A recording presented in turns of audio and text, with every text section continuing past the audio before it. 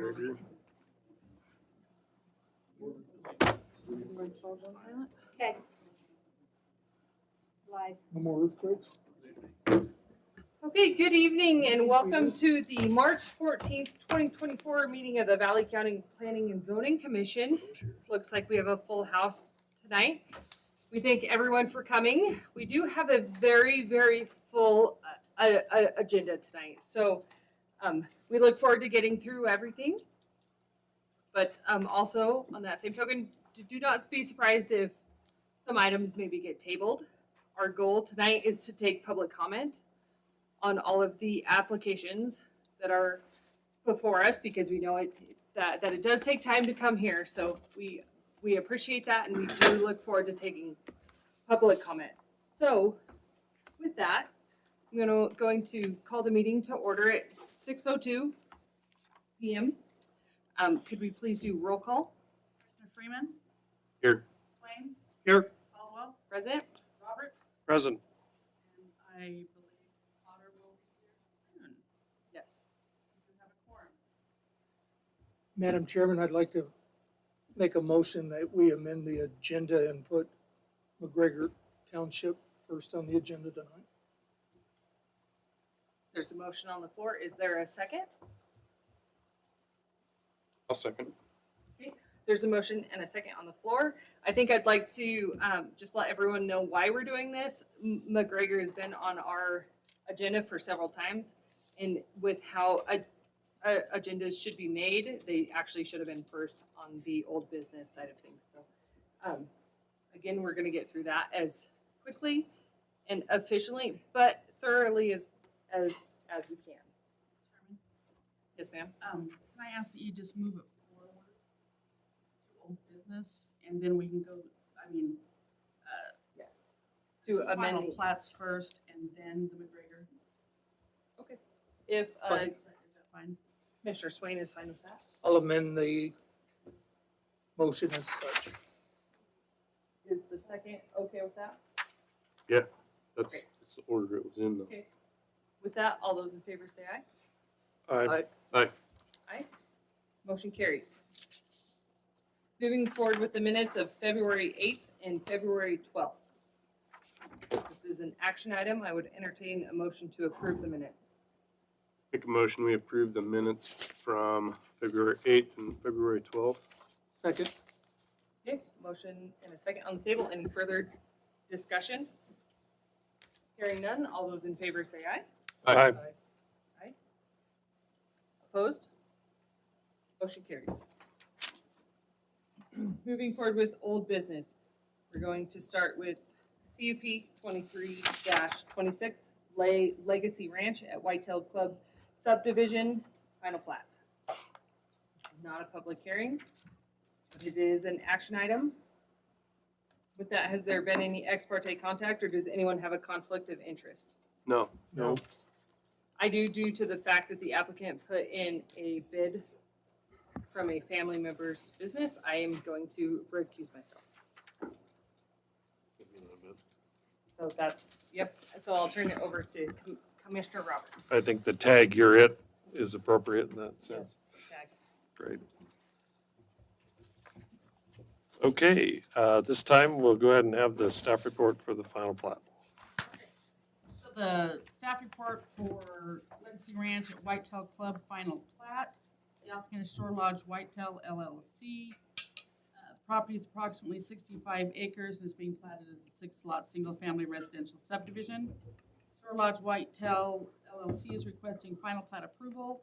The commission will review the final plat to determine conformance with the preliminary plat, approved densities, and conditional use permit. The plat includes 6 residential lots and 1.58 acres of open space on approximately 65 acres. The proposed lot sizes range from 6.5 acres to 15.5, and there's an additional open space lot C with an existing storm basin pond. Individual septic systems and individual wells are proposed.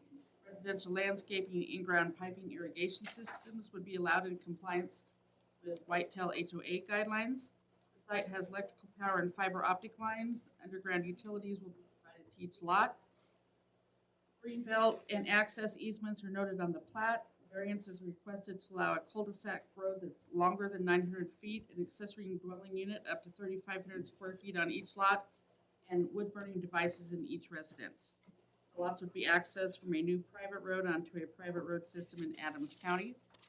Draft CCNRs contain a wildland urban interface fire protection plan, and they've been submitted. Draft private road declaration and draft declaration of utilities has been submitted. A draft escrow agreement is proposed to ensure that sufficient funds are available for the road improvement. And this agreement is between the applicant and the Board of County Commissioners. Preliminary plat was approved on June 15th, 2023. The final plat packet was submitted on February 8th of 2024. A legal notice was placed in the February 22nd and February 29th Star News, and it was also posted on the Valley County website on February 13th. This is not a public hearing. Agency comments received. Garrett DeYoung, Paul Fire approved the final plat application. Lori Frederick, Valley County Cartography Department recommends approval with some minor corrections. Kenneth Dodd, the Valley County Engineer, listed questions and required changes to the site grading stormwater management plan. Public comments received since the approval of the preliminary plat. Kirsten Dietrich, the land group, had questions regarding original approvals and new requirements. And then access to Little Ski Hill and school bus routes. We went ahead and let you know about those, but they really have no bearing on your final plat decision, because those should have been received as part of the public hearing for the preliminary plat. Planning and zoning director responded that Valley County only controls the road system within Valley County, and there were no comments at the preliminary level concerning any of the roads in Adams County. Their comments were pertaining to road systems within Adams County. That was good. Okay. So, questions, comments, recommendation. There's no required floodplain note on the final plat that needs to be added. What does the general declaration say about lot splits? Typically, the notes are on the page with the lot so as to be relayed to future owners, and can the notes be moved? Approved by the Valley County Engineer for site grading and stormwater management plan, and the cost projections for completion of the project will be required prior to submittal of the final plat to the Board of County Commissioners. The escrow agreement should include completion of any requirements for the fire department and wildland urban interface fire protection plan, and will there be improvements to the greenbelt easement and who has control. And then we listed the conditions of approval and where they are in regards to completion of those. Number 7, the roads will not be completed prior to recordation, but they're going to have financial guarantees in place. Perimeter fence does exist.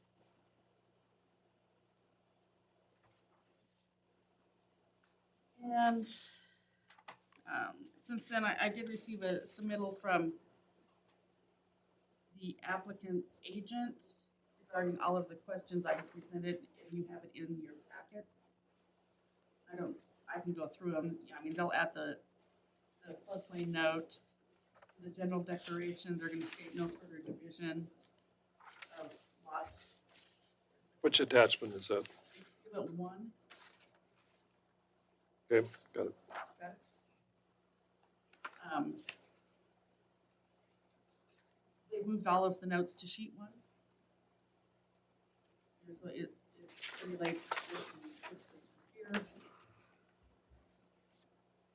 Section 5, the escrow agreement should include completion of any requirement fire department and fire protection plan. It's been completed. The only requirement by the fire department is to complete the wildland urban interface fire protection plan. So there's nothing to place in escrow, and we'll take a look at that before it goes. The improvements to the easement, greenbelt. It states the HOA has control of that easement. Whitetail is currently in compliance with the terms of the easement. And they'll make some improvements to it so it doesn't look like an old jeep trail, more like an inviting greenbelt pathway. Condition number 18, lots shall not be reduced in size. Note 8 on sheet 4 must be modified, and they're going to change that wording so that it includes Valley County. So that ends the final plat staff report. I don't know if everybody recalls where it's located. Behind Whitetail here.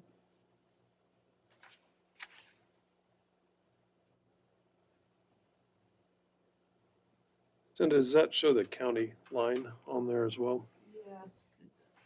Where, this line here. The white line? Yes. Okay. This is the parcel we're talking about. And the road system goes north out of here and into Adams County. The development properties are down here. And there's an easement through this parcel to that. That's recorded on the plat too? The easement is. Okay.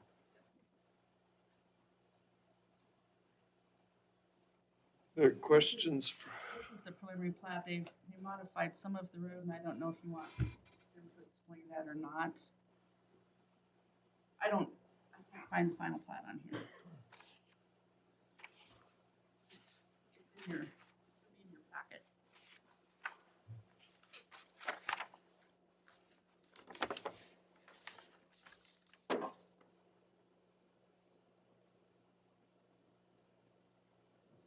So Cindy, in the changing of the road, did that change the lot layout?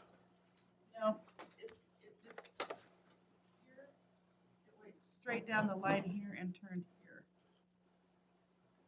And the Okay. Final plat here, it Yeah. came south and then went back west.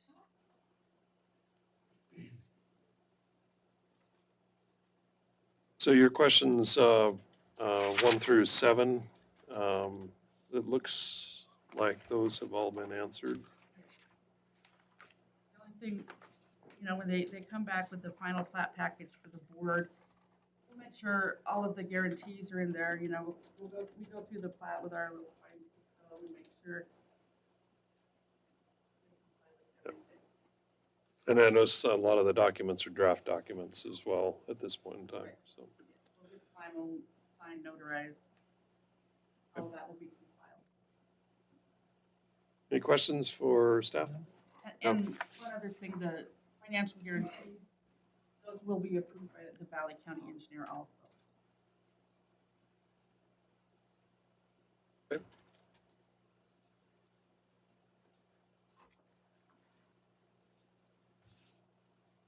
Okay. If there's no other questions, is there any questions for the applicant? No. It's not a public hearing, so basically at this point in time, we need to have action by the commission to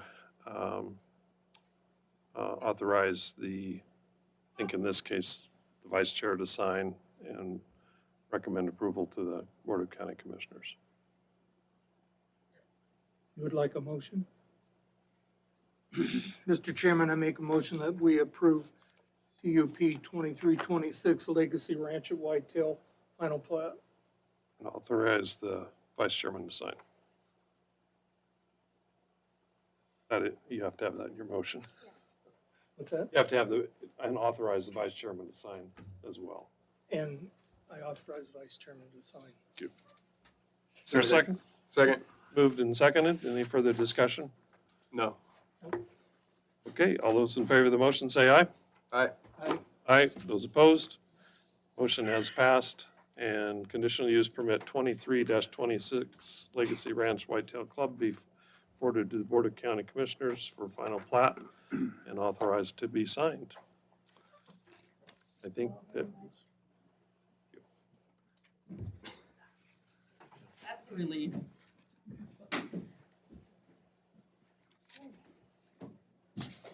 Thank you, Commissioner Roberts, for handling that. Yeah. I would also like the record to note that Commissioner Potter has arrived.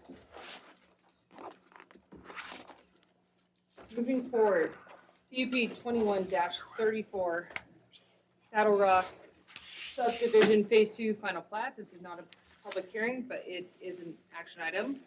Has there been any ex parte contact, or does anyone have a conflict of interest? No. No. No. no, Hearing none, we'll move forward with the staff report, please.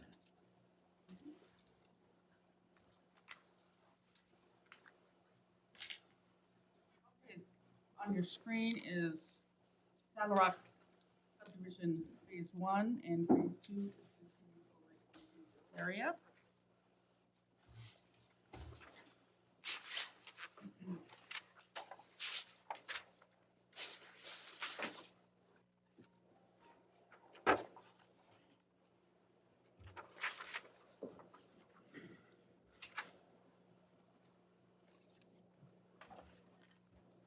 The staff report for CUP 2134 Saddle Rock subdivision phase 2.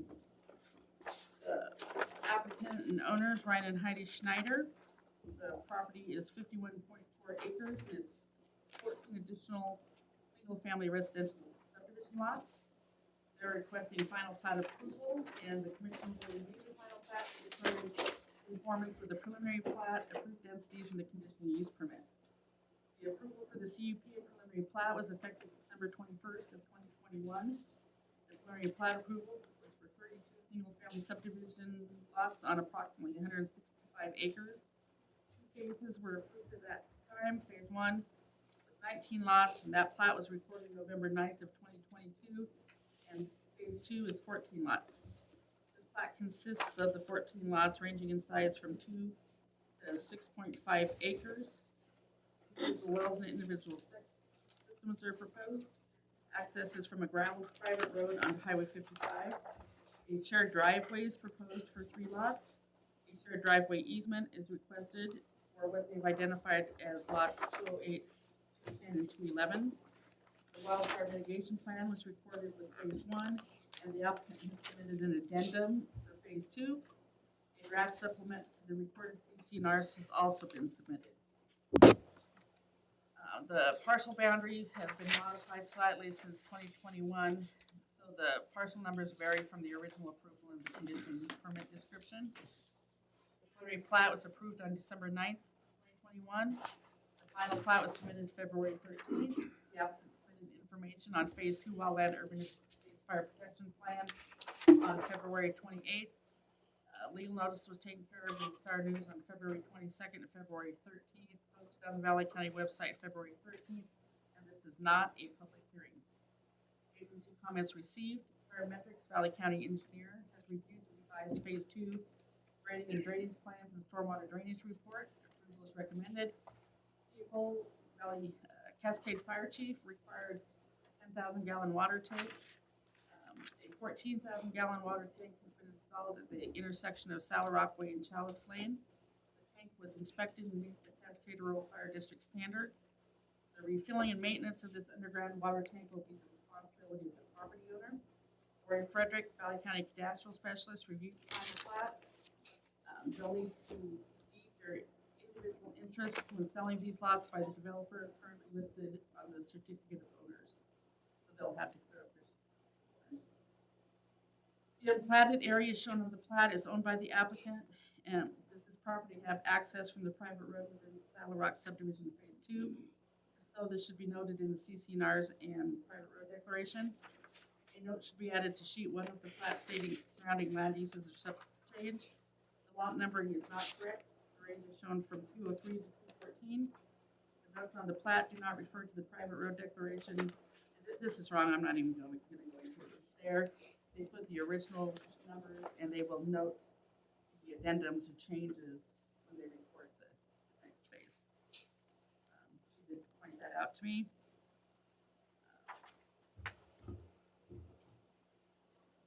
Shared driveway maintenance agreement will need to be recorded with the plat. The applicant's engineer will need to submit a statement that the road was built to the approved engineering plans. I asked if the recommended wildland urban interface fire protection plan has been accomplished and has the Cascade Fire Chief approved it. ITD permits for the 2 access roads onto State Highway 55 were extended by ITD January 6th of 2023, and I asked if these were still valid. Listed the conditions of approval here. I believe they have complied with everything required in conditions of approval. Since the staff report was completed, we've received additional exhibits. You have copies of the exhibits. Exhibit 1 is a letter from their engineer, Trevor Howard, stating The roadways and culverts have been constructed in general conformance with the approved construction drawings and Valley County standards. Exhibit 2 is the letter from the cartographer. Exhibit 3 are the ITD permits. It states the approaches were completed. And then exhibit 4 was just questions about the numbering, and I've talked to Heidi and clarified that those need to be lots rather than larger lot numbers. They need to be consecutive with, I mean, when I see lot 203, lot 214, I think there's 203 lots. The subdivision Oh. regulations tell you how to number those, and she has no problem. And that ends my staff report. Thank you. Any questions for staff? Madam Chairman, send it, those lot numberings then will be on the final plat prior to recordation as well, okay? And you're, They'll fix it according to what the subdivision regulations state that they'll Okay. be. Okay, hearing no further questions, we'll take a presentation from the applicant. Please come up and state your name and address for the record. Heidi Schneider, 291 Ashton Lane, McCall. I know, well, I'll keep it quick. I think that there was a couple clerical items on the plat. Those are easy. Obviously, those will get addressed. A couple of the larger items, which I think Cinda did just cover. You do have in front of you at this time a letter from our engineer stating that those roads were built to spec. Also submitted today, apologize for the late submission, were the ITD approaches that were signed off. Those were actually completed in fall of 2022 when Western Construction repaved the highway, that whole section of highway, from Clear Creek to Round Valley. So those signed off permits were submitted today. The only thing that's still being worked on as at this time is the fire plan implementation. Probably be done by next week, and we'll have Cascade Fire out to do the inspection. So that'll be done well in advance of final plat in front of commissioners. Any questions for me? Great. Thank you, Heidi, for bringing us a very complete application. We really appreciate when the majority of the conditions of approval are checked off. So thank you very Try my much for that. best. Yes. With that, are there any questions for the applicant? I don't have any. Hearing none, thank you very much. I would entertain a motion on CUP 21-34 Saddle Rock subdivision phase 2 final plat. Make a motion, we approve CUP 2134. This one for chairman to sign. On this one, I'll authorize the chairman to sign. I would second that. Okay, there's a motion and a second to approve CUP 21-34 Saddle Rock subdivision phase 2 final plat and authorize the chairman to sign. Any further discussion? No.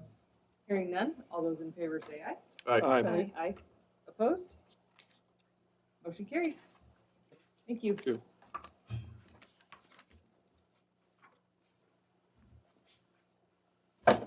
Moving forward with our third item of old business, PUD 23-02, the McGregor Town Site, and CUP 23-52, Phase 1 preliminary plat. This is tabled from February 8th, 2024. At this time, I'm going to go ahead and open the public hearing.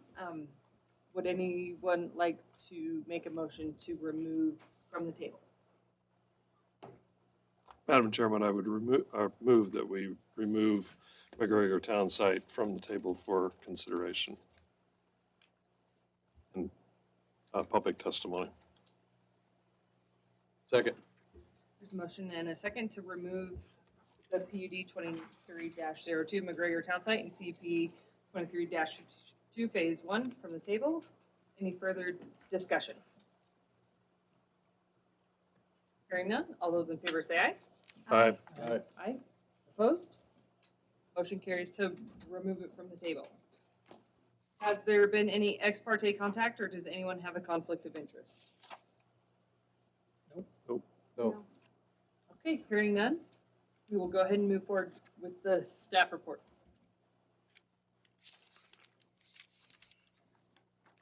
Okay, the staff report for PUD 2302 McGregor Town Site and CUP 2352. Phase 1 preliminary plat addendum.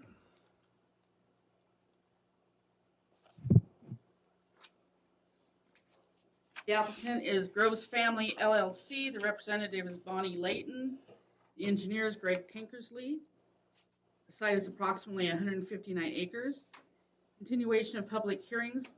This is a continuation of public hearings held January 11th and February 8th of 2024. The original submitted site plan has been revised. Request is for 341 residential lots, community amenities, and 98.5 acres of open space. Net density is 2.19 units per acre. Townhouse lots have been added. The ponds have been modified and enlarged. A parking area for Valley County Road Department equipment was added to the northwest corner, and the arrangement of the central area amenities has been altered. All that information has been available for the public to view. A public hearing was held on January 11th. The matter was tabled to February 8th, 2024 at 6 p.m. Since the matter was tabled to a specific date and time, further legal notice was not required. However, it was in the Star News on January 18th and January 25th. A public hearing was held on February 8th. This matter was tabled to 6 p.m. on March 14th, 2024.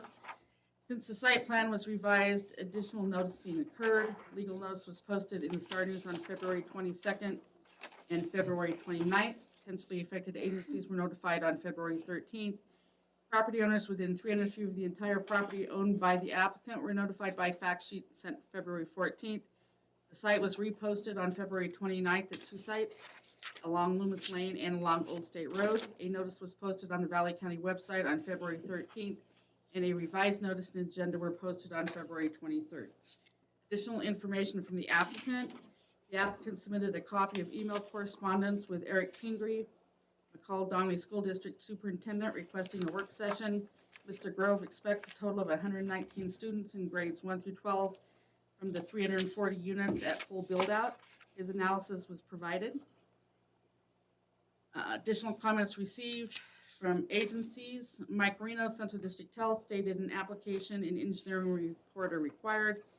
Jeff McFadden, Valley County Road Superintendent, stated he met with Crestline engineers at the site and discussed a development agreement.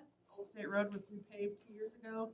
Loomis Lane from State Highway 55 to Old State Road was repaved in 2023. Old State Road south of Loomis Lane is in need of repairs like pulverizing and repaving to a 24-foot wide road. Loomis Lane west of Old State Road to Sisker Road is in need of repairs. The safety of the intersection of State Highway 55 and Loomis Lane would need to be reviewed in future phases. At each phase, as each phase is planned, traffic counts on the road would be completed prior to approval. A 200-foot by 200-foot parcel would be dedicated to Valley County to the snow removal equipment, for snow removal equipment to be stored in during the winter months. Jeff McFadden, Valley County Road Superintendent, stated county maintained roads that will see increased traffic would include Old State Road and Loomis Lane. Road right-of-ways should be dedicated for both roads. Mitigation recommendations are listed.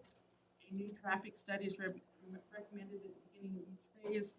In addition, at the appropriate phase, a study with ITD should be conducted at the intersection of Loomis Lane and State Highway 55 for the ingress and egress of the highway. Kenneth Dodd, Valley County Engineer and Parametric stated requirements. Parking on local roads will need to be restricted. There's adequate spaces provided for utilities and snow storage. Dale Chippy, Water District 65 Water Master, asked if there was a plan for the irrigation from the surface water rights and attached water right information. Greg Tankersley, Crestline Engineers, responded to Mr. Chippy. Current plans for irrigation from the surface water rights is to convey irrigation water from the existing system along the eastern edge of the development through the development to the proposed ponds along the western boundary. From the ponds, irrigation water will be pumped through a system that supports landscaping in the open space and common areas. These areas are shown in the green dispersed areas amongst the proposed lots on the attached colored master plan for the development. Additional comments received, David Parrish, 12920 Fiskars Road, does not oppose or support the development as presented. He disagrees with the development team's statement that the development could improve habitat conditions for wildlife on the parcel based on professional experience, education, and knowledge of the property. He listed the various species he has seen on the proposed project property and adjacent property. A development of this size and magnitude will displace most species of wildlife from the parcel due to constant activity. In addition, infrastructure and lack of habitat will discourage free movement of most wildlife species. Development will also promote nuisance wildlife problems from wildlife foraging and garbage receptacles and pet food. This is a habitual issue in the nearby subdivisions. Potential mitigation measures could include no privacy berms along roadways to improve sightlines, discouragement of fencing, require trash containers with secure tops or a fenced common trash collection site that wildlife can't access, no feeding or baiting of wildlife except songbirds. Pet food should not be accessible to wildlife. Domestic pets should not be allowed outside without direct control. Consider contiguous non-landscape, non-linear migration corridors, open space extending in an east-west direction, and use of landscaping native to Valley County, avoid toxic plants to wildlife such as yew. Brian Payton, 12936 Spring Valley Road, has concerns. There would be high impact to Cascade Lake and Boulder Creek Boat Launch and Davies area. Concerns also include water drainage, high water table, traffic noise, and congestion and density. He included pictures of possible alternative site plans. Short-term rentals should not be allowed. This development will impact the Donley community. Lawrence and Oklahenneman, 12886 Spring Valley Road, are opposed. The plan would exacerbate flooding that occurs on their property and increase mosquito breeding. Traffic would increase, emergency evacuations would be hampered as Loomis Lane is the only exit. Parking on roads is a concern. We also object to the misuse of agricultural water from Lake Fork Reservoir to irrigate the development, as this reduces water supply for farmland. The number of proposed lots was increased. Debbie Boston is opposed. It should include additional mosquitoes, the transfer site, townhouses, road width, emergency access to the area, high water table, density, and traffic. Marshall Haynes, 13607 Farm to Market Road, is opposed. Concerns include density outside and distant from current incorporated areas in contrast to the Valley County Comprehensive Plan, added traffic and negative impacts to emergency services and school districts, agricultural ground, rangelands, and open space in rural unincorporated Valley County are key to preserving the quality of life which we most of us here to live. Developers should not be allowed to carve up plans to maximize profits at the expense of Valley County residents. Approval with open floodgates for other developments. Betsy and Jeff Hewer, 12993 Red Fir, opposed to any variance from relaxing of Valley County codes. They asked why the total number of units increased from 335 to 341. Catherine Roth is opposed to proposed density and would prefer bigger lots. Sarah Swan is opposed to allowing variances from standards. Traffic access at Highway 55 and needed road improvements are concerns. Townhouses would be better located within city limits in the impact areas. The plan is skewed heavily in favor of more visitors and the development company than residents. Staff questions or comments? Will landscaping be native to Valley County? Will you treat mosquitoes? Will CCNRs require pets to be restrained? Anticipation of the P&Z doing compatibility rating and analysis of adjacent land was prepared by staff. Attaches a spreadsheet prepared to summarize the development and issues. There were various attachments to this proposal.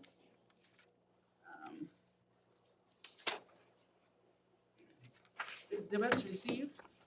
Exhibit 1, letter from Ed Aschenbrenner, and he's a homeowner in Wagon Wheel. This was received today.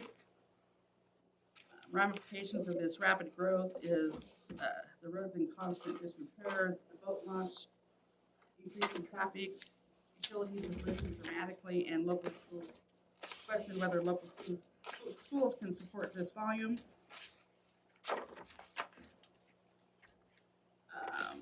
And the email from Craig Groves, Exhibit 2, stating North Lake Recreational Sewer and Water District approved their petition to annex the property into the district. And that was March 8th. Exhibit 3 from Craig Groves. for the updated CCNRs, articles, and bylaws. At the last meeting, the Planning and Zoning Commission had asked that we put together a list. And you need to have the spreadsheet that shows the acreage, the densities, the size of the lots, any difference from standards. I would call them variances because chapter 9 of the PUD allows changes from the standards, and they don't call them variances. It talks about the phasing plan. Phase 1 is 47 lots, phase 2 is 42 lots, 24 lots, 72, 83, 73, and progresses from 2024 to 2039. The sequencing plan, prior to reporting phase 1, there will be pond construction, open space pathways along the ponds. Prior to reporting phase 2 would be pathways associated with phase 2. And then prior to, 1 second. It appears that not everyone received. Yeah, I did not get this spreadsheet. I didn't either. Commissioner Roberts and Commissioner Swain did not receive it in their packets. It's all right, we can share. okay, Okay. we'll get you a We copy. can share. You can share.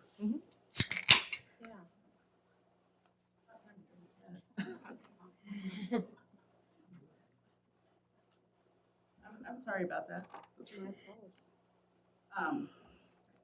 And prior to recording phase 3 is community center, ice rink, and all other open space amenities. They submitted all the requirements in chapter 9, title 9 for a PUD. And then the issues that I've been able to track that you've raised are sewer, water, traffic, high groundwater, drainage, schools, short-term rentals, pets, mosquitoes, fertilizer, long-term maintenance of amenities, and then spread across in the spreadsheet are the responses to each one of those different issues and or proposed mitigation.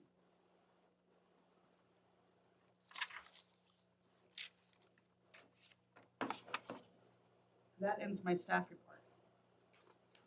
Thank you. Are there any questions for staff?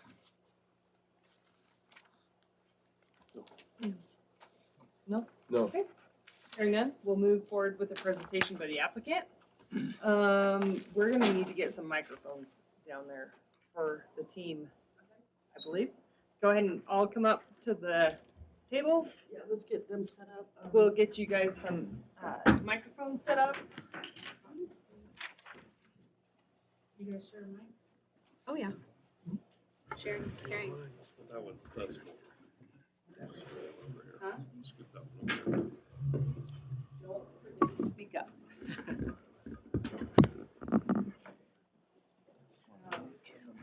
Are you guys sharing? Gary and I can share one. Okay. Yes, if you two share that. And it's got.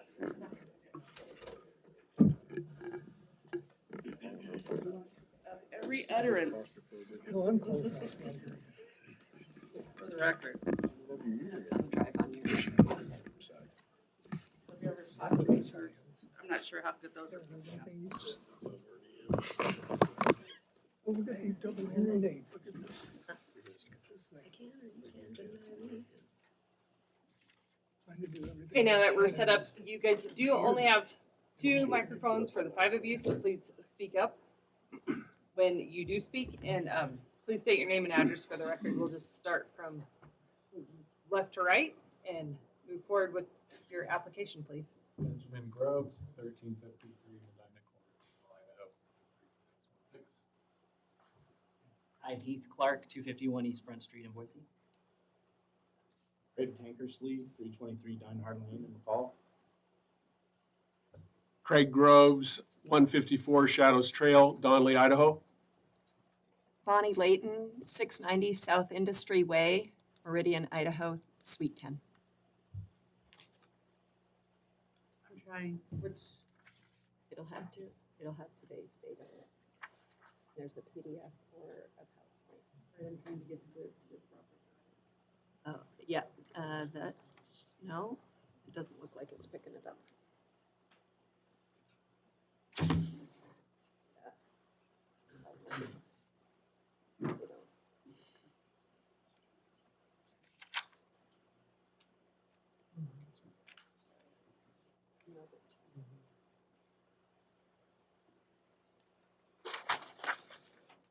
There we go.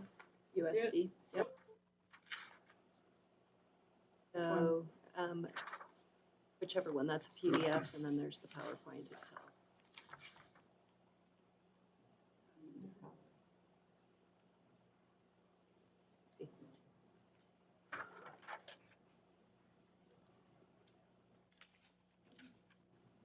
If anybody can't see over there, you're welcome to come sit up here.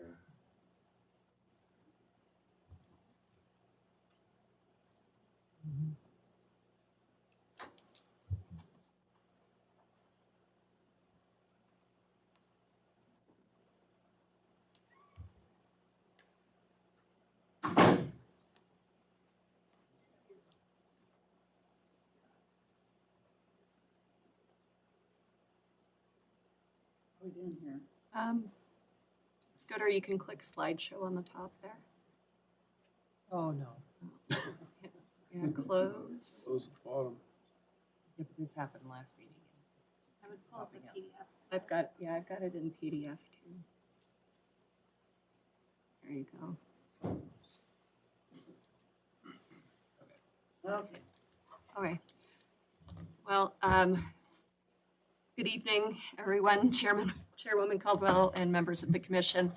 Again, I'm Bonnie Layton. I'll probably start off tonight, and we intend that there may be some questions that some of the team will jump around for any questions that you might have, different answers. Again, thank you for your time this evening, and thank you to staff. They've been very helpful. I think, this process has been quite thorough. It's been a long time since I've actually been through a process where we've had an opportunity to have a public hearing with a work session with the commission to really try to work through all of the concerns that you all have, as well as the community. And with that, Cinda, if you could please forward to the next slide, please.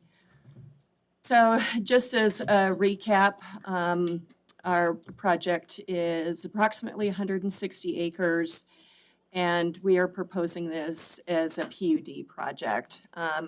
With that, the PUD ordinance allows for us to look at some differing lot sizes and come up with a plan that really speaks to offering a variety of lot types, home sizes for the community. Just as a refresher, the maximum density allowed per code, just under a standard subdivision, would be 2.5 units per acre, with a maximum of 398 units on the site and no open space required. We're here before you tonight to request the PUD, and I would like to note that 87% of our lots in this project actually exceed the minimum lot size that is required in this zone if we were to do a straight subdivision. With that, though, we do have a handful of lots, 43, that are about 5,000 square feet, and then we jump up from there. What we're defining as our small lots, 8,400 square feet and above. The medium-sized ones range from about 9,100 to almost 12,000 square feet, and then we have some additional large lots at 13,000 square feet and above. And really, the concept for this project is to develop a community that has amenities that are not only available to our residents, but actually serve the community as a whole. We believe we've developed a site plan that has a central community open space that includes the potential for a skating rink and some additional outbuildings, sport courts, really a community gathering place, but not just for our residents, for the surrounding community. As you've heard from Cinda's presentation, we've worked through the site plan and made revisions to try to address some of the concerns that were raised not only by residents, but also by some of the agencies. We revised the traffic impact study after one of our first meetings and looking at the dates and the numbers. We've enlarged the ponds along our western boundary to really help buffer our project to the subdivision to the west.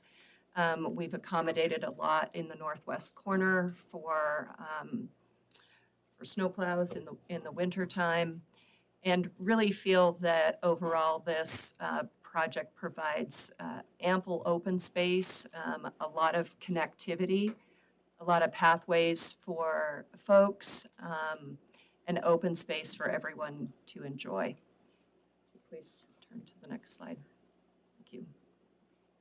So in this, I've provided a larger slide of what that central open space would look like. And per the PUD standards, I wanted to highlight that in the ordinance, it quotes that there should be a total of total open space percentage. We're almost to that. However, there is the ability for this commission to reduce that requirement should they find that the decrease is warranted based off of the design of our amenities.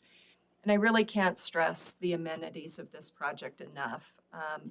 Again, we could do a straight subdivision. There would be no amenities. It would just have more lots than what we are proposing and no common space for folks to recreate. And I think Craig has done a great job of really thinking about what is this community going to be as part of and how it fits in to the rest of the area. And so you can see that that we've got several opportunities for people to really come together in our project. Then additionally, I know we had some discussion of open space last time and what counts and what doesn't count. I've had several conversations with Cinda about this and looking at that. What we're planning, as you can see from our site plan, is at the back of the lots, there's a common lot between each row, each block of lots. And so that provides trail space behind there, behind the back of the lots, and really open area. Our intention is to have open split rail fencing, easy for me to say, along the back to really, again, provide that feeling of openness. There will be some areas kind of near the patios. I think that's similar to some other projects that you've seen come forward in the past, where there will be some privacy fencing along the sides, so you're not, enjoying your barbecue with your neighbors next door who are maybe having a, birthday party or something like that. But really, we've believe that we've really created a thoughtful site plan that provides an opportunity for all types of folks to live in this community. If you could go to the next slide, Cinda. So again, circle in on that. Last time, as you may recall, we presented some preliminary concepts of what the community center would look like in this project and sort of that mountain modern architecture that's common in the area. And really, again, the McGregor site really started out as, it wasn't always a field. It was actually a loggers camp, and there were quite a few families historically that lived here and worked out of this location. So we really feel like bringing that sense of community back to this site to be a positive thing. Next slide, please. As Cinda mentioned in her presentation, you can see on the left was our original site plan that we submitted, and again, we received comments from the neighbors. Some of them wanted to see the ponds extended.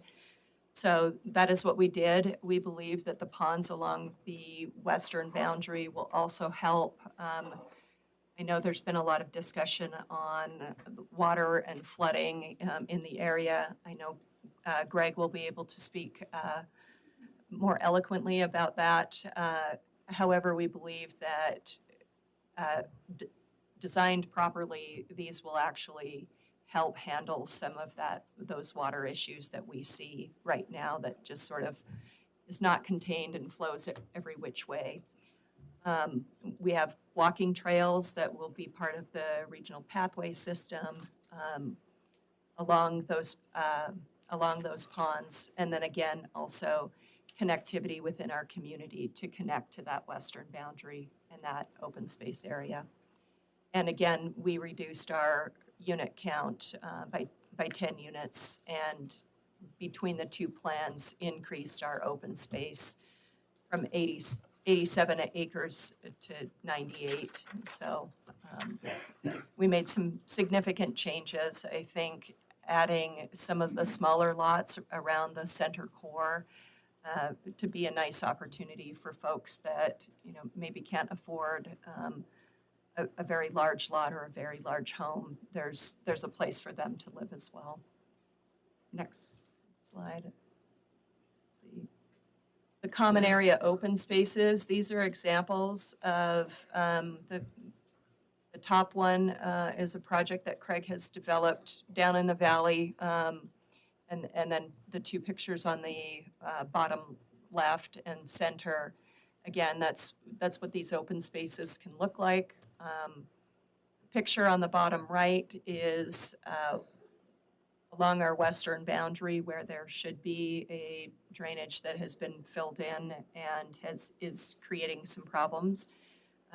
But we snapped that picture. I know we've had some discussions about that. Next slide, please. Again, more examples of projects that Craig has developed, and kind of to give you a vision of what this community could really be like in terms of open spaces that are some of them manicured and some of them left a little bit more natural, really to provide that environment. Obviously, we plan to use native species of plants that fit within the Valley County plant landscape palette that's common in Valley County.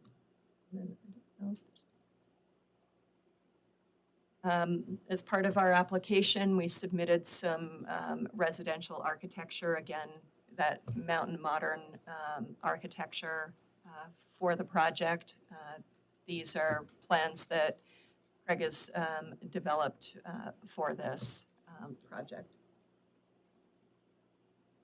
And that's everything. So with that, I'll turn it over to Craig. So I'm really excited about the opportunity to provide some alternative housing here in Valley County. This is a start to being able to provide housing for teachers, doctors, professionals, firemen, policemen. My goal as a community developer here is to try and make sure that we get 50% of our community as local residents. I feel like, here in Valley County, 29% are local residents and the rest are second homes. And if we can change that trend and attract 50% permanent residents and the other 50% for second homes, I will feel like I've done my job. We did receive some correspondence from the school district. I have reached out to Dr. Pingree. We've had email communication, offered to get together and discuss in more detail his concerns. We're in total agreement with collaboration with the school district. I previously, within the last year, I've actually offered to help the school district with a school site, not at this location, but at another location. That's still under discussion, and we're happy to work with them. So we want to be involved in the school situation. We did provide Dr. Pingree with some data on how many students we typically see from a local housing unit. And when we went through our analysis, you should have a copy of that. It really works out to, in Valley County, about 0.53 students per local housing unit. In our analysis, when we said at full build out, if we're successful getting 50% of locals, we would have 119 students approximately throughout this whole project. So again, we're excited about it, and hopefully we can address any questions you guys have. Greg, you want to address the drainage? Yeah, I think a few of the things that I was gonna just kind of talk about a little bit is since our last meeting, we did, as Cinda mentioned, we were able to meet with the sewer district, and the board there approved the project to be annexed into the district and develop conditions of annexation for that. This project, as well as many other kind of potential projects in the area, have been included in their master plan and study as part of that. And they outlined some of the system-wide upgrades that would need to be required in order to improve the water and sewer systems. That goes for this property as well as neighboring properties that may have some issues. By doing these upgrades will help to enhance the system and make it better for the surrounding areas. We did take a little deeper look. We've talked about drainage and high groundwater and different things like that. We are currently monitoring groundwater. We've monitored groundwater in the past. We haven't quite got it at the correct time where we've hit the high part. That's coming, but we've kind of seen it all around, and it does not always reside at the surface. We looked at the volumes of available material from the pond based on conversations last time, and determined that we can roughly raise the lots over 1 foot to 1.5 foot based upon the material that can be generated from those ponds. So the combination of building up the lots with slab on grade foundations, as well as improved drainage, we're anticipating that we can work through and solve the problems with the drainage concerns, as well as addressing any additional runoff generated from the site to meet the Valley County requirements for stormwater management. Besides that, I don't really have a lot more to address at this time. Commissioners, I'll wait for rebuttal. I know you're really excited to hear from me. Thank you. Okay, we'll move forward with questions from the commission. I have two. Okay. In your open space, I see that curved parking lot, so to speak, for parking cars. How many can park there? I believe we had 80. 80 parking spaces. Is there any correlation between that and like the ice skating rink, or the fact that you would like to hold concerts or wedding venues? Was there any correlation between your parking spaces and what you want to do with that? Yeah, we went through an analysis based on what we thought the uses would work with our landscape architect, and we felt that 80 spots was adequate. And that would be it, because you have no on-street parking. So if it exceeded that, that would be it for parking in that development, correct? For any event? Right. Use. Yes, as the plan sits right now, yes. And then we got a lot of information just before this meeting I didn't get to review. So I'll just ask this question. Are all your variance requests still into place from the original document, which was regarding the right-of-way widths, front, side, and rear setbacks, maximum lot coverage, reduced frontage width along the roads? Are those still in place? Yeah. Okay. And the real only difference between the two plans was the pond was enlarged and some lots were lost. And those lots were concentrated to the smaller ones that are closer to the community area. And they're intended to be more of a townhome style structure in that area. Okay. But Thank you. everything else remained the same. Thank you. Commissioner Freeman, do you have any questions at this time? Not yet. Okay, Commissioner Roberts? Maybe one question, it's one that's still not been addressed in my mind. There's a couple of issues about drainage. Greg, you still don't have a way for the water to get off the site, away from the site. And that's problematic because of the plug. I mean, your slides show the plug drains on other people's property. How do you propose to address that?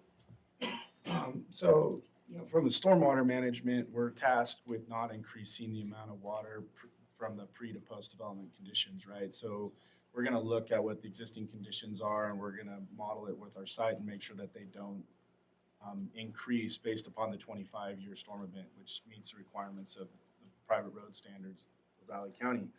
There are 3 exit points for stormwater from the site. There's one kind of towards the north, one towards the south, and then towards the southwest corner. We've kind of talked about this area where it could be maintained. There's a 20-foot drainage easement that parallels railroad sub that has been filled in historically and could be maintained and cleaned out.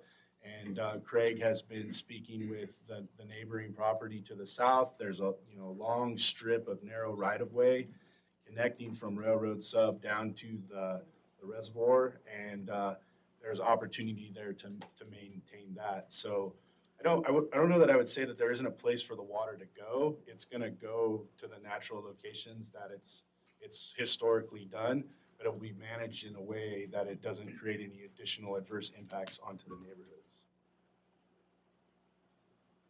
So the owner that Greg's talking about, Mr. Barton out of Twin Falls, we have had a couple of conversations on the phone. He owns, I think, that's it right there. There's 2 of them. There's 2 of them. And that has never been really maintained. And here this last year, he's gone in there and tried to open it up. And I explained to him that, we wanted to be able to manage the water that would come off of our site and allow it to flow towards a reservoir. And he's in total agreement with that, and we'll work with him. He's actually looking for a new engineer, and I've talked to him about Greg. So I think that between that, Ken, we can come up with something that will work good for everybody. I think it's going to be better than what it is right now. And if I could add, I think the development of the project and the directing of the water and conveying it as part of the roadway network will help to kind of manage it in a sense where maybe right now it's all going to one point. So as we work through the plan and develop that, we can work on, okay, well, we're going to send a portion of it to this existing drainage and a portion to this, and then maybe we have 3 different options where we can relieve that water and send it to different places. That we'll continue to evaluate as we work through the final design. Commissioners, I just add that, obviously at this point, we've developed preliminary storm drainage plans. And Greg's working through that process, but you have a condition of approval that Cinda's included in the documents that indicates that the Valley County engineer has to review and approve the final plans, which would be developed through the course of this testing. Any further questions? I have one more topic we really haven't talked about at all yet. And that's the Cascade Reservoir is under a TMDL through Idaho Department of Environmental Quality. And I don't see anything in the application about pollution control and how that's to be addressed. I can speak to that. So as part of the stormwater management associated with the site, there's a series of probably BMP trains or different things that would help to clean the water or filter it as it works through vegetation and different things along those natures. Storage of water also helps to improve water quality. So that typically, from what we see, is we look at the 25-year event to manage the quantity of water and make sure that that doesn't leave the site. And in doing so, you're also addressing, state requirements in regards to water treatment. And this property, I think, is pretty unique and interesting in the sense right now, it's currently just a farm field that's uncontrolled, and it drains into the area untreated and all those different things. And we're gonna have an opportunity to introduce different types of vegetation, wetlands, ponds. The open space leans us to opportunities for additional stormwater treatment. And I really think that unlike how it's currently being managed, the water as it works through our site will be enhanced and improved prior to releasing towards the reservoir. And there is a long train of conveyance that happens between this property and the reservoir as well that provides additional treatment of runoff and surface water. Like a half a mile. And I think that I heard you say earlier that the open space requirement is still including the unbuilt portions of each lot. Is that correct? Yeah, we actually, Cindy, can you bring up that exhibit, please? Miss Layton, could you just turn the? Sorry. Thank you so much. We just want to make sure that we have a good record. For everything. Oh, thank you. Cinda, do you mind, I know Greg had submitted an exhibit in response. It was that colored one with the different It's in your staff report calculations. packet. Yeah.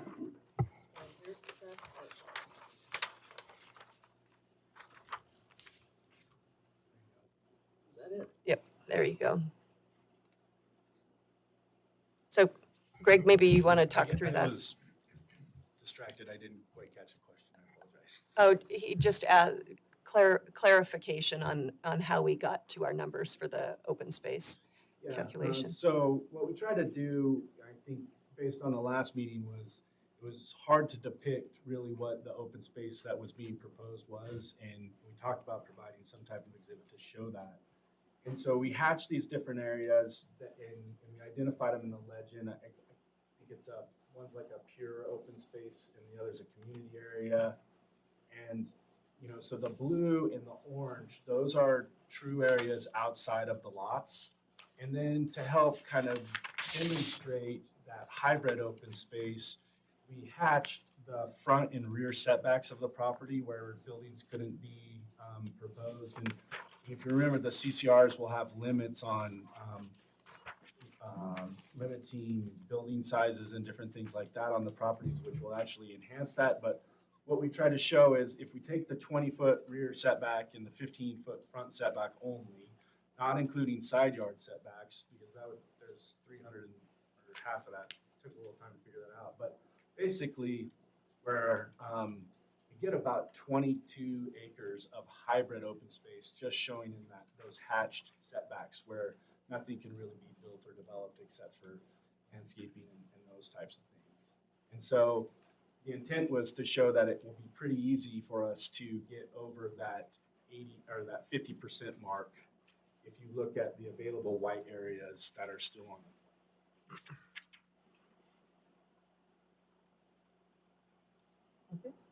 Commissioner Potter? I have no questions. I have a couple, probably for Mr. Groves. Yes. So were you able to meet with Dr. Pingree or? No, we communicated via email. I sent him an email on February 20th. I didn't have a response, so on March, I think it was 6th, I asked him if he saw the email. He responded. He asked me some questions about my calculations, my methodology for so many students per local residence. I sent that to him. He's open to a meeting. I suggested a meeting with the school board, the planners at the county and the cities, as well as himself and the facilities manager, in sort of a work session to talk about the 5 or 6 items that he had in his letter. For whatever reason, I'm not sure he wants to, or maybe the superintendent or the trustees don't want to get involved in public policy. I'm not sure. So he mentions that he will participate in any joint planning work that the county feels the school district should be part of. So do you believe that he wants us to be the ones to request? this meeting? I can't speak to that. I don't know. All I can tell you is we've had multiple conversations over the last 3 years with the school district. It's important to me as a community developer to have great schools.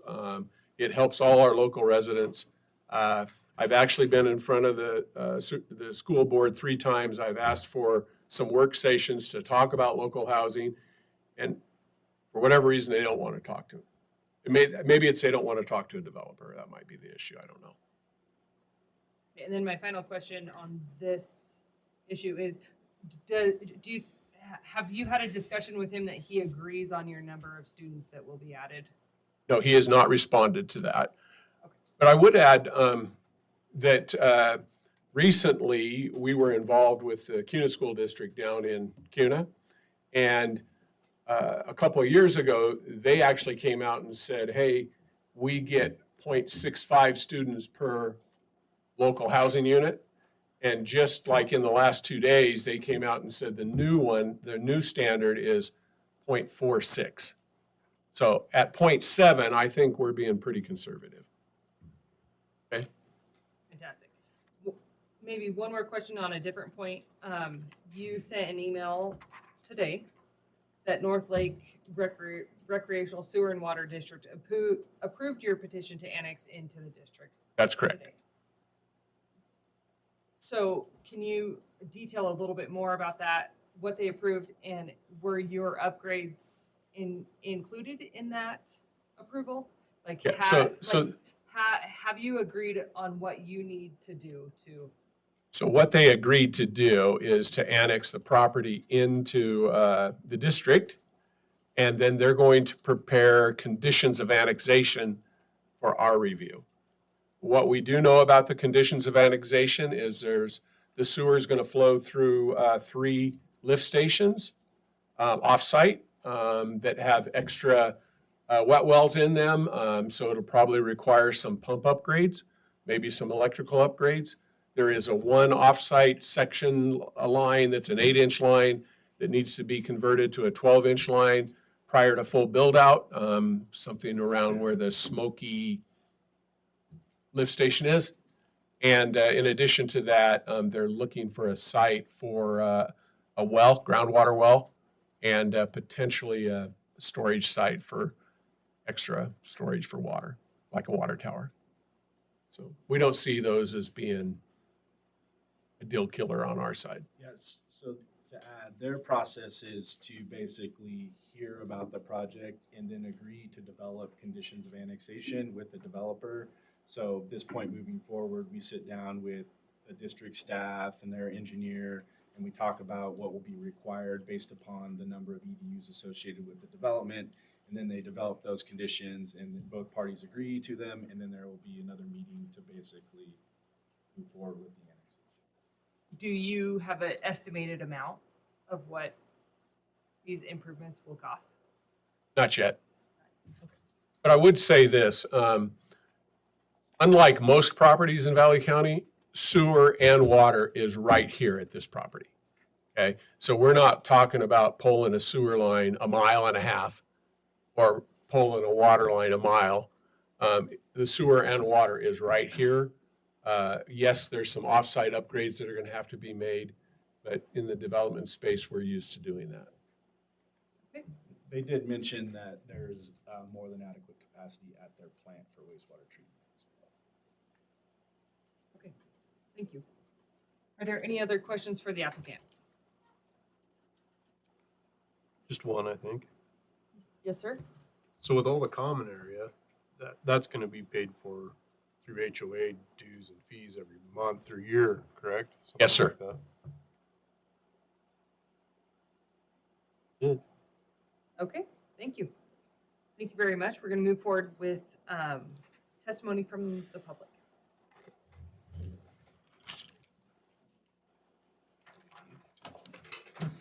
While we kind of clear some space out, I would just like to remind the public that you will have 3 minutes to comment. Staff will have a timer. We would ask that you keep your comments to 3 minutes. We have a pretty packed house tonight. We are going to try to get through our very long agenda. So with that, we will move forward with testimony of anyone that is in favor of the application. Anyone that would like to speak in favor? Okay, thank you. Please state your name and address for the record. Trevor Brown, 434 Wilhelm. Tip that microphone up just a little bit. Trevor Brown, 434 Wilhelm Creek Court, McCall, Idaho. Glad I wore black. Looks like I'm the black sheep tonight, so a little thin on my side of the proponent side. I'm here to support the project because of what we deal with as business owners in this valley and the opposition that Valley County, countywide has had to any kind of development that might give us some sort of affordable housing. I think it's important that the county and our developers, whether it be Mr. Groves or anybody else, tries to work together to get some of these more affordable type developments where we can have our employees working here and not having to live either down in Adams County or driving all the way up from Boise to work and do work up here. We can't shut down all of the development and think that people are going to stop coming here. They're going to keep coming here. We know that the people coming here have more money than the local people do. They will outbuy us. They will continue to buy up the property and build big houses on them. And if we don't look at some responsible way to do this and work together through a process like this, which I think you guys are doing a great job of doing that, finding something that works for everybody. But I would love to see something that we're doing in the way of getting back to a development that will provide those smaller, affordable houses and it more of a condensed multifamily type situation. I will speak for, the gray beard gives away, I'm not a millennial, but my millennial employees, they're not looking to buy a big ranch. They're not looking to buy big expensive houses. They're not looking to buy even homes with big yards. They are looking for product like this. They are looking for something that's low maintenance. They're different than what our generation was. They don't want to mow their yard. They don't want to have that responsibility, but they still want to live in these areas and be able to raise kids and do things in good school districts and not have to move to bigger cities to do that. So all in all, I think that if we can I understand everybody's opposition to it. Nobody wants their puppy to grow up to a big dog. Nobody wants their kid to become a teenager. Unfortunately, we live in a cool place. People are going to move here. And there's people that love this place just like we all do that live here now. So I just ask that we give some consideration to our developers that are trying to actively do something to make more affordable homes and smaller homes in our community. So, thank you. I have a question, Can I ask Mr. one Brown. question? Sure. What do you consider affordable for your employees? It's a buzzword I don't like, to be honest. I prefer to use the word attainable, maybe is something, but I know that we're going to be, you're looking nationwide at price points in the 600,000 and 700,000s for median. If we can get, stuff that's under, if we're in that 600, even 500, it sounds ridiculous from a guy that bought my first house for $58,000, but that is the world we live in now. I also wasn't making $17 an hour making sandwiches at Subway. So I think that it's relative. It's to what the cost we can do. If we can get these in at the 500 price point, if we can get under that, great. The cost is the cost. My wife is a builder. I've been in the building industry my whole life. I've worked in Valley County in the building industry since 1994. They're not gouging anybody. This is the cost of what it costs us to build things. And the more the government even steps in and applies 25% of our fees are going to government and stuff. The cost of the fuel going up makes the 2x4s more. There's just nothing we can do. We're going at what we can and we're building it as low as we can. And all of us are working at the same margin. I would guess that I haven't even really looked into what Mr. Groves has the price points at in here. So I can't So speak you to don't that. know at the price point? I don't, but I can tell you that more I know that the opposition is putting more people into small areas, but that is legitimately the only way we're going to get pricing down is we're not going to be able to build everybody on 2-acre lots and be able to afford homes to a 20-year-old. That's just not going to happen. So we have to find something like this. And every time since I've been up here, everybody is, anytime something comes in that's condensed or tight, it gets opposed, and that's probably Thank why. you. So, yes.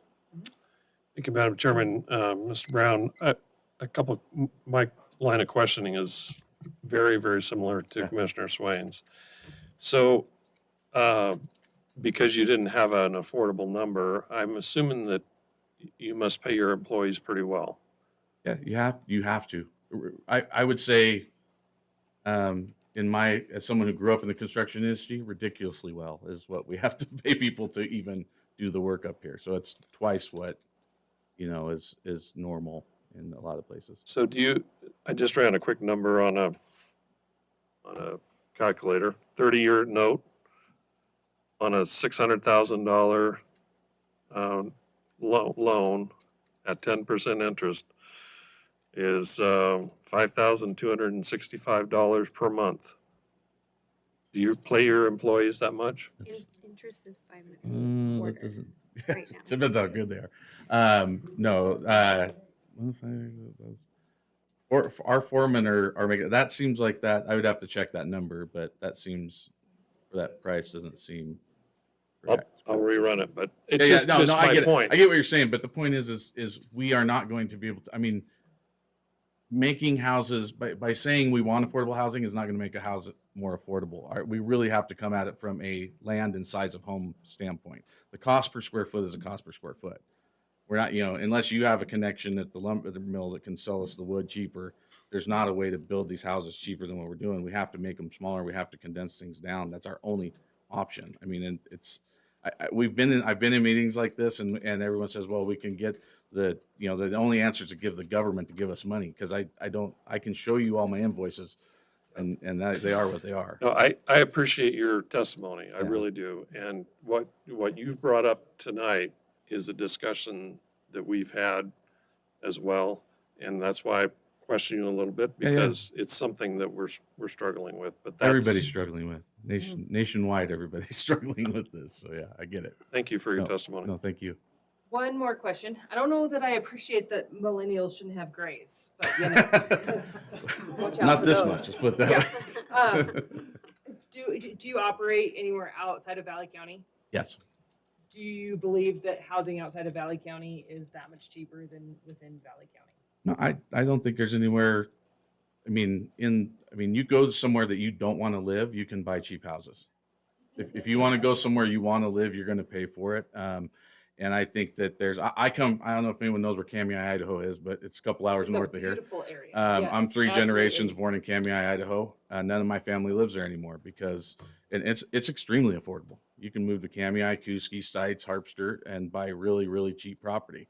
There's no economy there. There's no way to make a living. That's why my entire family has left. We don't have any family members there now. We have a family cabin on the Locksaw, thank God, but we don't have any property there and nobody works there because all the businesses are gone. The mills are shut down. Everything's done. You can buy cheap property in a place where there's no economy. Unfortunately, and fortunately for all of us in the room, this is a beautiful place to live and we all love it here. And we do have an economy that can support this stuff.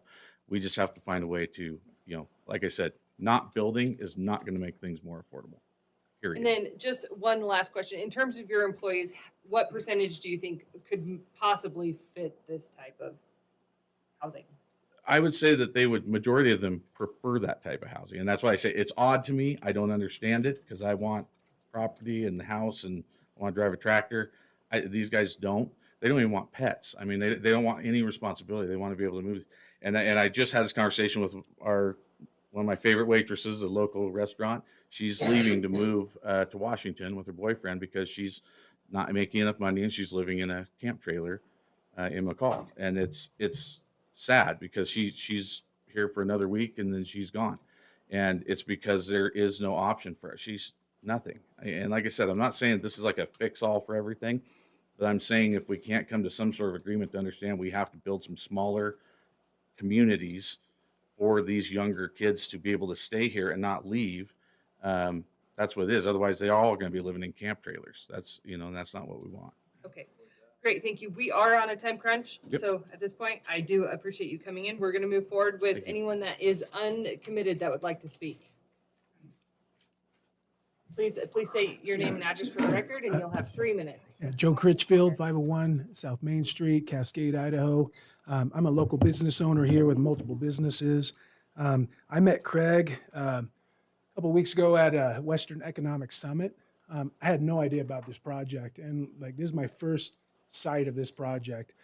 My commonality with Craig is we're trying to put heads in beds. You know what I mean? We're at this summit, and there is such a shortage of living spaces, right? I'm working on 120 homes down Arrowhead Park that I own. I'm doing a micro community there. It's affordable housing. I have multiple businesses where I have a lot of workforce, and I'm in charge of putting their heads in beds. And that's out of my back pocket. And I don't talk about it, but I have to constantly put heads in beds in my own businesses. So when I actually met Craig, I'm like, man, this is a commonality. How it's done and how people oppose it or against it, whatever it is, we're on the same page, right? We're trying to figure out the crisis, right? And so if there's some fine tuning and things like that, great. But the numbers I saw from the Western Economic Summit, there's almost 250 people by 2030 that make almost $200,000. That this project, even if it's 600,000, I had no idea the cost of it because mine's only 320, but these are better homes than mine, right? But even by 2030, there's going to be over 200 people that need that type of home. So it's like, where do they go, right? And so for me, I'm for this type of project because we got to put heads in beds. Am I for all the other stuff? I don't know yet, but I'm an advocate of putting heads in beds. And I think if this is something that you guys are on board with, this is going to put heads in beds. And my kids go to McCall Donnelly High School, right? So I coach football up there. So it's like, you know what? I want more kids. I want more athletes. I want more people in that school. So if this can satisfy that, we all win, right? It's all about, making sure everybody's happy. You're not going to please everybody. I know here locally in Cascade, I piss off probably half the community, but I'm trying to actually elevate the rest of the community myself, right? But it's a work in action. And I think Craig's on a path here. And I think if we can kind of make sure it's all kind of within what everybody, looks like it can actually be helpful for everybody, man, I tell you, this is a great project. So that's all I want to say. So, Joe, Oh, please, just yeah. one quick question, just to clarify, you are actually in favor? I just am. want the record to show, because I am 100% I in think I favor. skipped right over you and went 100% to in favor. uncommitted. 100%. So, just wanted to make Yep. sure that we had you Absolutely. accurately Yep. recorded. Thank you very much. Any questions? No? Okay. Anyone else in favor? I won't skip over. Anyone else? Yes, sir. Please come up and state your name and address for the record. Miles Gunning, 5114 South Marsala Way, which is Meridian, Idaho. I just need you to speak up a little bit more, please. So my opinion on this project, I own a lot that's connected to this. I've had it for quite a while, and this has just been a trashy field. This is gonna make it better. And I'm saying these may not be affordable houses, but these houses people that move in these houses will move out of an affordable house where somebody can get into if there's more houses in the area. Great. So, Anything else you'd like to add? You have a couple minutes left. and I pay my guys that work up here a lot of money, but they probably can't afford a house like this. But they do, they come up here for the week and they have one of my guys just bought a brand new house down in Nampa. And that was probably a $500,000 house. Okay. So Sorry, I didn't catch your name. Miles Gunning. Thank you. Great. Thank you. Anyone else that would like to speak in favor of the application? Please state your name and address for the record. Hello, I'm Gordon Howler, 250 Angus Lane. I'm gonna need you to speak up a little bit more. Sorry, There's Gordon- loud noises up here that. it's Gordon really hard to Howler, hear. Thank sorry, you. Gordon Howler, 250 Angus Lane. I've known Craig for a long time. Met him about 87. We were both in a new subdivision together. I've seen him build a lot of subdivisions. He's remained a good friend. I've seen high quality work in the work he's done. I think he's very conscientious. And I was impressed with the panel discussion today. I think you can tell they're trying to do the best thing they can do and probably still make some money at it too. But that's the whole idea, is to have a place to live and share this beautiful area with other people. I lived in Boise since '81, got retired, and immediately moved up here to some property I bought in '93. and we love it up here. We love the life on the lake.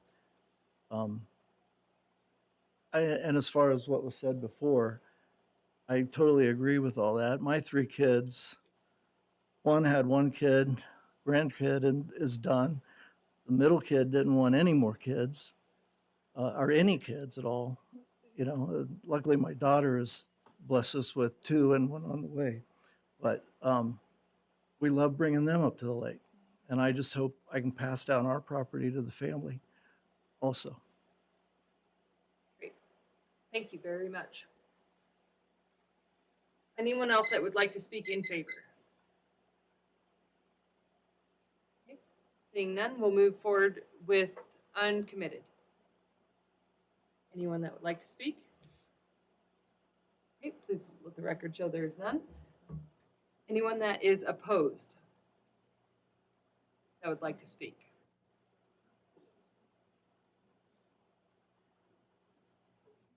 Great.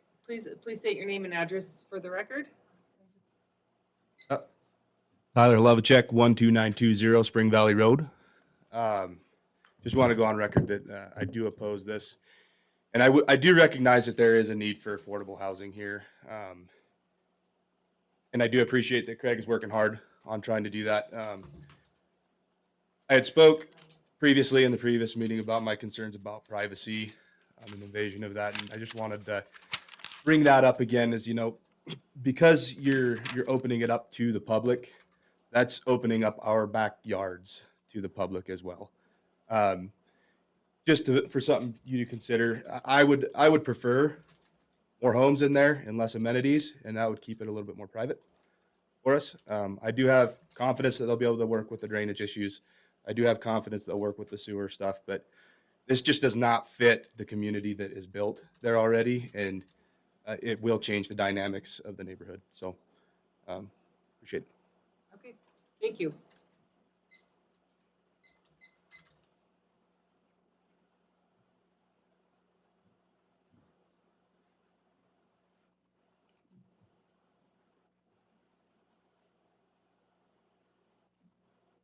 My name's Steve Voss. I live at the corner of Grand Fir and Red Fir, and I'm a full-time resident. And I'm glad that I'm behind these guys, so I'll be closer to the door.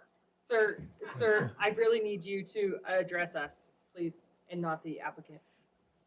Okay. Thank you. I have a question about density for this development. I did the math. There's 159 acres, 98 of which are going to be open space. That leaves 61 acres. I don't know how you get a 2.1 units per acre when the division says that it's 5.8. So I would say there's, we're either not good at math or we're trying to get something past you guys. I personally don't want to breathe the smoke from 341 wood fireplaces. I don't think it'll do any good for the flora or fauna around this area either.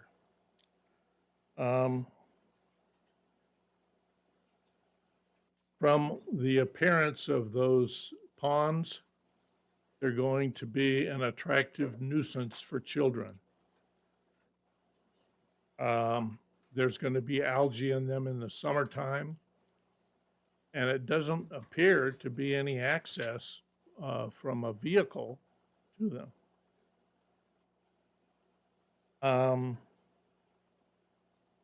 The overflow ditch for those ponds goes into my neighborhood's ditch. It has overflowed in the past. We've dug it out. But if you add the water flow from that plan, which is going to be full of concrete and cement, there's going to be a whole lot more water flowing into ours. I've got several other items, but I'm sure there are people here who will bring them up. And if they don't, then when we think we're done, I'll come back up. That's all right, considering the amount of time you gave them.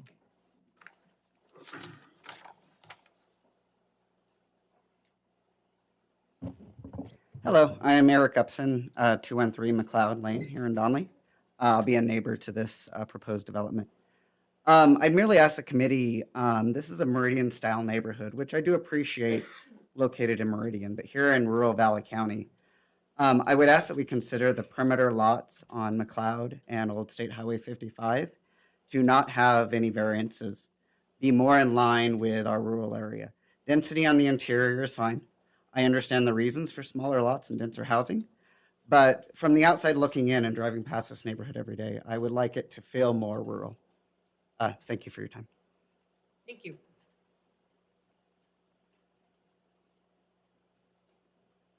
Hello, I'm Dan Doyle, 174 Wagon Wheel Lane. I think my concerns are that, first off, I don't think this is really affordable housing. I think it will be populated by the same type of people, the same percentage of locals as other things around here. And it would be good to see some true affordable housing built, either in this development or somewhere else, where the prices are considerably less.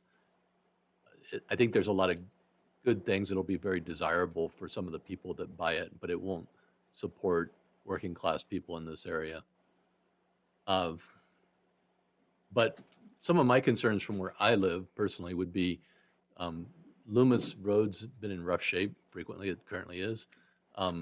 Boulder Creek has overflown its capacity in recent summers. There was an expansion of the parking area recently, but the parking area for boats is oversaturated. Too much development in this area that's truly out of character with the historical densities in this area is going to really overwhelm the lake, and particularly Boulder Creek State Park, which is the park that will be used by the residents here. So I think one thing that might help would be to not allow short-term rentals in this area, because that's going to push up the prices and make it less affordable to local working people, and B, burden some of the local state parks and so forth unnecessarily. Thank you. Great. Thank you.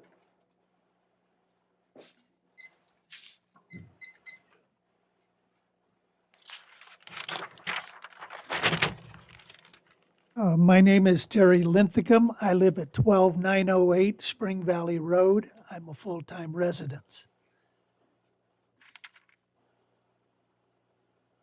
This project, like the man before us said, this is a Meridian-style project.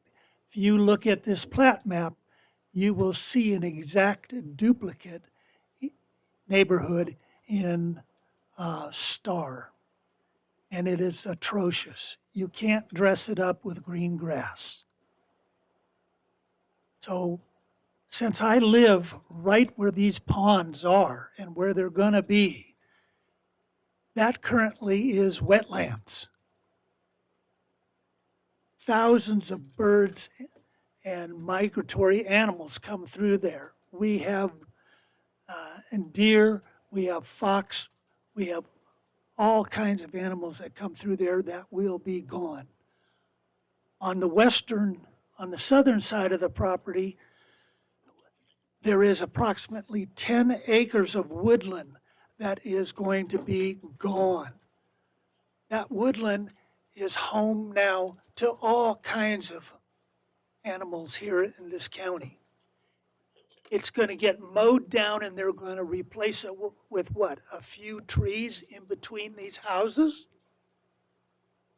Now, on the other side of that is the requested variance. They're requesting every variance that they can to reduce the amount of space between these homes or townhomes or whatever you want to call them.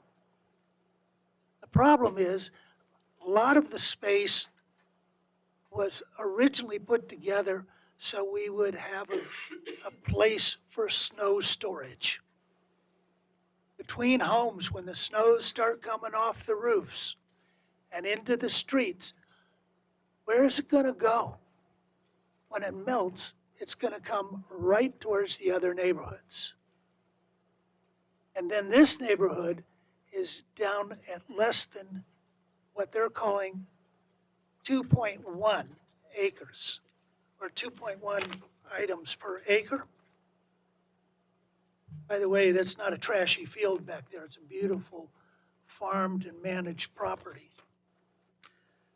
Fir Grove, right next to it, is 0.3 per acre. Donnelly Estates on the south side is 4 per acre. Railroad, where I live, is 0.3. Older Meadows is 0.46. Wagon Wheel is 0.5. That is the neighborhood that they are going to change by putting Meridian on Old State Highway. Okay. Thank you.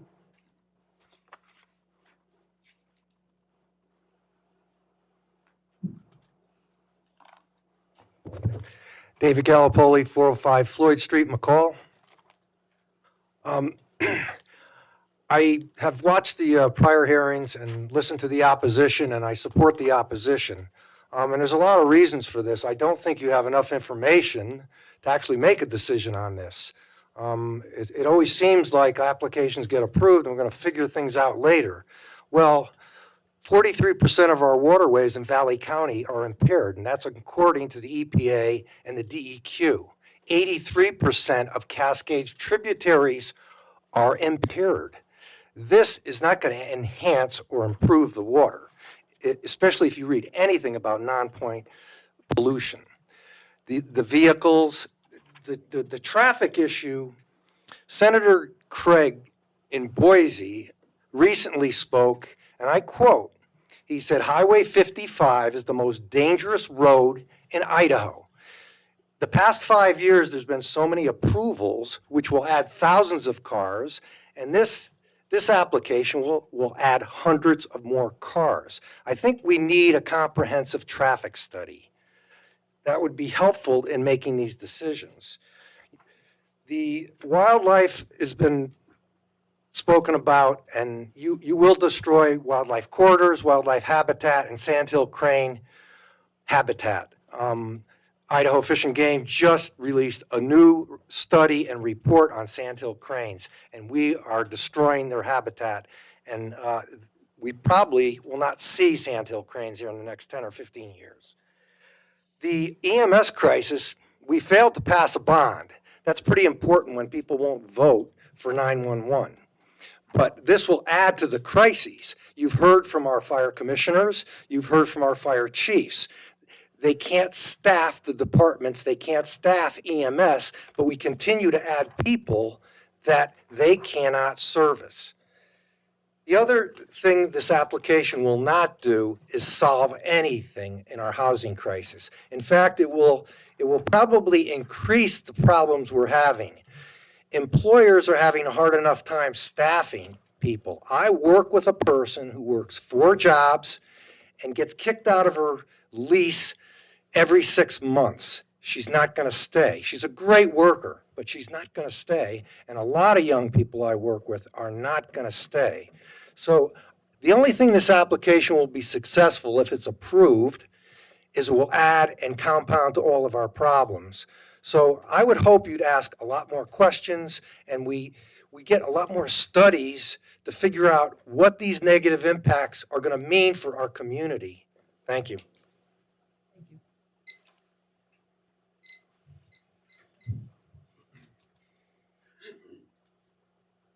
My name is Dina Wagner. I live on 155 Camas in Donnelly subdivision, Wagon Wheel subdivision. My biggest concern is wildfire danger. Wagon Wheel area has the highest wildfire problem. And as president of Wagon Wheel Rec, we are trying to work with fire abatement there. So is there a fire mitigation plan here?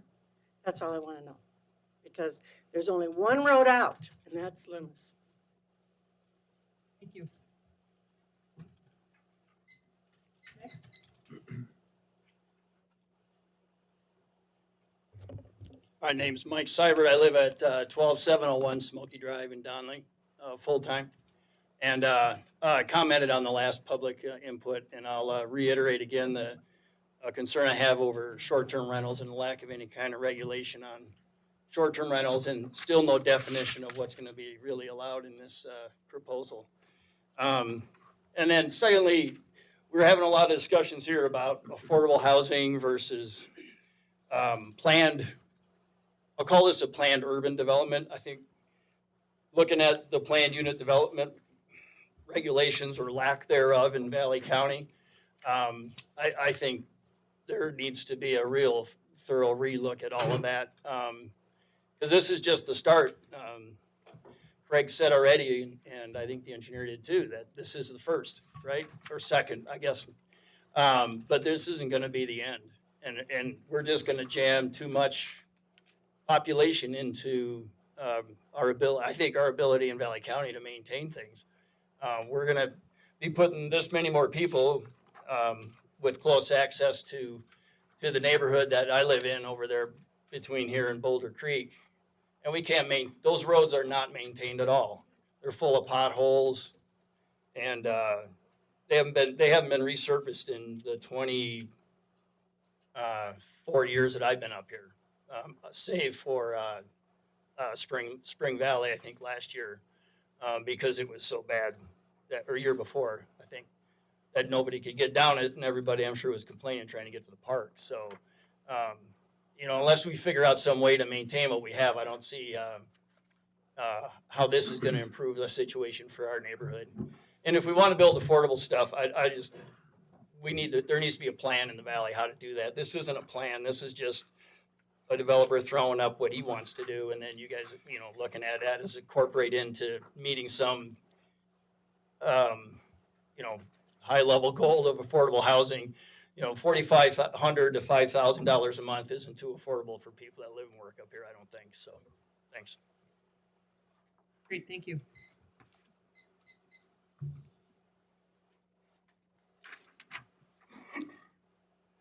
My name is Steve Byrne, and I live at 12898 Spring Valley Road. I want to go on record as being opposed to this project.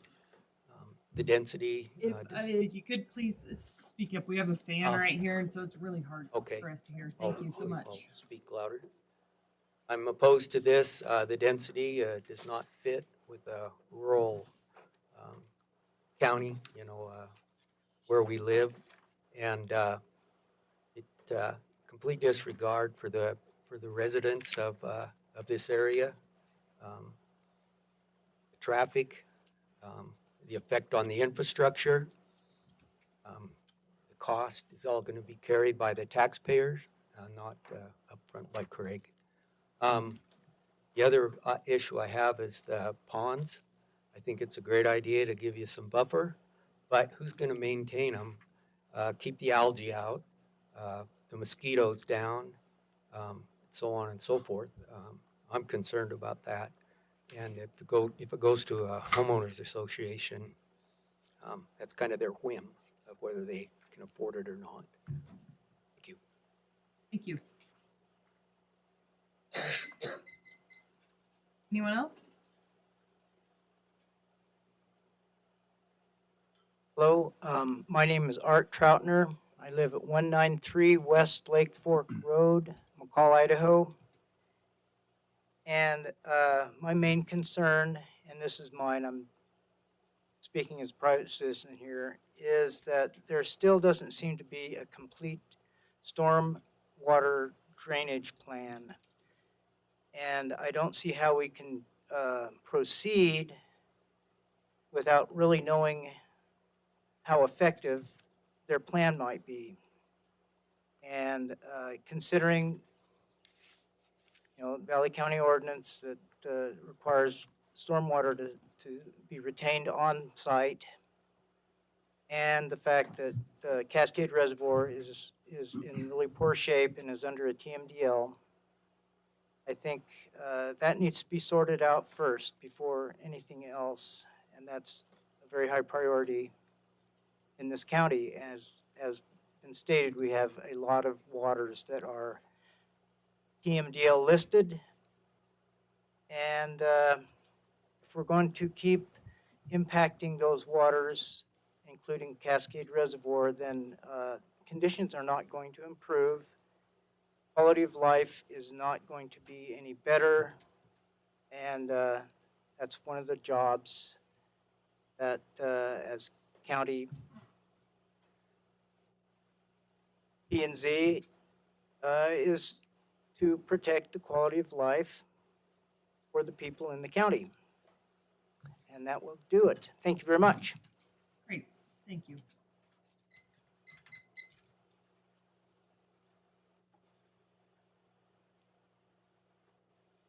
Welcome. Hello. My name is Kelly McCracken. I reside at 12918 Spring Valley Road.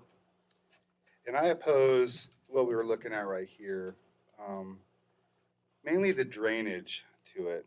I have an artesian spring behind my house currently, and the water table is at current grade. It's a swamp year-round. It doesn't dry up. And I see that those ponds are potentially going to have an issue with that groundwater. We look at past developments that contain their post-development drainage, and there's a better system put together to watch it drain, or at least study how it's going to go down in the future. And this here seems vague to me. Now we look at Lick Creek subdivision going towards Little Payette Lake and how they were able to take care of their drainage. We also see River Ranch where they moved the ponds to the middle of the development, and that helps encapsulate the water. But I just wanted to go on record by saying that it's a swamp behind my house year round, and I hope that you guys come up with a really comprehensive solution. Kelly, your house is right. Sir, Yeah. Yep, I am right on that wetland. Okay. And it is, it's Thank wet. you. Appreciate you guys. Thank you. Great, thank you. Anyone else that would like to speak in opposition?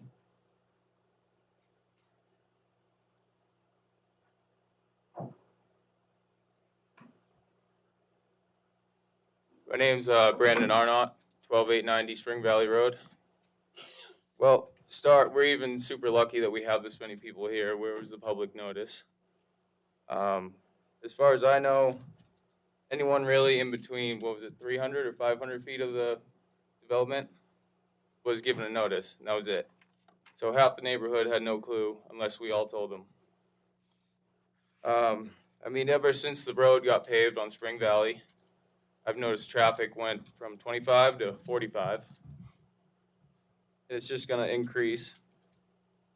But, I mean, single access road, the neighborhood is very hazardous. And I'm sure the clubhouse will only be available to the actual community in the division, not really us. But, yeah, I strongly oppose it. Okay, thank you. Thanks. Anyone else that would like to speak?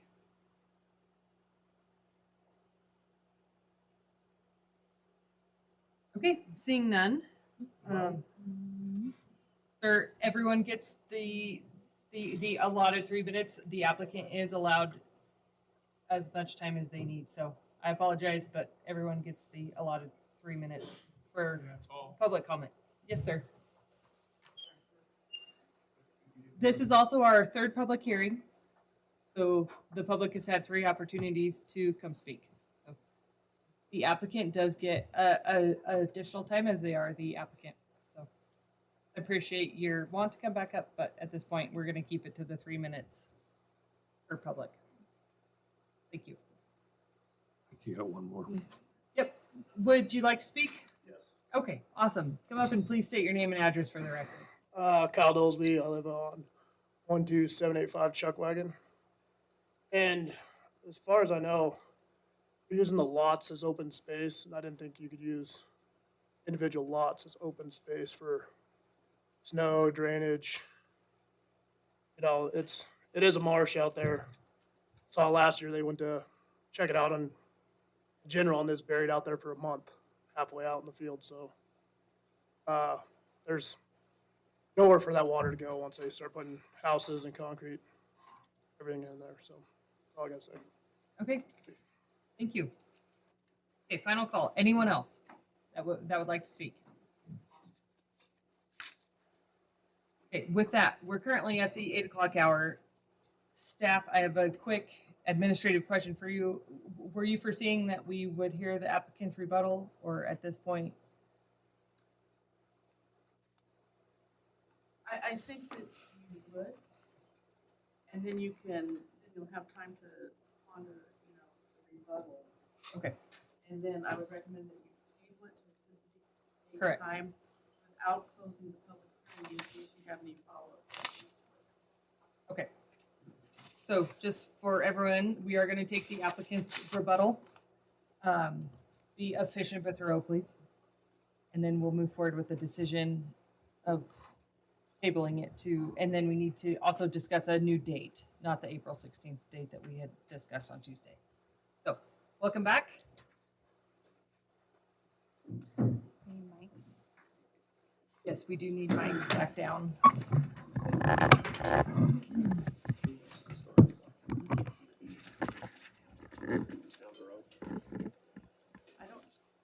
Did you turn that microphone on? It's not, is it connected or is it Bluetooth? Now I got a green light. That's You exciting. have a green light? Yeah. That's a good thing. Start talking. I'll start. Bonnie's gonna start. Well, thank you again. For the record, Bonnie Layton. Just wanted to thank everyone for their participation tonight. I think this is an important process. I've jotted some notes down. I will talk to as many as I can and pass it on. So, as you know, there were some questions about traffic, wildfire mitigation. Those reports and those plans were part of our submittal and are part of the record for your review. So just wanted to make sure that the public knew that those have already been completed and that's part of this PUD process. And again, we did update the traffic impact study to, based on comments in previous meetings. Let me just get back to some of my notes here. So, obviously, as we have presented for the project, we're really trying to provide housing that will fit. It will be housing supply for the community and not just a standard lot size that you typically see, so that we can attract firemen, EMS, school teachers, someplace where they can find a place to live. That's part of, I think, Craig's goal is really how do we provide housing for local folks that are very vital to the health of a community. Let's see. I'm just quickly going through there was a density question. I think Cinda had covered that very well in that chart that she had provided to you. Obviously, the gross density so there was a question from a gentleman about density issues or calculations. And so we've calculated the density according to the code, and that's 2.17 versus the maximum density that's allowed on the site of 2.5 units per acre. As for the open space, and Cindy, I don't know if you want to flip back to my presentation and just looking at the code again. There's a couple different sections of code that apply for open space in this project. One is the PUD standard, and there is a provision in there of what is required, and then provides, though, for some latitude for you folks to say, well, you know, the open space that they're providing or the amenities in that open space potentially creates an offset to just a standard number. And again, we're really trying to provide something that creates a sense of community, that kids in the neighborhood, if they want to play tennis or pickleball, use the sport courts, they're right there for them. They're not riding their bicycles into town to try to, you know, go to a school site to use those facilities. And then also just the, for the open space definition, which you'll see on the screen there, a portion of real property devoid of buildings and other physical improvements. So in that discussion that we've had with staff, one of the things that we said is, you know, we're just counting a small portion of the back. Again, open rail fencing. So there's still that, there's active open space and then there's passive open space. So a visual open space that's there. Might be some privacy fencing along the sides, so you have a little bit of privacy in your backyard from your neighbor. But really that open space flows from all of the open space corridors at the back of our lots, kind of into each of those. Craig, do you want to go ahead and, okay. So as you may be aware, just in terms of the steps of this process, there have been comments about there haven't been enough studies done. We need to do more studies. And I'd like to address that. Obviously, the PUD ordinance and the submittal requirements are very robust. This is our application. You know, it's a pretty thick document full of studies. The next step would be, should we gain approval, is then start fleshing out those development plans. That's a very standard order for a PUD application. And this is our preliminary start at that, and condition between the conditions of approval that you may recommend to the Board of County Commissioners for this project. I think we heard of that with like the traffic impact study. There was a suggestion of updating that given the length of this project, that we've submitted a traffic impact study. But conditions are going to change out here as the county grows over the life of the build out of this project. And so, so those are the types of conditions to say, hey, can we check in, see about traffic, make sure that the assumptions that were made are still pretty accurate. For folks that don't understand or haven't been involved with traffic impact studies, they do take in background information. The Idaho Transportation Department was involved with input for our traffic impact study. I do know, in speaking with some staff at ITD on other projects, that they're really, you know, studying the whole corridor of Highway 55, not just related to this project, but how they can move vehicles through this portion of our state. Let's see. Those were the top ones that I had. I think Craig can probably speak to the ponds and his experience of developing those. There were concerns about algae, mosquitoes. I think he's adept to answer that. Yes, thank you. I want to assure the commissioners here that this is not going to be another Meridian subdivision. We've engaged Loring Evans in conjunction with Brecken Landscape. Loring has worked on many, many projects throughout Valley County, from river ranches to many projects in Tamarack. Loring started his career in Sun Valley. He's done projects all over the state of Idaho. We will have materials, plants that fit the environment, okay? There will be very little manicured grass, okay? In regards to the ponds, we've got a lot of experience with the ponds. We plan, those ponds will be at least 15 feet deep. We plan on putting diffusers in the bottom of the ponds. What a diffuser is it pushes air and circulates the water at the bottom and it rises, okay? It's good for the habitat. It's good for the health of the ponds. On top of the ponds, we'll have a geyser or a fountain that will help aerate and move the water. We are in the mosquito district. We will use all of those resources available to us. Loring, I don't even want to get into the number of ponds that he's been involved in, but it is even a whole lot more than I have, okay? And so I want to assure you, this will not look like another Meridian subdivision, okay? In regards to managing drainage, I think my son, Ben, would like to finish up and talk to you a little bit about how we will manage our site drainage for the homes that are being built.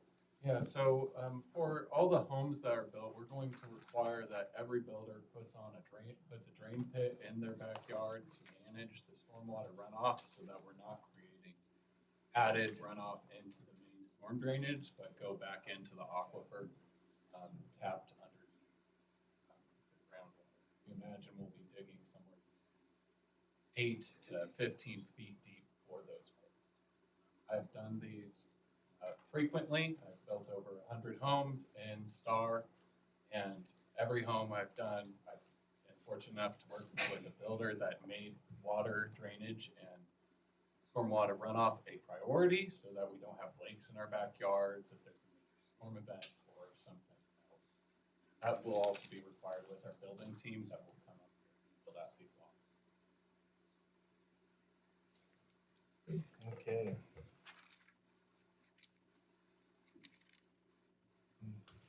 All right, so I think I'll kind of hit on, I hear there's a lot of existing problems out here, and this is only going to perpetuate those problems. And I think what we've talked about through these last 3 meetings is this project is only going to help improve these problems. And review of North Lake's master plan, talking about their water system, the current Fir Grove water system is insufficient, right? It needs to be updated. This project can help fix that problem. The roads are failing. This project can help fix that problem. Drainage is poor. Maintaining the ditches on the western boundary of the property and doing some other enhancements as well as what's built in this project are going to help fix that problem. So I think, that we need to look at it from that perspective. There are some discussions about the TMDL and different things. There's DEQ documents. It was referenced in Cinda's original staff comments. It says that phosphorus sources show that urban, suburban, and roads create 11% and less of stormwater quality impact to Lake Cascade, where agricultural and forestry contribute almost 3 times that amount. So this is going to help with those types of problems. And that's also referenced, we talked about it some in our rebuttal response on that first batch of comments. That's also discussed in the Cascade Reservoir Phase 1 Watershed Management Plan, same stats. So we'll definitely help improve that. Discussions about speed and different things, like that's a law enforcement issue. I don't know, when we're gonna pave the road, if people drive fast, I don't know what we can do to help with that. There's a lot of discussion about marshes and water not flowing and things along the western edge. I think that ties into the drainage problem that hasn't been maintained. The site all naturally drains to that edge, and if there's nowhere to go because it hasn't been maintained, which we're gonna help improve, that'll clean that problem up hopefully a little bit.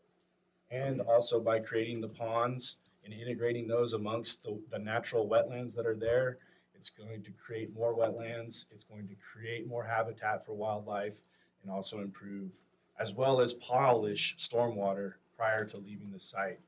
So that's all I really have. Yeah, and I'd like to add to Greg's comments about the corridors and the water. You know, we worked extensively with Valley County Pathways, and you know, we've got a pathway corridor on our western boundary. We've got a pathway corridor on our northern boundary, and we've got another pathway corridor on our eastern boundary, all coordinated with Valley County Pathways. So this is going to be a very walkable project. Yeah. Hi, Commissioners, Heath Clark again. So I was trying to tally this up the other day, and I wish I'd paid closer attention to it, but it's fair to say I've been involved in the entitlement of tens of thousands of units through the Treasure Valley. I was just in Meridian on Tuesday night, and I want to speak to what is a Meridian style development. I was just in Meridian on Tuesday night to get an approval for a client. It was 250 units at 8 units to the acre with 10% open space. So when we're talking about a Meridian style development versus what you're seeing tonight, it's really not a comparison. I do want to also mention something about housing affordability and bring that back to kind of my final point. So I would refer to this as move up housing. And every study that you find states that the more you can contribute to the housing supply at every level, the greater you're going to have an impact on overall housing affordability. So when you have move up housing, people who were in cheaper housing before are going to make that available to someone else as they move into the move up housing. But this is not a case that's about affordability, and that's kind of how I want to end. I would request one thing from the commission as you make your recommendation, and I just want to give a little bit of context to this. So Idaho is what we call a Dillon's Rule state. What that means is that the state legislature gives the local governments all of their power. The local governments don't have power independent of what the state government gives to them. In this case, what we're doing tonight is all based on the Local Land Use Planning Act. The Local Land Use Planning Act is what we call an enabling act.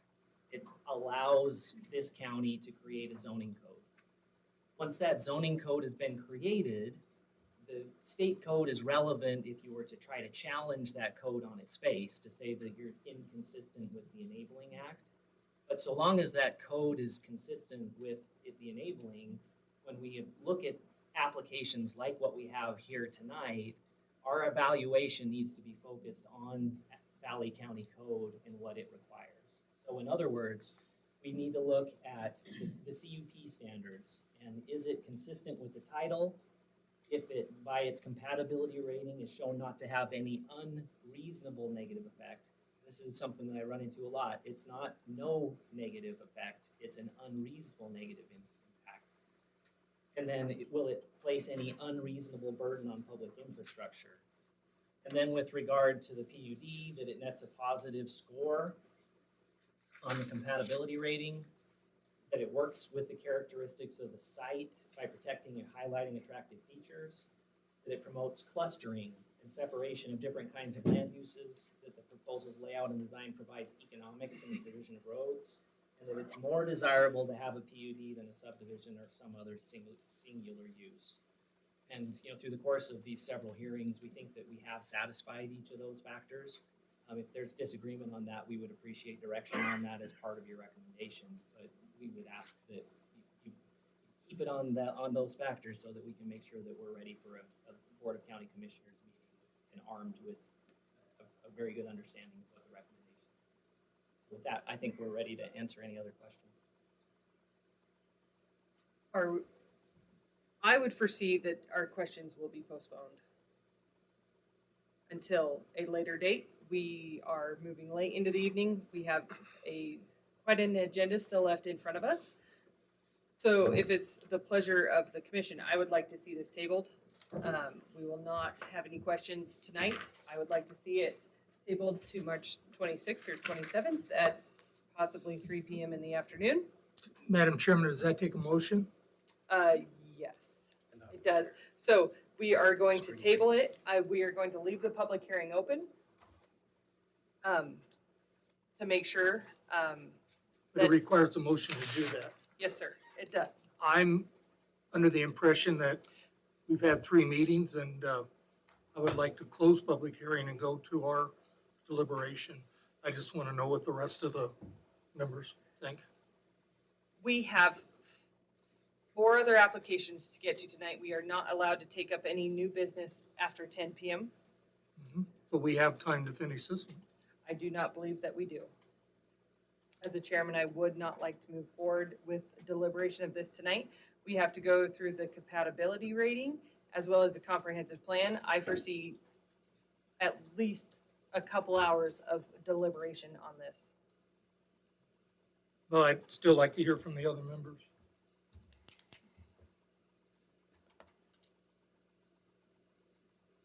It's been my experience, Madam Chairman, that when a decision has significant magnitude, that extra time on our side is a good thing. And so I think there's a couple issues that have been brought up in public testimony and by the applicant tonight that I think I want to think about for a little while.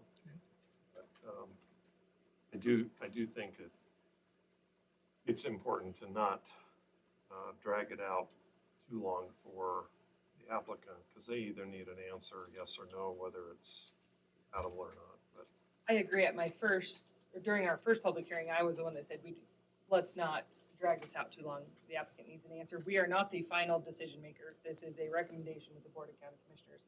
However, with respect to the other applications on our agenda tonight, one of which there's a lot of public here to speak, I would like to get to their public hearing, or to their public testimony tonight while they're here, and have already spent almost 2.5 hours with them. I agree with the chairwoman. With that, I would entertain a motion to table this to a date, either March 26th at 3 PM or March 27th at 3 PM, if that is agreeable to the commission as well as the applicant. Not all of my team will necessarily be available. It's spring break, of course, but I'll be here. Would the, I can't make it. would the next week be more agreeable? It'd be fine. Staff has an issue with that week. Would you? It's okay. No, it's fine. It's fine. What if we moved it, would the applicant be agreeable to move it to possibly April 10th? Is it that too late for you? April 9th? April 11th is our regular meeting. Mm-hmm. So April 9th is the Tuesday, the second Tuesday. April 10th is the second Wednesday. How about April 8th? That's Monday. We can't have it in this room. The county commission. Oh, that's correct.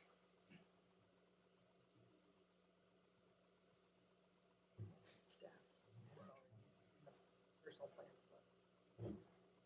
It's okay. Okay, how about, Wednesday is fine. How about Wednesday, the April 3rd? would 2 PM work? Works for us. Does that work for the commission? yes. Yes. Okay, with that date in mind, I would entertain a motion to table this public hearing to that date, Wednesday, April 3rd, Third at at 2 2 PM. April 3rd. Third. I'm sorry, staff.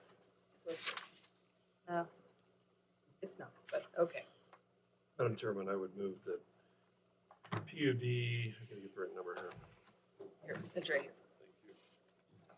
23 -02 McGregor Town Site and CUP 2352, Phase 1 preliminary plat be tabled to April 3rd at 2 PM here in the courthouse. second that. There's a motion and a second to table PUD 23-02 McGregor Town Site and CUP 23-52 Phase 1 preliminary plat till April 3rd at 2 p.m. Any further discussion? No. Hearing none, all those in favor say aye. Aye. Aye. Opposed? Nay.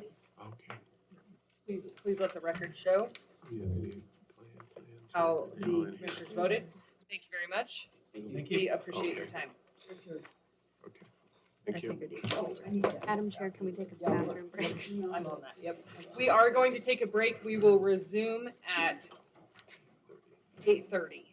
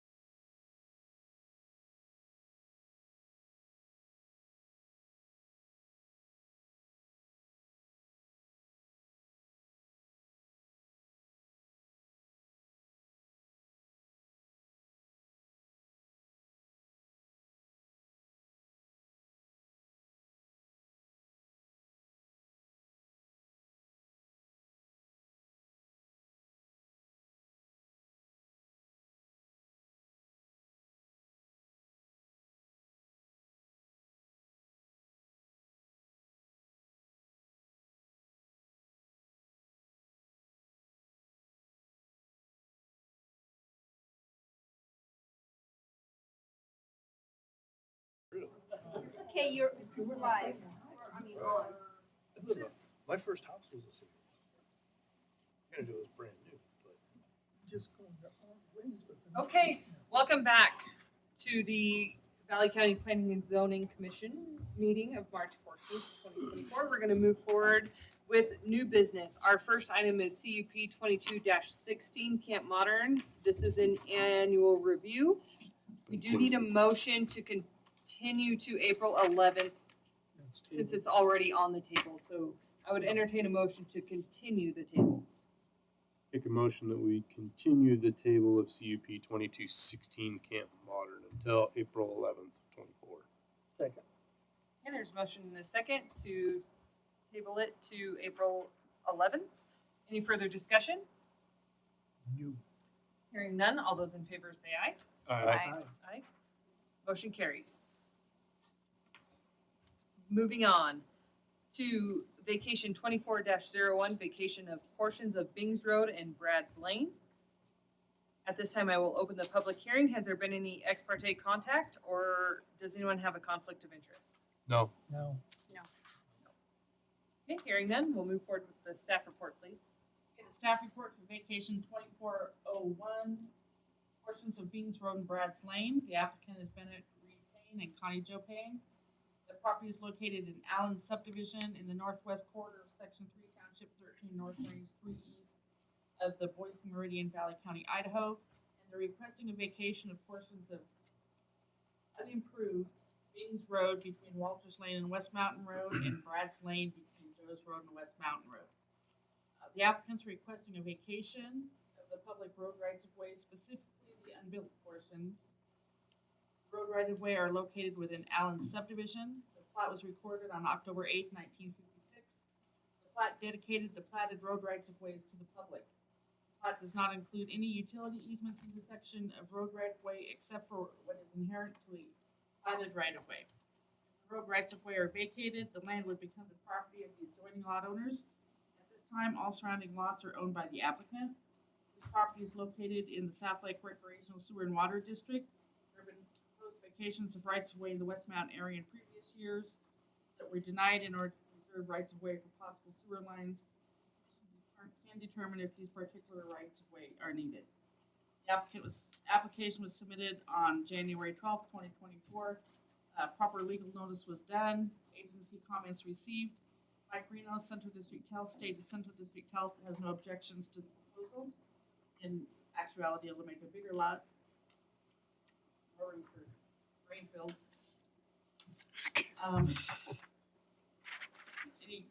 The commission shall review the proposed vacation with regard to future development of the neighborhood. The commission shall also take into consideration the interests of adjacent property owners, of utilities, and various public agencies that are pertinent to the application.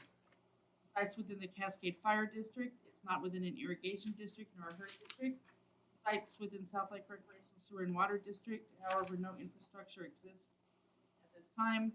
The original reported plat did not include utility easements. The assessor's plats do not show any utility easements along these unconstructed road rights of ways. The Planning and Zoning Commission should determine if this will impact future development.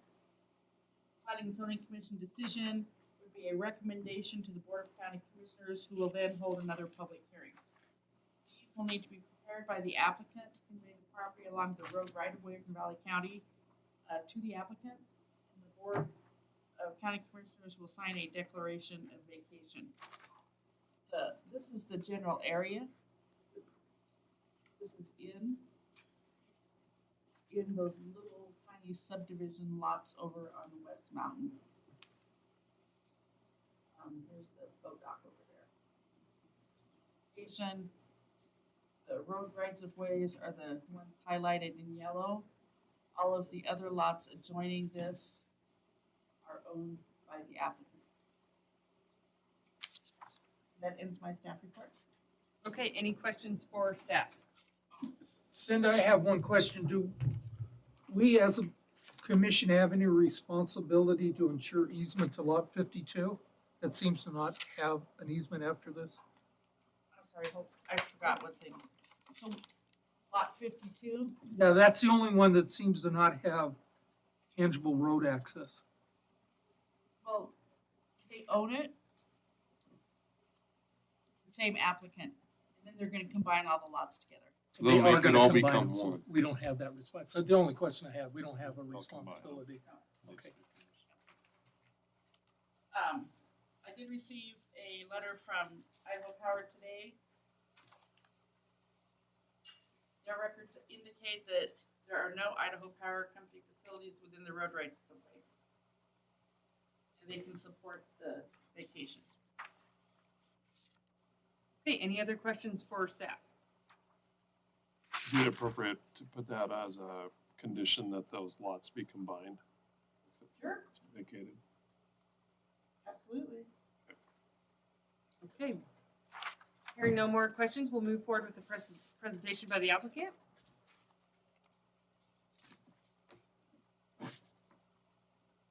Thank you for coming in, and please state your name and address for the record. Connie Payne, 15620 Chaparral in Caldwell, Idaho. So we You might have, tip that microphone down just a little bit. Thank you. sorry. We have purchased some land a couple years ago, and there was a couple of partial roads that we were wanting to get vacated, mainly because if we do eventually decide to maybe build a cabin or something, we don't want to be building it in a plotted road. So we thought we would just start the process and maybe get rid of those roads, and then for now, we're just using it for camping, so Okay, that's all I have. great, thank you. Any questions for the applicant? No? All right, Okay, thank you. thank you. Moving forward with testimony by the public, is there anyone that is in favor of this application? Please state your name and address for the record. You will have 3 minutes. My name is Michelle Cooper, 4581 South Cochise Way in Boise. We own property right across the road from Ben and his wife's property, and we have no opposition whatsoever for them to have those roads taken. Okay, thank you. Anyone else that would like to speak in favor? Okay, anyone that is uncommitted? Please let the record show there's none. Anyone that is opposed? Okay, please let the record show there is none. Unless there's anything else that the applicant would like to add? No? Okay, I'm going to go ahead and close the public hearing for deliberations by the committee, by the commission. I think it makes sense. If they own them all, and then if we'll give them room, like Cinda said, for drainage or for drain field for septic, and those lots are awfully small over there. And just a quick note, this is a recommendation to the Board of County Commissioners. It's not an approval. With that, Madam Chairman, I would throw out a motion that we recommend to the Board of County Commissioners vacation 24-01, vacation of portions of the Bings Road and Brad's Lane be vacated as the applicant has requested, with a condition that the lots be combined, parcels be combined. I would second. Yeah, really. okay, there's a motion and a second to recommend approval to the Board of County Commissioners for vacation 24-01 with the stated conditions of approval. Any further discussion? Hearing none, all those in favor say aye. Aye. Opposed? Motion carries to recommend approval to the Board of County Commissioners. Okay, moving on, vacation 24-02, Harris Vacation of Utility Easement. At this time, I will open the public hearing. Has there been any ex parte contact or conflict of interest? No. No. No. Okay. Hearing none, we'll move forward with the staff report, please. Okay, vacation 2402, Harris Vacation of Utility Easement. The applicants are Michael Harris and Pepin Corso Harris. Their property is addressed at 142 and 144 Casey Lane. They are in Lake Cascade Ranch subdivision, lots 10 and 11. Lake Cascade Ranch subdivision was recorded on June 11th, 1973 at Book 4, page 35. For the plat, there's a 12-foot utility easement centered on all interior lot lines. Applicants are requesting this vacation in order to build over the easement. The applicants have already requested the lots be combined for tax purposes. Casey Lane is a public road. The application was submitted on January 23rd. Legal notice was completed. Mike Reno, Central District Health, stated Central District Health has no objections to the proposal. George and Reva Carlock, owners of 137 and 139 Casey Lane, are in favor of the proposed vacation. I listed the Valley County Code here for your review that states that you shall review the proposed vacation with regard to future development of the neighborhood. The properties within the Downey Fire District and North Lake Recreational Sewer and Water District, it's not within a HERD district. A condition of approval would be that Idaho Power release the easement. The Planning and Zoning Commission needs to determine if the future development of the neighborhood would be inhibited by the vacation. The P and Z Commission decision would be a recommendation to the Board of County Commissioners. And then the Board of County Commissioners would sign a declaration of vacation. This is the plat that shows the two lots with the easement running up the middle of it. As you can see, the plat says that there's a 12-foot wide utility easement. And the location is 142 and 144 Casey here, which is just south of West Roseberry Road and east of Norwood. They plan on building over the lot line. They've already obtained their building permit. Oops. So, that ends my staff report. Oh, and I do have a letter from Idaho Power, Exhibit 1. They do not have facilities located within the requested area. Idaho Power agrees to relinquish their interest in the public utility easement as shown on the attached map, while retaining a 12-foot wide public utility easement inside all street and exterior lot lines. So they're gonna remove the one in the center and keep it around each perimeter.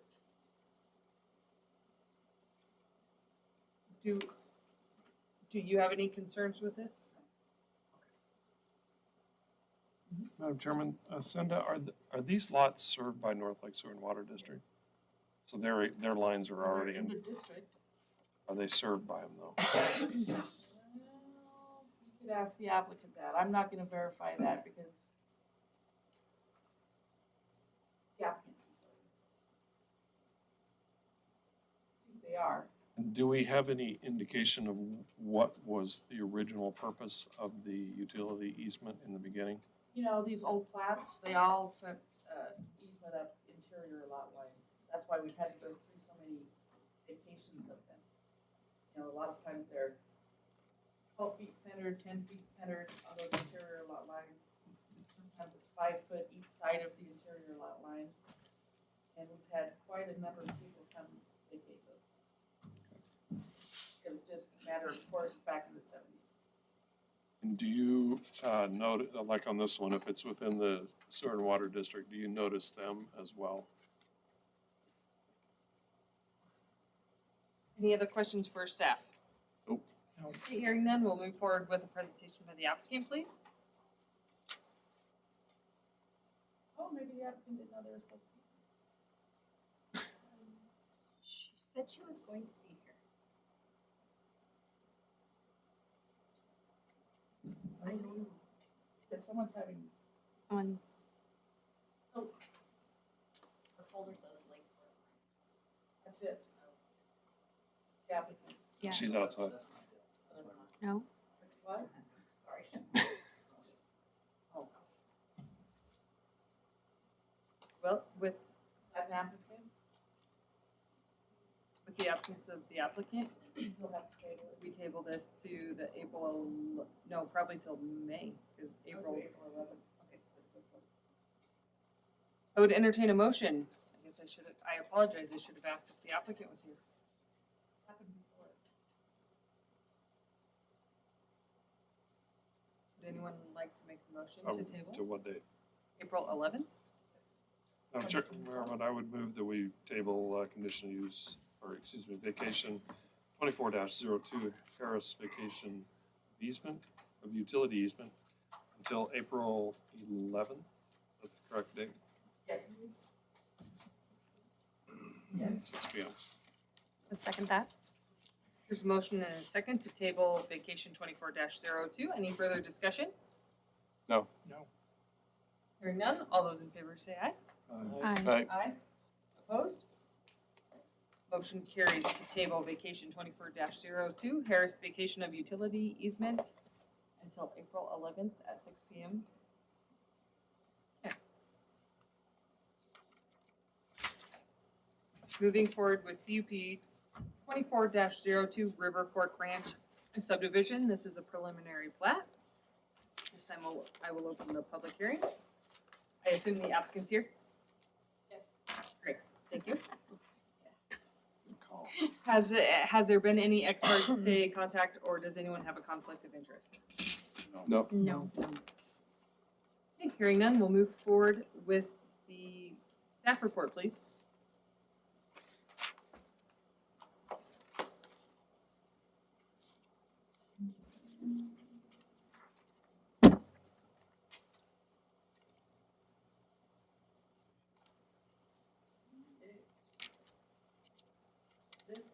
This is the property right here. It's been split off from a larger piece of property. Jagged line kind of through here, but it hasn't processed yet through our system.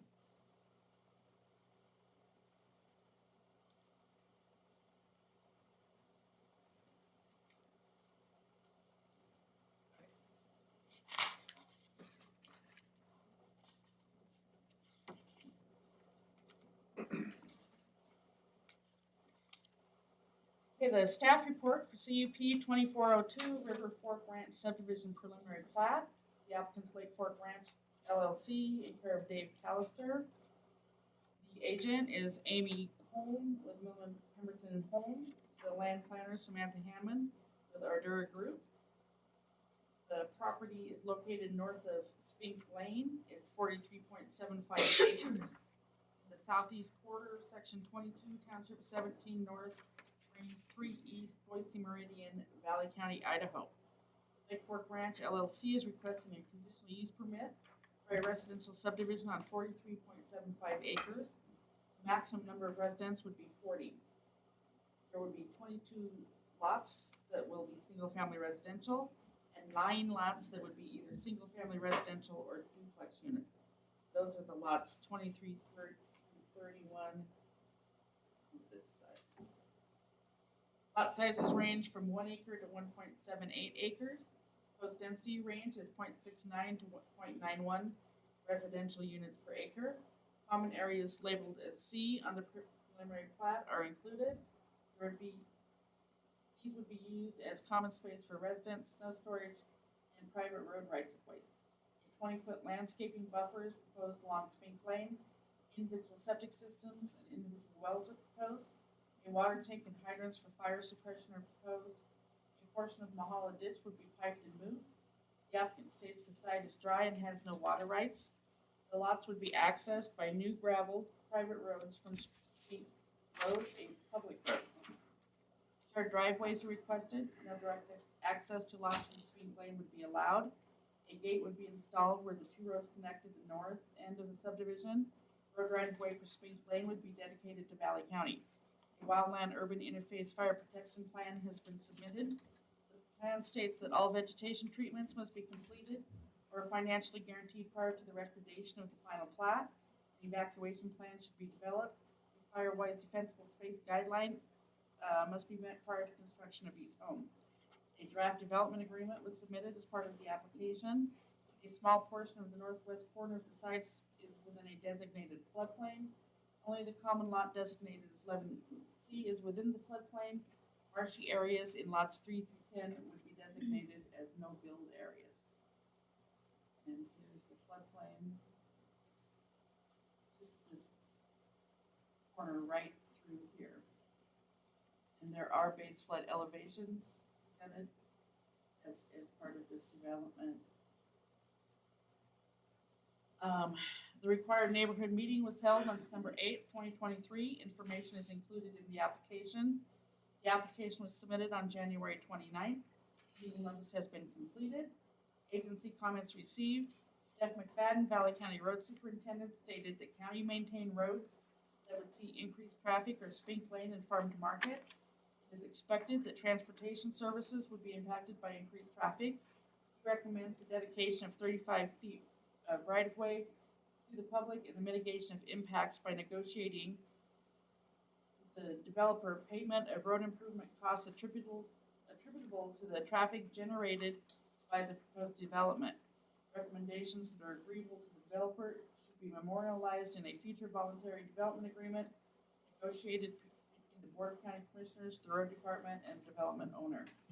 Mike Reno, Central District Health, stated an application has been submitted and test holes conducted. The applicant is currently conducting spring ground water monitoring.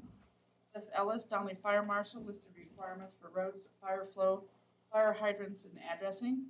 Kenneth Dodd, Parametrics, Valley County Engineer, listed requirements, required modifications. Piping and rerouting from a hollow ditch may require approval of the Army Corps of Engineers under the Federal Clean Water Act. A federal 404 permit may be required. Kelly Capari, Valley County Communications Supervisor, commented on the road names. Approved road names are River Fork Ranch, River Fork Meadows, and Meadowbrook. Rebecca Goring, Idaho Department of Environmental Quality, analyst, sent Idaho State Statute 39-126, duties of state and local land units of government.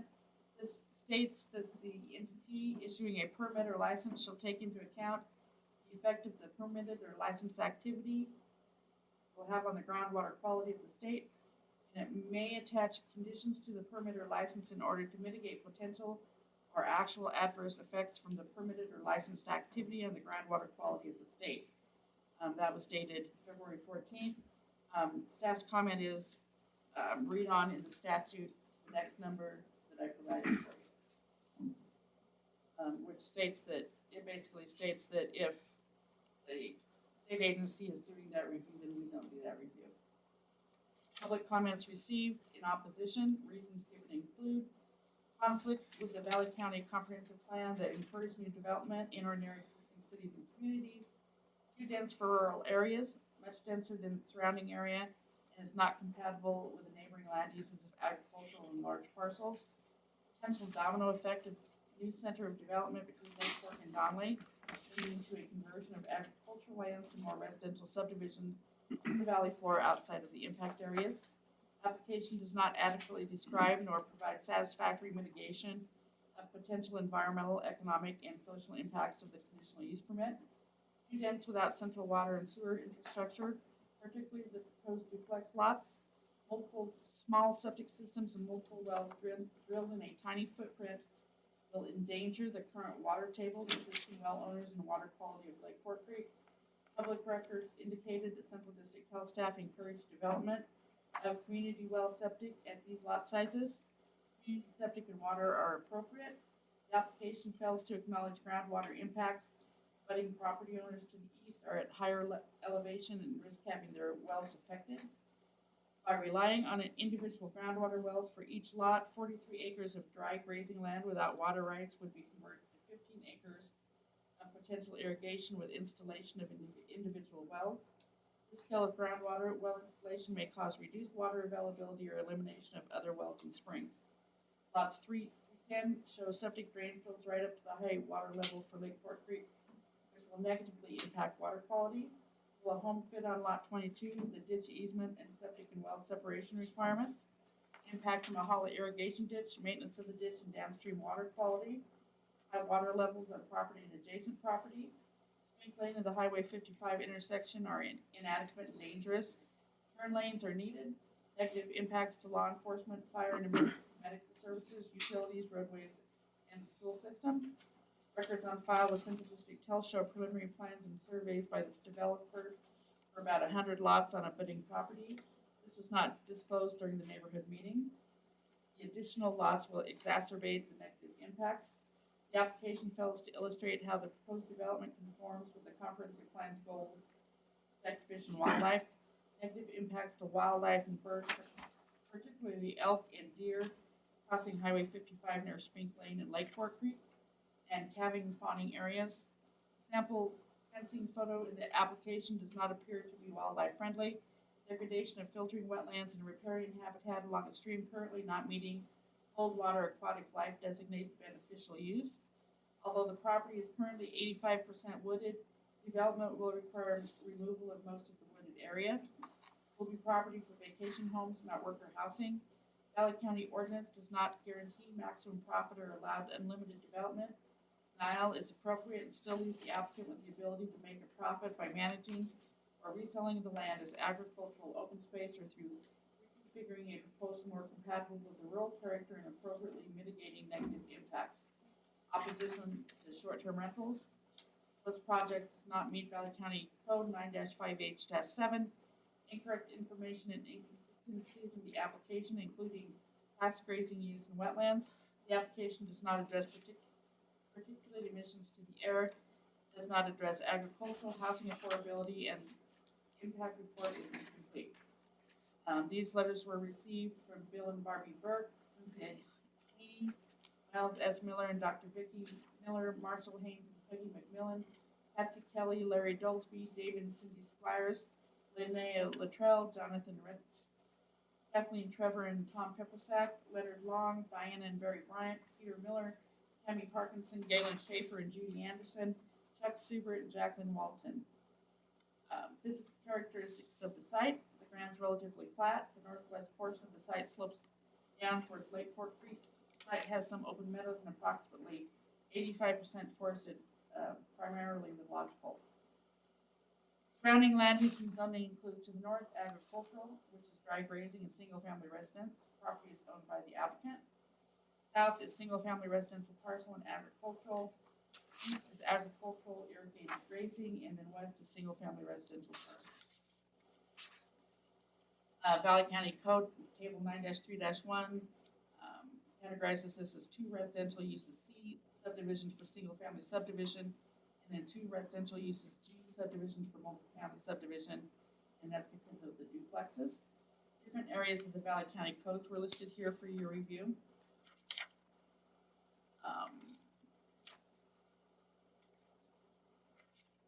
Staff's compatibility rating was a positive 16. Sites within the Donley Fire District. It's not within an irrigation district nor a HERD district. Mahala Ditch crosses the property. It has the Mahala Ditch Irrigation District reviewed the proposal, move and pipe the ditch. Is there an access and maintenance easement for this section of ditch? Notice was sent to Harry Bettis. What is the use of the common lots? Where's the access to lot 11C? Shared driveway maintenance agreements will be required and must be constructed prior to recordation of the plat or in coordination with road construction prior to issuance of building permits. Must bury conduit for fiber optics with utilities. This must be included in the declaration of installation of utilities. Wetlands are shown on the Valley County PZGIS maps. Has a wetland delineation been done? What improvements are you proposing for Speed Lane? What is your timeline on implementation of the Wildland Urban Interface Fire Protection Plan? Proposed conditions of approval are as follows. 1, the application and staff report and provisions of the land use and development ordinance are all made part of this permit. It's written in full herein.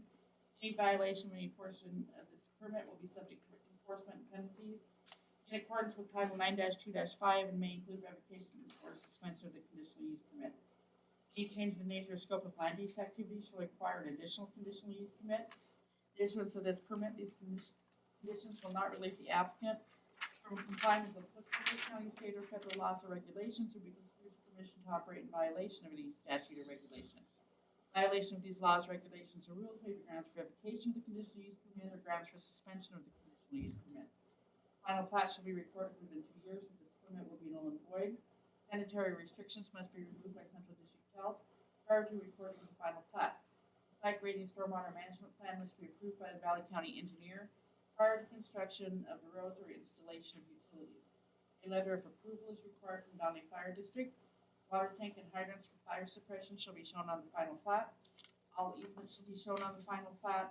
Written approval of the Mahala ditch owner to relocate or replace the ditch and buried pipe is required.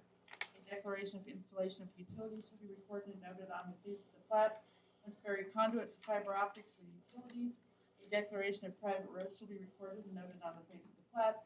A shared driveway maintenance agreement shall be recorded and noted on the face of the plat. Shared driveway shall be constructed prior to recordation of the plat. The wildland Wildland Urban Interface Fire Protection Plan shall be recorded and noted on the face of the plat. CNR should address lighting, noxious weed, septic maintenance, wildfire prevention, fire-wise wildland urban interface landscaping requirements, fertilizer, herbicide, and pesticide use, maintenance of the landscape buffer, maintenance of the water tank and hydrant system, and limit each lot to one wood burning device. Shall place addressing numbers at the residence and at the driveway entrance if the house numbers are not visible from the road. Must have a fencing plan with neighboring properties if they run livestock for over 30 days per year. And the following notes shall be placed on the face of the plat. Valley County Board of Commissioners have sole discretion to set the level of service for any public road. The level of service can be changed. All lighting must comply with the Valley County lighting ordinance. Only one wood burning device per lot, and surrounding land uses are subject to change. I forgot the note about a development agreement shall be negotiated with the Board of County Commissioners. Need to make sure that's condition of approval. Since the staff report was completed, I've received additional correspondence.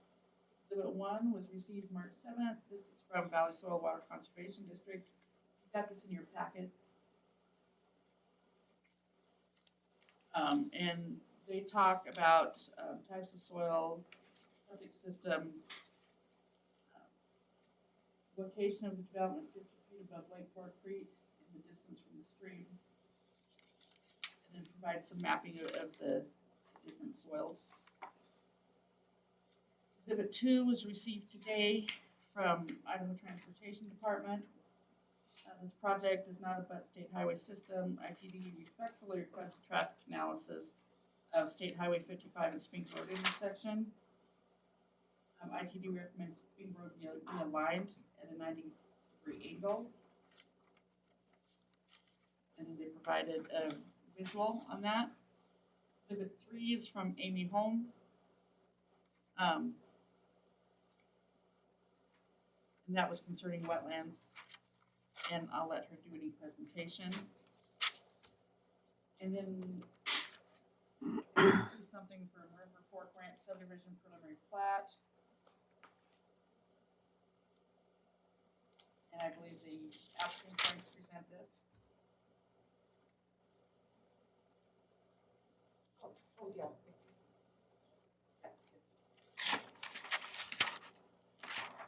And we have some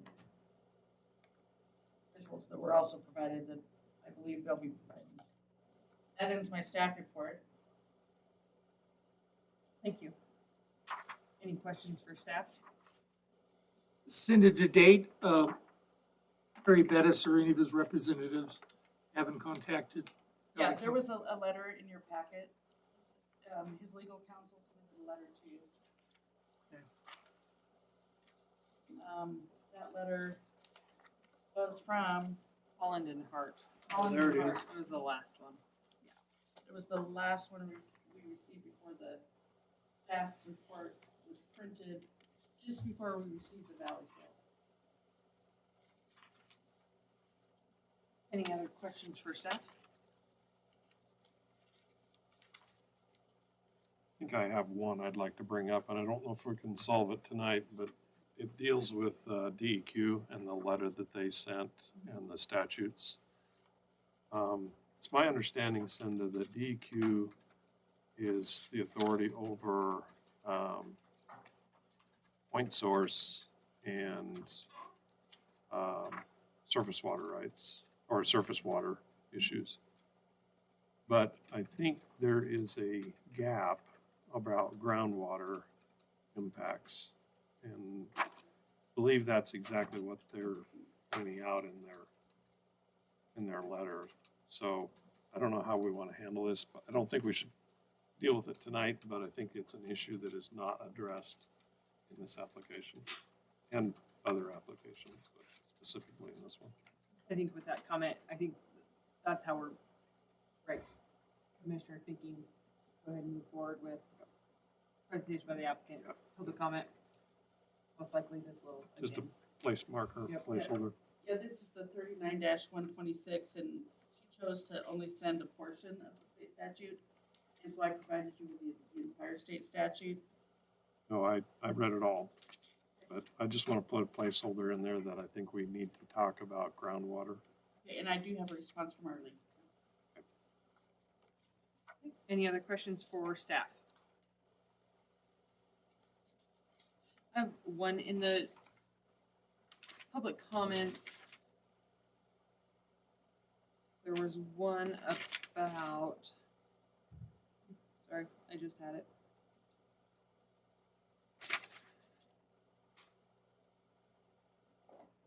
Maybe I'll find it. We'll come back.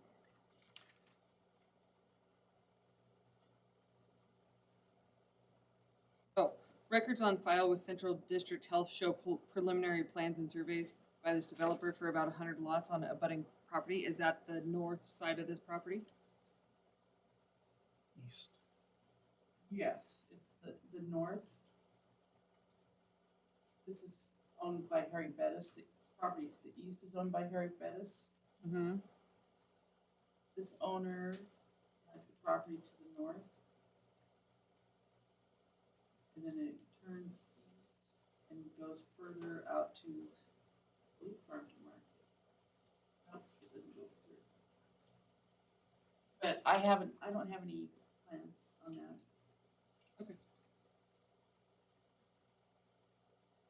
Okay. Any other questions for staff? Hearing none, we'll move forward with the presentation by the applicant.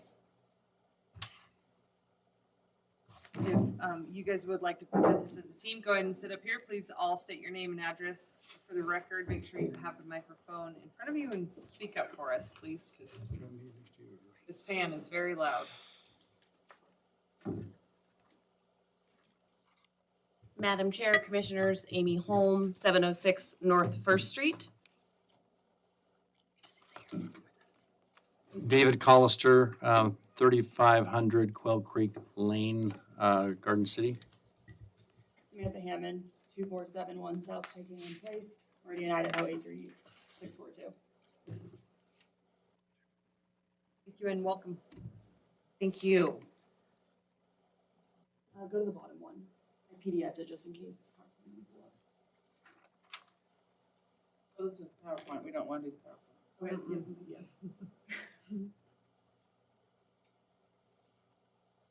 Okay, thank you, Cinda, for an excellent staff report. We appreciate the opportunity to work with you through this. This is a CUP and preliminary plat, which is a little different than what we saw earlier tonight because we're not asking for deviations from Valley County Code. It is not a planned unit development. Under Valley County Code, if we're applying for a CUP, it effectively means that we're going to follow the code to the T. And the preliminary plat is part of the process. As Cinda said, it's located at Spink, and there's the parcel number. I just identified our development team, who we are. A few of us are here tonight. Our engineer, John Carpenter, unfortunately had a family emergency and isn't able to be here. And our surveyor was Rob O'Malley with the same firm. Just a project summary. Cinda did a good job of telling you where we are. 40-acre parcel. Importantly, this property is not ripe for agricultural uses. So you'll hear some comments about adjoining properties that are appropriate for ranching or ag use, and this one really isn't. It does not have a water right and it's dry. You know where this is located. It's a proximity to Highway 55 and Farm to Market are both nice as far as access, emergency kind of flow of traffic without abutting Highway 55, which I think is a nice alleviation of pressure on local roads. There are necessary much needed improvements to Spink Lane, anyone who's driven on that, and the applicant will propose that through the development process, which is nice. Another positive impact is preservation of the Highway 55 corridor. So the way that this property is located, there's a nice natural timber screen and also an elevation screen, of which you're not going to drive on 55 and just see roof to roof subdivision.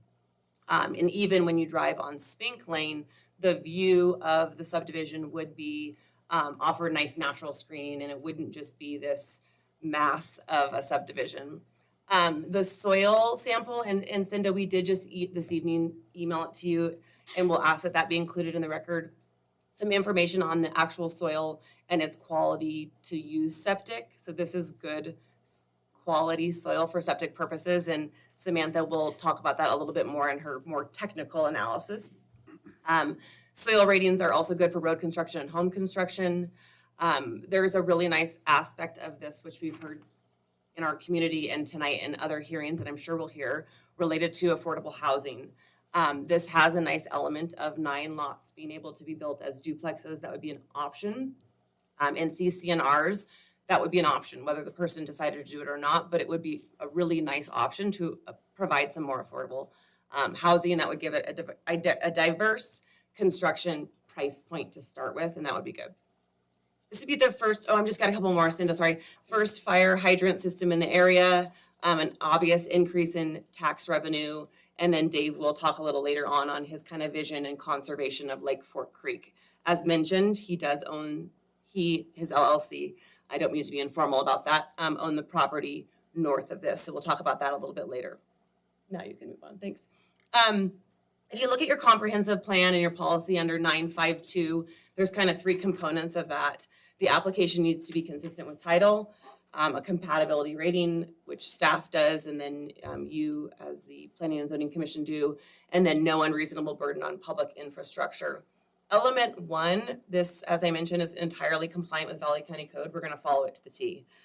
The compatibility rating done by Cinda was a +16, which anything in the plus column is a good one.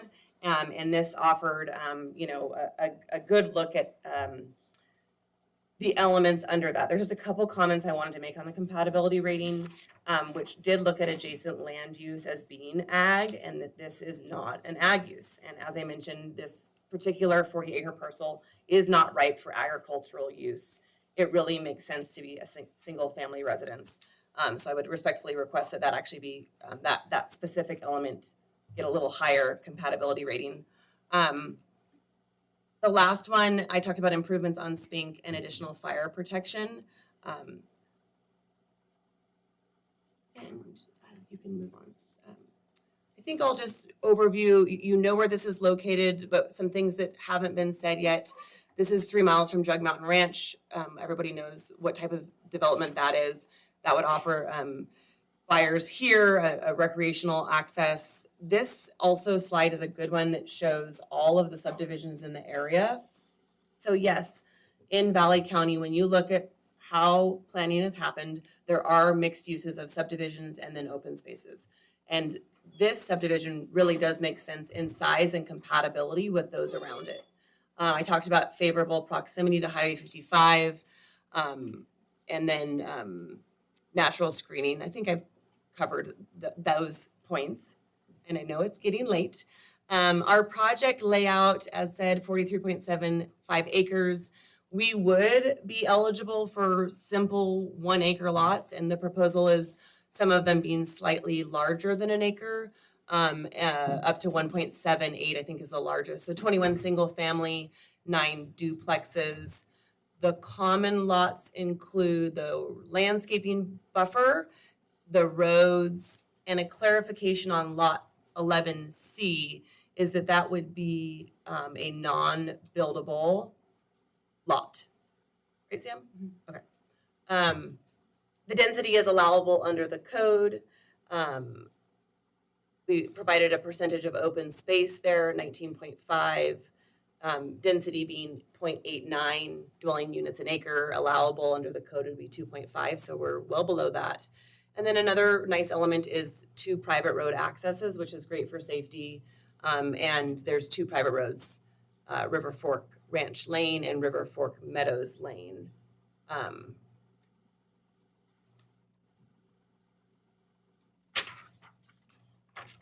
And then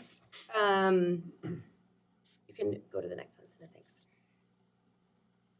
A few highlights on the CUP code and preliminary plat application and how it applies. As I mentioned, this is not a PUD application. An element that I think is important to recognize is that the applicant would propose grading away from Lake Fork Creek. That would mitigate environmental concerns related to that creek and the flow of that creek toward Cascade Lake. Septics are allowable under the code with 1-acre lots or larger. I'm thankful for your staff who pointed us to a March 22nd, 2022 planning and zoning work session. Some of you were actually were there and others weren't. But that was a really important, I think, work session to look at, should Valley County Code be more stricter than what health regulations would be on septic? And really the ultimate conclusion was no, it's appropriate under the code, exactly what you're doing. And there didn't need to be any kind of increased setback or increased codes. Those septics are regulated by Central District Health and the Department of Environmental Quality. And those agencies are specifically tasked with that duty, and our applicant and owner would have to follow it. You just gotta do what you gotta do. There's a nice separation of surface water and septics. It'll be stringent and will be followed. The letter that we provided just tonight, and we just got it today, and I'll let Sam talk about that more, but some of the specific soil qualities of this that are good for septic while allowing wells. The landscape plan, although not all necessarily required, is a proposal by the applicant, which will provide a nice buffer on Spink Lane. It'll be a total buffer of 55 feet. As Cinda mentioned, that 35-foot road right-of-way buffer, and then the landscape plan. And this is just kind of a vision of what that would look like. Going through some of the staff analysis and questions brought up by staff, there's a few that I want to hit on. Some of them are obvious that we just will comply with. The site is within the Donley Fire District. There's been great conversations with engineering and the fire district on specifications related to hydrants and tanks and those types of specifications. They're working through that. Point 2 is related to the Mahala ditch.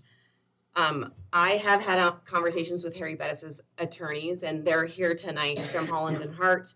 I also spoke with Laura Bettis, who is she's the daughter of Harry Bettis and a knowledgeable person related to the irrigation district.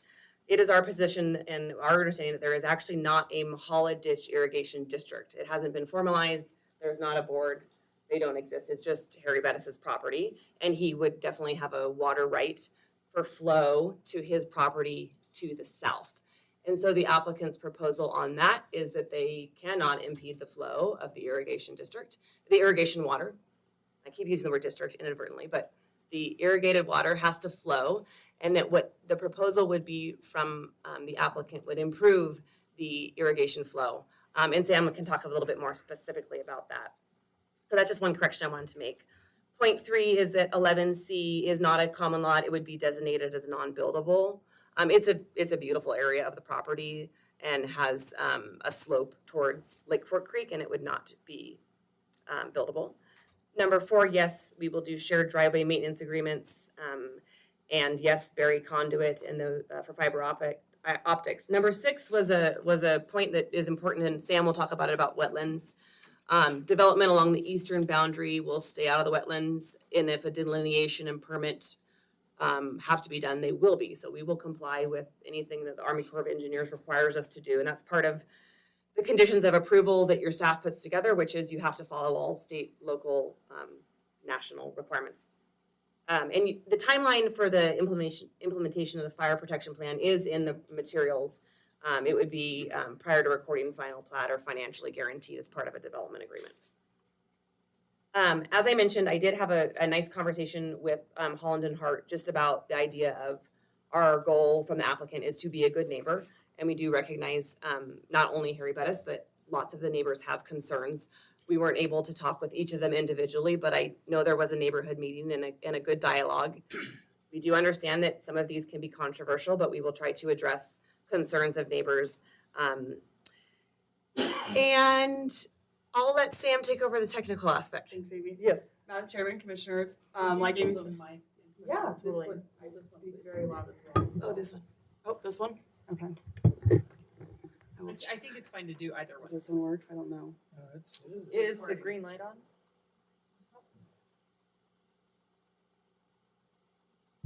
It's red. Use a little one. Okay, yep. Is there more cord to this? Okay. I think everyone saw me hobble up here, so I'll get as close as I can. Yeah, there we go. Good job. Okay. Like Amy said, our engineer cannot be here tonight, so I'm putting on my PE hat and taking the reins on the technical design. I'll answer your questions to the best of my ability. Dave also has some great knowledge on the project, so we're going to be good. So for the Mahala Ditch relocation, as you can see on that colored exhibit I gave you guys at the beginning in your packets, it has that blue line is what represents the Mahala Ditch. You can see almost to the northeast, there's where it's existing. So it's south of where we're going to be proposing it to be relocated. We are going to pipe for the road crossing and common lot. So we're going to pipe for that top north and then leave it open drain ditch. And then we will maintain a 30-foot easement. So that'll allow access to those who are going to maintain that, keep it running, as well as just give the option for those. When it comes to how we laid out the actual design and layout, we kept in mind the Lake Fork Creek and that slope and those wetlands, keeping that area a non-buildable lot, so we stay out of that and maintain that landscaping and wetlands. We also are proposing, like Amy said, that we will be grading the site inward to retain all runoff, and so it's not draining down into it. You sometimes do see like grading going out. We're going to keep it going in and ensure that that's done appropriately. That'll all be done during this preliminary plat as well as construction docs. Just another technical design note, for the fire protection, we are going to be working with the fire district and include either a well or a tank and fire hydrants. John, our engineer, and Dave had to have some conversations with the fire district, so he can go into further detail on that if we need to. But that's basically just the overall technical design. Cinda, would you go to the next slide, please? For the soil report, we did have a geotech report that was completed with test pits installed across the property, as you can see in that top left diagram, where future septics were proposed.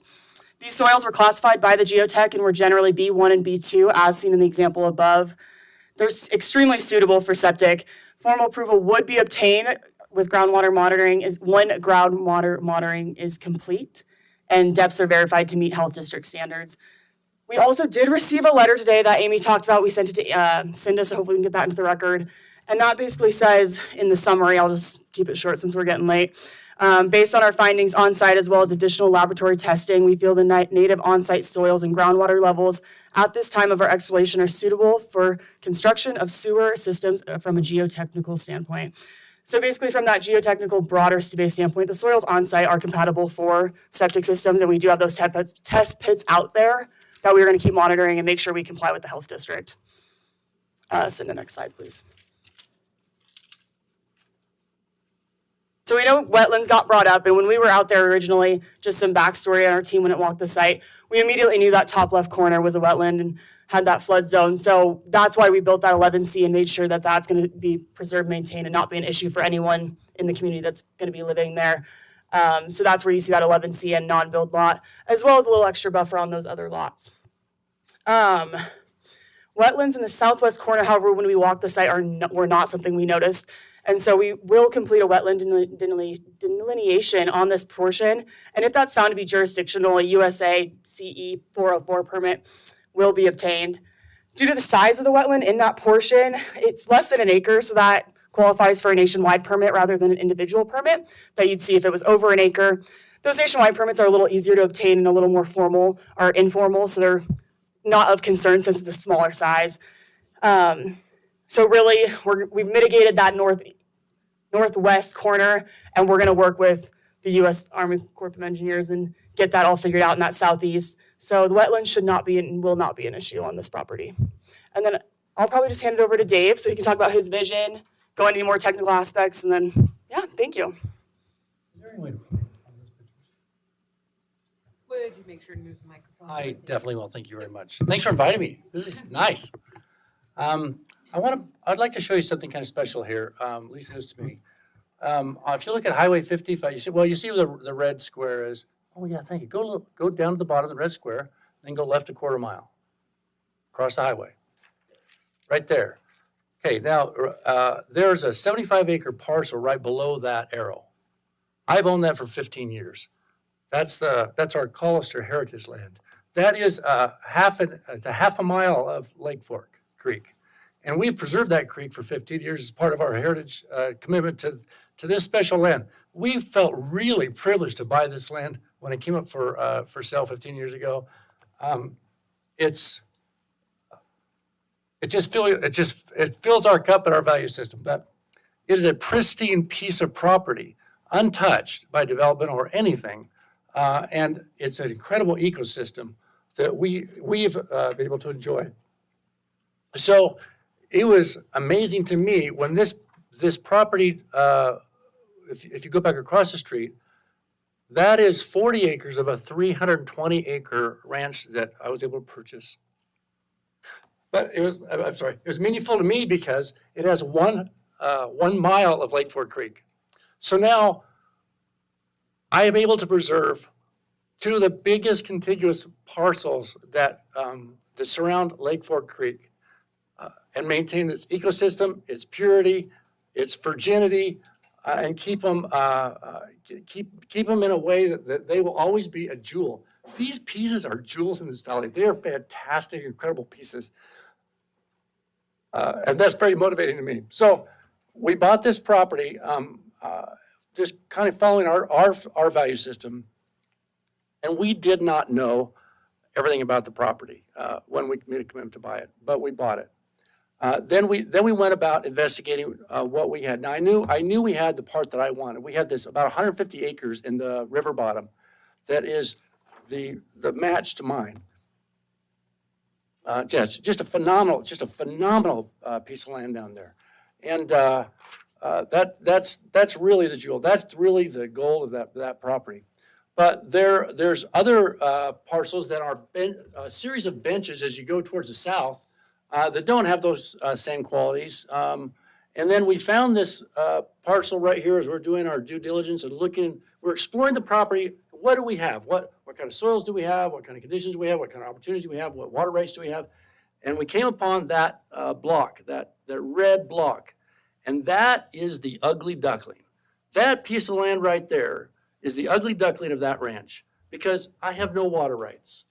It will hardly grow anything except sagebrush and a lodgepole pine. And to make it worse than that, the area between the ditch and the east boundary is just chucked full of thousands and thousands of lodgepole. You cannot walk through it. It's so thick. It's just completely unusable. So this parcel, there was a time when they run some cattle in and out of that areas, but this particular parcel is an extremely dry parcel. But we found that it had some unusual qualities to it. As we did soil testing, we found out that it has amazing gravels. This particular property has deep and amazing gravels. And it is the highest and best use, the conclusion of our studies was that highest and best use for that property is a gravel pit. It is excellent gravels. It literally has a very thin overburden, which means it's very economical. It's close to the highway. And those gravels are almost like road mix, like God put them there. They don't have to be crushed. They're literally of a perfect mix. We sent them to testing, soil testing. I can literally take those gravels and build roads with them. They meet spec. It's incredible. There are those around there. You guys have seen it in this valley, but that's beautiful. Now, I'm not a gravel pit guy.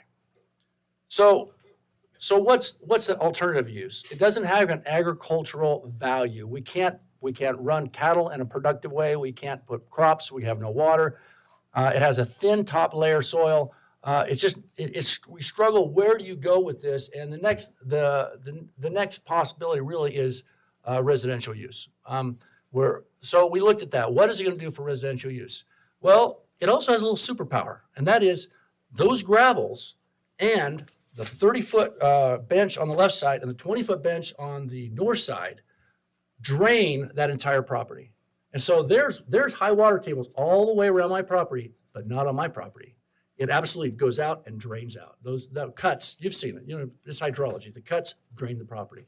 So I got my tractor out there. We had a soils engineer. We had Mike Reno and one of his staff, and we dug 20 holes, and we did the soils testing on 20 holes. You've seen septic holes, the process.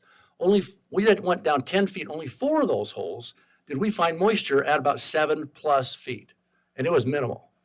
That's ridiculously good. You know this in this valley. This valley is full of water, and one of the reasons we can't have density in this valley is because we have so much water. The number one driver of lack of density is septic problems, water table. And so you try to develop a piece of land. If I try to develop that piece of land that Harry Bettis had, I'd probably have to have 3-acre lots to do my septic math, because it just isn't going to septic as well because of the high water table. This one doesn't have it. So as we went through there and found out that we have this kind of quality, when I finished the day and we talked about what we had, I asked Mike Reno just flat out, obviously I need to know what the assessment is. And he said, these are excellent soils. And he later told my engineer, John Carpenter, that they were so good that they would qualify for the smallest possible lot allowed under the septic rules, 3/4 of an acre lots. And of course, we ran back to Cinda and said, hey, we can do 3/4 of an acre lots. And she totally agreed. No, she didn't. She told us we had to do 1-acre lots. But the point is, this particular property has this quality that you will not find in probably 98% of the flat land across the valley.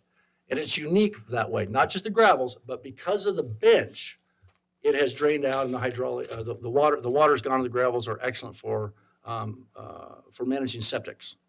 So that's why it was a perfect fit for 1-acre lots. It just fit itself. It kind of decided itself. Just briefly, everybody knows the challenge we have here. My son, I'm a developer. I've done 25 developments. Half of them have been 1-acre lots in counties, in Ada and Canyon counties in my life. And so I built subdivisions just like this, septic well, over and over again. My son is a builder. He's built in McCall and Valley County. He's done that for 6 years. 6 years ago, when we got his first lot, it was $30,000. You remember this? That wasn't that long ago. This whole valley was full of cheap lots because of the bust, in 08. Just cheap lots everywhere. 6 years later, there's a lot in the same neighborhood, $200,000. It's ridiculous. Now, what happened? People say, well, it's because people are moving in. That is absolutely not true. It's because we're not creating lots. The city of McCall has stopped creating lots, and they should be the biggest lot generator. They have the systems to do it, but they're not doing it. Donnelly's not creating near enough lots.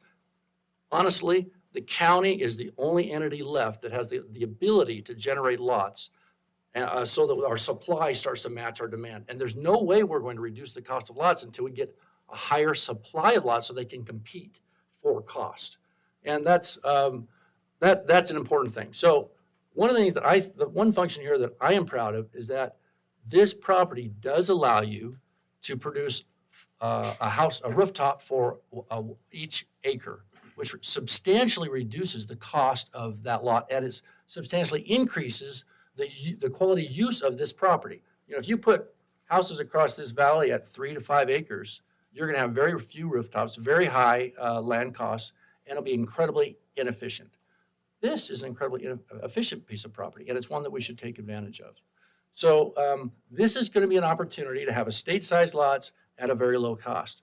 Now, Cinda's an influential gal. She has a way of persuasion, and she helped us come to Jesus on the element that developments need to take in consideration whatever in a way they can to try to see if we can get our housing cost of the housing stock down. This is not a low-income housing project, but we tried to make an effort where we could, and here's how we did it. The 9 lots on the right side, the second entrance right there. Those 9 lots have a separate entrance. They can be kind of configured separately than the rest of the subdivision, so they can kind of be styled differently. And so what we came up with in an effort to try to do what we could in the area that we have, we thought we could take that area and we could make it qualify for duplex lots. So small 1-acre lots allowed for 2 units per acre. And so these are that would cut the cost in house per unit, not make it high density or anything, but it would start to chip away towards cost. Also, we're doing one other thing. Right now, if you look across your the value of the lots that are now for sale in this valley, acre or more, $150,000, $150,000 is the bottom. That's pretty much the bottom, and it quickly goes to 200,000. I mean, just immediately to 200,000.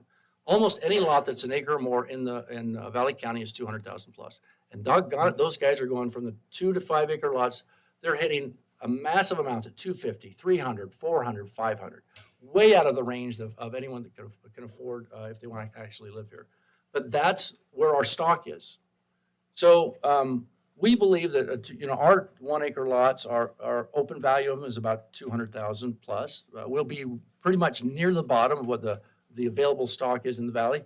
But those particular lots right there, they can qualify for either single or duplex.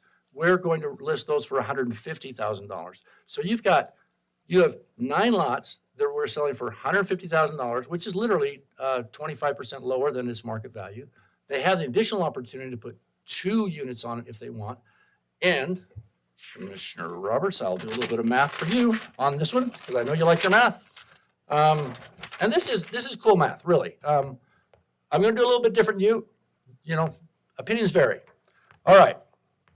But I do have actual costs.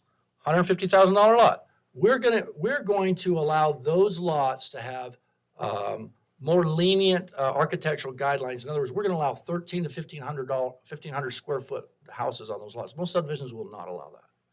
The reason we do that because size is the number one element of cost aside from lot. So we're gonna have less stringent restrictions on that. So for a 1,500 square foot lot, my son is selling those for $300 a square foot plus the $150,000 lot. That's a $600,000 price for a 1,500 square foot house. Now, in the real market, 20% down is a typical down payment. That means there's 480% that would be financed.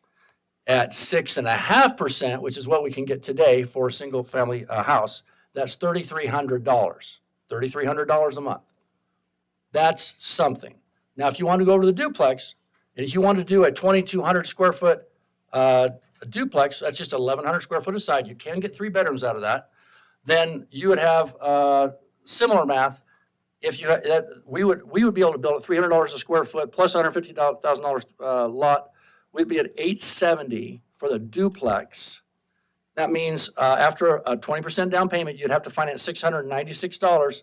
You divide that by 2, $348 per side. Now these aren't townhouses, but the burden for each side would be $2,200 of cost, payment cost. 22, so $4,400 for both.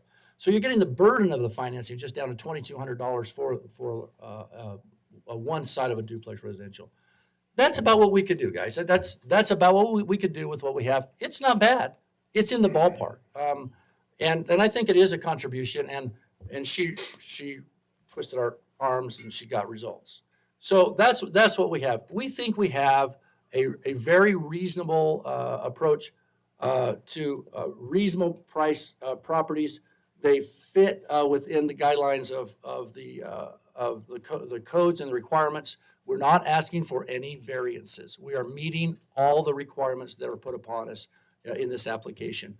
The one thing that I think is just relatively important is this is a really pretty good location for having a low impact on infrastructure. It's a quarter mile or less than a quarter mile from the main artery that gets you all the way across the valley. That's a pretty good location for a lower impact infrastructure. We are going to reduce the fires, the trees and the fire stock, which is a risk, and we are going to provide 3 fire hydrants, which will supply our area and of course the region, which will lower insurance for anyone else which is in the service area of those fire hydrants. So I hope that kind of gives you an idea. I want to give you an idea where I'm sorry. I want to give you an idea where we're coming from. We're your neighbors. I don't live here. I live down in Eagle or Garden City, but I'm a landowner here. I'm a neighbor here. I have the same values that everyone behind me is going to talk about. These are my neighbors. They're fantastic people. Their concerns are absolutely legitimate. And to the extent that they need to be addressed to comply, we will. We're committed to do it. So we appreciate the opportunity to present and if there's any questions. I have one quick question. You talk about the fire hydrants. What's the source of the water for those? Is that well or storage? Well, we have storage or well options right now. We're debating those, but we're leaning towards the well. Is it potable water? No, it's not. But it's a large volume well. It has to be 1,500 gallons per minute capacity, and we have to have a backup power supply source, so that's what we're leaning towards right now. I think we can get that done. And it'll give us three fire hydrants fully functioning, full-time, pressurized, always with the backup supply, power supply. It's expensive. It's expensive. Couple questions. I think it's at lot 11C. Yes. You're leaving it as a non-buildable. Why not just make it common ground? Because I don't want anyone on it.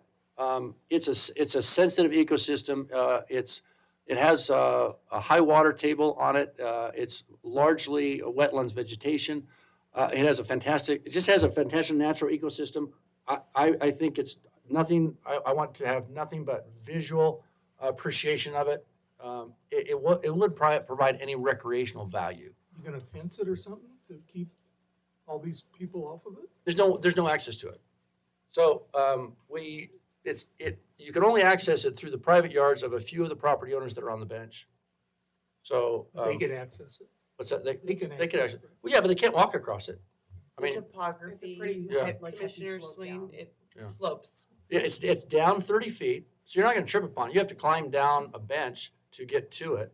But it's not desirable property to go into. It's soaking wet. You'll sink a foot. And I normally don't ask this, but Yes. it's already been brought up. Yeah. Is there any truth to the rumors that you did 100 additional test holes on the rest of your property? And I want to correct this. This is not in the application. I don't know where this other rendition came up, but we hired my friend John. I've worked with John, the Adora engineers, for probably 20 years on and off, and he came up and he helped do an assessment of what this property, the qualities the property had, what it lends itself to, what uses it lends itself to, and during that assessment, one of the staff threw the possibility of lots across the benches. That was part of our due diligence looking. It's not part of our game plan. It's not part of our future. But somewhere that got into some hands, and people are throwing it around like this is a 7-phase subdivision. So you don't, it isn't at the health department, these additional It is not in the health It- department, proposed Commissioner lots Swain. or proposed test holes? No, these are the only test holes we've done. These 20 test holes are the only test holes we've done. Yeah, so that's where that diagram came from, though. It's from a file of one of the staffs, because he did a layout as saying, what can you use this property? One of his was, okay, what if you built houses across the benches? Truth is, many of those areas you can't build houses, but we definitely want to look at it, so we did. And would you say that Harry Bettis's approval is required to move that mall in the ditch? You're Nope. gonna have to get that. Absolutely not. He does not own that ditch. It's a supply to him according to state law. The landowner has a prerogative to adjust ditches. They're not in a district, which this one's not, so long as it doesn't inhibit in any way the flow and supply. And that's what we do. But more important than that, Harry Bettis, his attorneys, his daughter, Ben, his ranch manager, are all going to be involved. We've been talking to Ben from 2 months before we bought the property. We've been walked through them, showed him what we're doing, showed him how we need to get across to get connectivity, emergency access.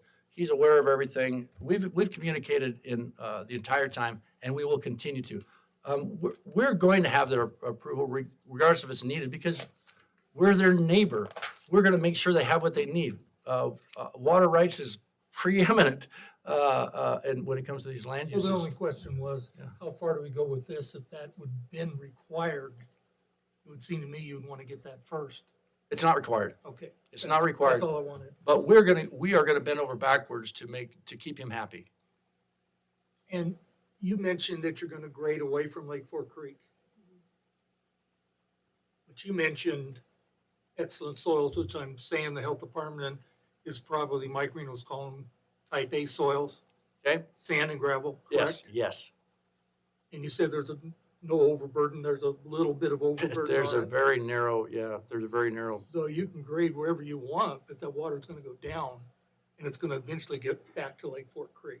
It'll Would be you agree with filtered. that? It'll be filtered water. But that's the thing. it's not that moisture gets there. Moisture from everybody's irrigation gets there. But if it gets there surface, it carries sediments. If it gets there through the filter, it does not carry sediments. Those are the two distinctions. So surface water, we will retain surface water on every lot. Surface water will not get into that creek. But water that goes underground water, that does get to the creek, and it should, and it's clean. Lake Fork Creek is the lowest point there. You're Yes. grading away from it. Where does the water go? Okay, so again, we're talking about surface and under surface water. Topical water we will not grade, so it will flow over the bench on top and carry sediment and other pollutants into the water. Okay, so we will grade it so that it's retained on the lot like is required in our building, National Building Code. So that water eventually either evaporates or goes into the soil. So you can create sediment basins to collect this? You wouldn't call them sediment basins, but they are. I mean, we do this. Every lot is required to do this. You have to retain your own water on your lot. So no, you'll slope away from the house, and then you'll have to slope up towards the fence lines. You're supposed to do that too. You can't grade on other people's property. Fence lines, rear, so that the water is retained on your property and it has to go through your property. So it's not really a basin because you've got an acre of really good soil that drains very, very well. And that's exactly where you want it. You want it to go down, and then if there's a hard pad at some point where it pushes it towards the creek, that's great because it'll be filtered through 50, hundreds of feet of good filter sand material. Okay, I think, let's hold any more questions for right now unless you have imminent questions. Let's move forward with public comment. I will note that the next application is probably not going to be taken up tonight. It will need to be tabled, so if you're here for the Valley County Road and Bridge Department, we'll probably see you on April 11th. I apologize. Our bylaws don't allow us to take it in the afternoon. After 10 p.m. We apologize for that.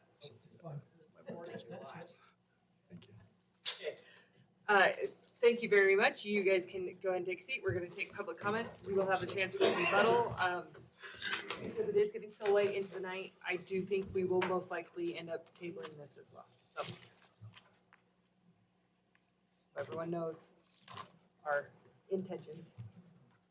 Okay, moving forward with public comment. We are going to start with anyone that's in favor of this application. Okay, please state your name and address for the record. You will have 3 minutes. Okay, my name's Heidi Winchell. I live at 640 Brady Drive in McCall. And just full disclosure, I worked with Dave when he bought this piece of property. I'm a realtor with Crawford Olson Real Estate. But my thoughts kind of, as a local and as somebody that lives here and reading all the comments that are going through, I know some of the people in this room, we'd all love to live on 20 acres on farm to market and, have a big shop and a house. And I get asked, people looking for that all the time. But I can't afford that. It's like you need to get down to smaller size lots to get things to be affordable in this area. So, it would be great if we did everything in 3, 5, 10 acre parcels and kept it all, little house here and a little house there, but we need subdivisions, and there's a lot of precedent for subdivisions that have lots in this size range. Jug Handle Estates, Carefree, Clearview, Lake Fort Landing, Pearson Landing, Blackhawk Ranch, Elks Country, Valley View, Pine Terrace, West Place. All of these subdivisions have lots that are in the 1 acre size, and that's where the locals live. That's what people can afford is the smaller size lots. So I think we need a little bit of density, but considering that the location that it is, 1 acre, I wouldn't want to go any smaller than that in there without some kind of a septic or system for the wastewater. It's a beautiful piece of property. It's really unique. It's going to be easy to sell, and it's not going to be just for second homeowners. I have friends that all my friends live in subdivisions. They live in Carefree. They live in Valley View. They live, there's lots and lots of subdivisions around here. And that people, I feel people like are anti-developer, but somebody has to do it. Somebody has to build those places and put those lots in and do this work to create these subdivisions for us to have our homes here. There are going to be a lot of second homeowners here. That's just the nature of the beast. We live in a resort town. People want to come here. We get to live here. We're really blessed and lucky. But we need subdivisions, and that's where people are going to go. It's going to be a mix of second homeowners and locals. Hopefully, it's a lot of locals. Hopefully, in that one area where we're going to do the price-sensitive lots, and they are going to be below market value. I did a little run through on lot prices and looked at lots under 3 acres in the McCall-Donnelly area, not in the city limits of McCall or Donnelly. And so that's, similar to this area here. $245,000 was the average lot price for lots under 3 acres in this valley. So being able to get some lots in at $150,000 is going to, hopefully, I would love to see it be for locals. I have local clients that I have a really hard time finding places for them to live that are affordable. And I agree, I don't think 700,000 or 800,000, 600,000 is affordable. I bought my first house in 2010. I got lucky. Best thing I ever did. And then I bought another one, and then I bought another one. And I got in before this COVID boom happened and doubled our prices. Okay, I'm done. Okay, thank you. Anyone else that would like to speak in favor?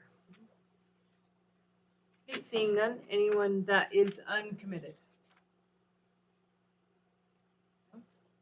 Okay, we'll move forward with opposition. Please come up to the microphone, state your name and address, and you will have 3 minutes. Thank you for the opportunity to speak tonight. My name is Vicki Miller. I live at 13541 Farm to Market Road. I, along with Harry Bettis, own property adjacent to this proposed subdivision. And in the northeast corner, I have 10 acres. And both Harry and I work together, and we have cattle operations. Now we have, myself, I have 340 acres. And we run cattle and as a business. And both Harry and I have land on both sides of Spink Lane. And the Spink Lane is maintained by 3 wires along on each side. And the enhanced traffic that this subdivision will add to Spink Lane, and Spink Lane is barely 1.5 lanes, and it's in very poor condition. And right now, the dump trucks go up and down, and the dust is a mile high and blows to the north. And well, I know from running cattle and running sheep my whole life that the increased traffic on Spink Lane, because people will not want to go on to Highway 55 at 65 miles an hour, and there's not going to be any stoplight or anything there. They will travel Spink Lane. So that's going to be a magnitude of traffic that will enhance on Spink Lane. Likewise, I have 240 acres on one side of Spink Lane and 80 acres on the other. And I have fencing on both sides, and we move cattle constantly back and forth on Spink Lane. And we have irrigation that runs under Spink Lane, and that is moved between those 2 properties. Likewise, I have a large corral that is right on Spink Lane, and that is used to load and unload cattle, and more other people within the valley also use that corral. And so this will really hinder the whole area that I am trying to enhance of just maintaining agriculture.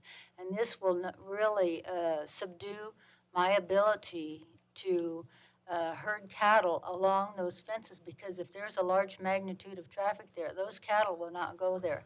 And they bring cattle up there. It'll be cows with babies on them for this year, and there will be bulls in there, and they will be breeding for next year. And all this traffic in it will inhibit my business. And so thank you for the opportunity. Okay, thank you very much. Next up.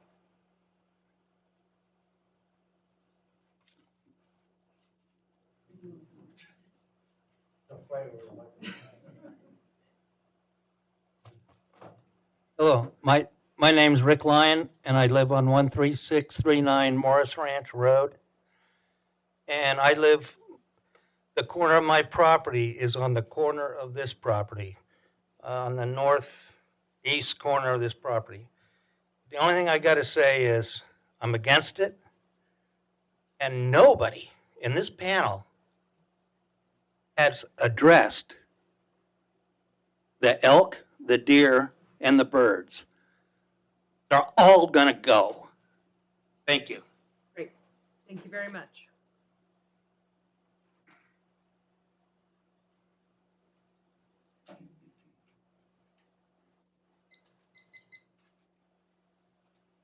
Thank you, Madam Chairman, Commissioners. My name is Marshall Haynes, and I live at 13607 Farm to Market Road. I have lived full-time in Valley County for almost 13 years, while my family has lived and run a business here for over 30 years. My wife and I both work in Valley County, and we chose to raise our son here because of its rural and small-town characteristics. I speak to you today in opposition of CUP 2402 River Fork Ranch subdivision. Please see my full comments included in the staff report, but tonight I would like to respectfully note for the record what I believe are errors in the compatibility rating for this proposal. The scores for questions 1, 2, and 3 do not adequately take into consideration the dominant and overall agricultural land uses which are both adjacent to and in the vicinity of this proposal. The score for question 4 does not consider that to attain the housing density proposed, almost all the trees will need to be removed for housing, septic, and fire prevention. The score for question 5 does not consider that all adjacent lots are greater in size, some over 100 times so, to the proposal. The score for question 6 does not reflect the added residential traffic volume and times outside of transfer station hours. The traffic impact report is insufficient, especially considering the danger of the Highway 55 and Spink intersection. A full ITD traffic study should be completed at the applicant's expense if this proposal is to be considered. The score for question 7 ignores the impacts on water resources, neighboring water rights, the irrigation access, and the grave risks to water quality and wildlife with the proposed development in the Lake Fork Creek corridor.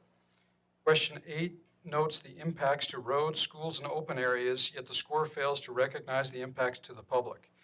My wife works in healthcare in the county, and I work in law enforcement. For the past 12 years, I've supervised law enforcement officers who also work and live in Valley County. I have firsthand experience trying to assist them finding housing here. This proposal will not provide affordable workforce housing.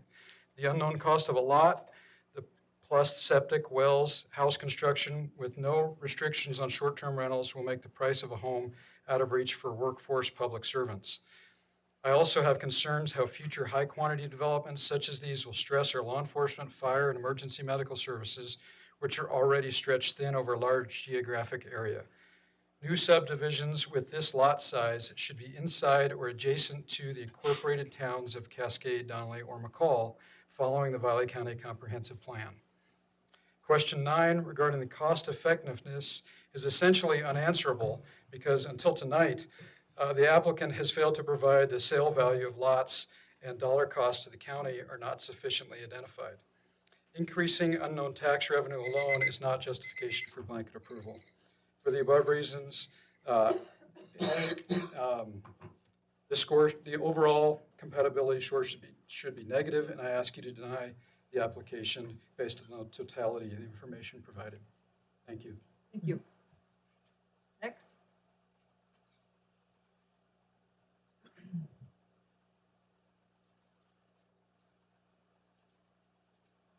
My name is Art Troutner, 193 West Lake Fork Road.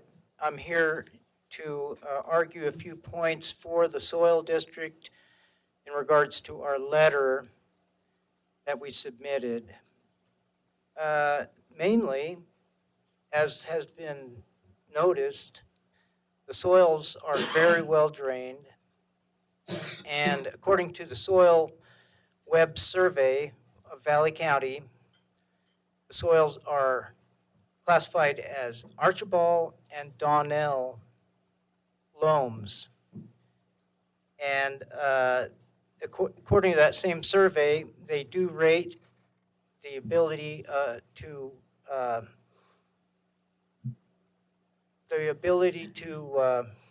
or the acceptability rating for septic tanks and drain fields is actually considered severe, meaning it's pretty poor. And it's basically that because of the high degree of drainage. So you've got a DMDL for phosphorus limited reservoir just down the, that Lake Fork Creek drains into. And 31 septic systems. And so the soil district suggests that this is not a good place for septics, that it would be much more preferable as far as water quality concerns that we have and that everybody here in this room should have if they don't have, for myriad reasons, one of which would be, of course, when the Cascade Reservoir goes bad, as it has for several years, it's hard on the economy, which, of course, is a tourist economy, and that's why people come up here, is to play in the water in the summer. Anyway, the gist of the letter that we wrote is that septics would not be our preference due to the high drainage rates in these soils and the fact that the soil survey says they are marginally acceptable for septics. So there are other alternatives to septics, and that would be our request, is that the applicant look in other directions rather than septics. Thank you. Thank you.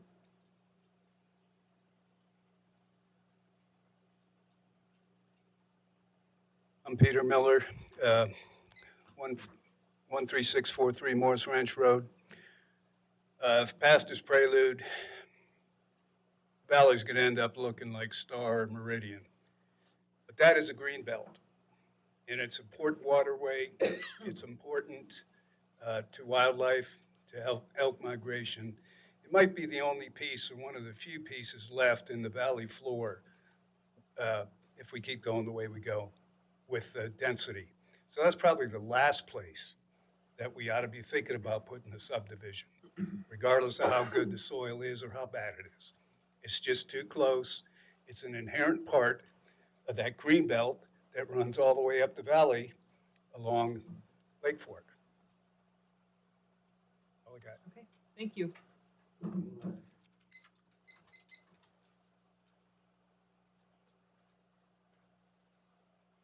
Leonard Long, 253rd Street, Cascade. I'm here on behalf of Friends of Lake Cascade. What I'm asking you folks to do tonight is put a hold on this. And the reason is there's a real issue with an impacted, EPA impacted stream and a lot of septic systems. And as this gentleman pointed out, with gravel, we're going to get a lot of flow. There's a disconnect between the health district, what their responsibilities are, and what DEQ's responsibilities are. And this project needs to have a sign-off by the DEQ water, source water people, as well as the stormwater people. Because what's changed in the last couple of years is that the health district has been neutered, where they can't talk about nutrients. And our concern for the lake and the stream are nutrients. So we've been on the phone and communicating with DEQ here in the last 48 hours. But basically what they're telling me is the health district is not responsible for anything that's dissolved in the water. They are, the DEQ is. The other is all the health districts work for the DEQ implementing their plan, their technical manual under a memorandum of understanding. So that's actually associated with IDAPA 58.01.02 and what some of those responsibilities are. I wanted to point out IDAPA 5801.16.260, subsurface sewage or waste disposal, where it says pollutants cannot reasonably be expected to enter waters of the state in concentrations resulting in injury to beneficial use. And the impairment on the creek is a beneficial use. It's a cold water habitat, a beneficial use. The other is, there are other applications and codes, IDAPA 580102-350, which governs non-point source activities. Septic systems are classified as non-point source, meaning there's not a pipe, it actually flows out. And this gentleman talking about the gravel scares me even more about how fast it's going to go to the stream. So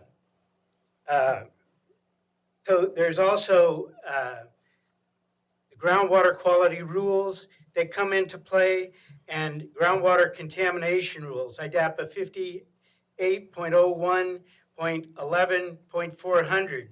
And it says, I can give this to Lori so she can have these rules that really need to be looked up and studied. And I would say, put a hold on this until all of this can really be studied. And there are solutions to the problem. There are best management practices. So you definitely need to address us, Okay. please. If Lori wants this, Why don't you give it to me, Leonard? okay. Yep. Yep. Okay, thank you, Leonard.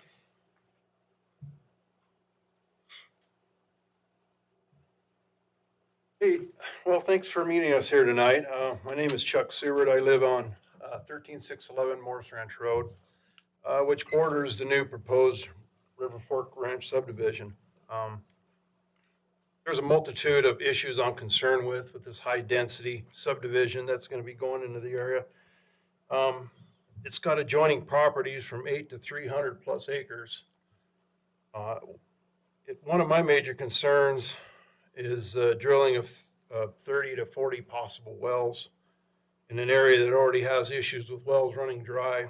I know in my area right now, with me and my neighbor, we can't water simultaneously with irrigating our properties. We end up, one of us, running out of water. That I think is going to be a huge issue. And our wells are located about 250 feet apart. The wells in this proposed subdivision are just several feet apart, looking at their application. I had a meeting with the Alpha Well Drilling that did our well and several others around, and they confirmed that with this many wells being drilled, we'll definitely see a decrease in water levels. So the Donley Fire District also submitted requirements for the development, which includes fire hydrants to be placed every 400 to 600 feet at a flow of 1,125 gallons per minute for at least 2 hours. He was indicating that they are going to try to feed those fire hydrants with a well, and I don't know how they're going to sustain that kind of volume with the amount of flow when our wells are running out at 40 gallons a minute. My other concern is that with the septic systems, the 30 to 40 proposed septic systems that might be going in with the development, the Mahala ditch runs virtually through the middle of the subdivision, and it's already has a pretty substantial water table, and these proposed septic systems are doomed to fail. If the leach fields completely get saturated with water, the leaking sewer has only one place to go, which is directly into Lake Fork Creek, which we all know drains right into Cascade. Some of these proposed lots sit within the floodplain, and I have serious concern that the sewage water will leach into the surrounding area and eventually into Lake Fork Creek. Friends of Lake Cascade filed a well-written report of these issues and concerns regarding the proposed septic system, which further indicates that this is not a well-thought-out plan. Thank you for your concerns. I respectfully ask you to deny this application at this time. Thank you. I got one quick question. Do you know how deep your well is? All of our wells in our subdivision are around 68 to 75 feet. We're that pretty much. And you that's- sit about that high above Lake Fork Creek right now, don't you? About 60 feet? Yeah, probably approximately that. Yeah, and their proposed lots are probably, I would say, 40, 50 feet below us, I'd say, in that floodplain there. Thank you. Yep, thank you.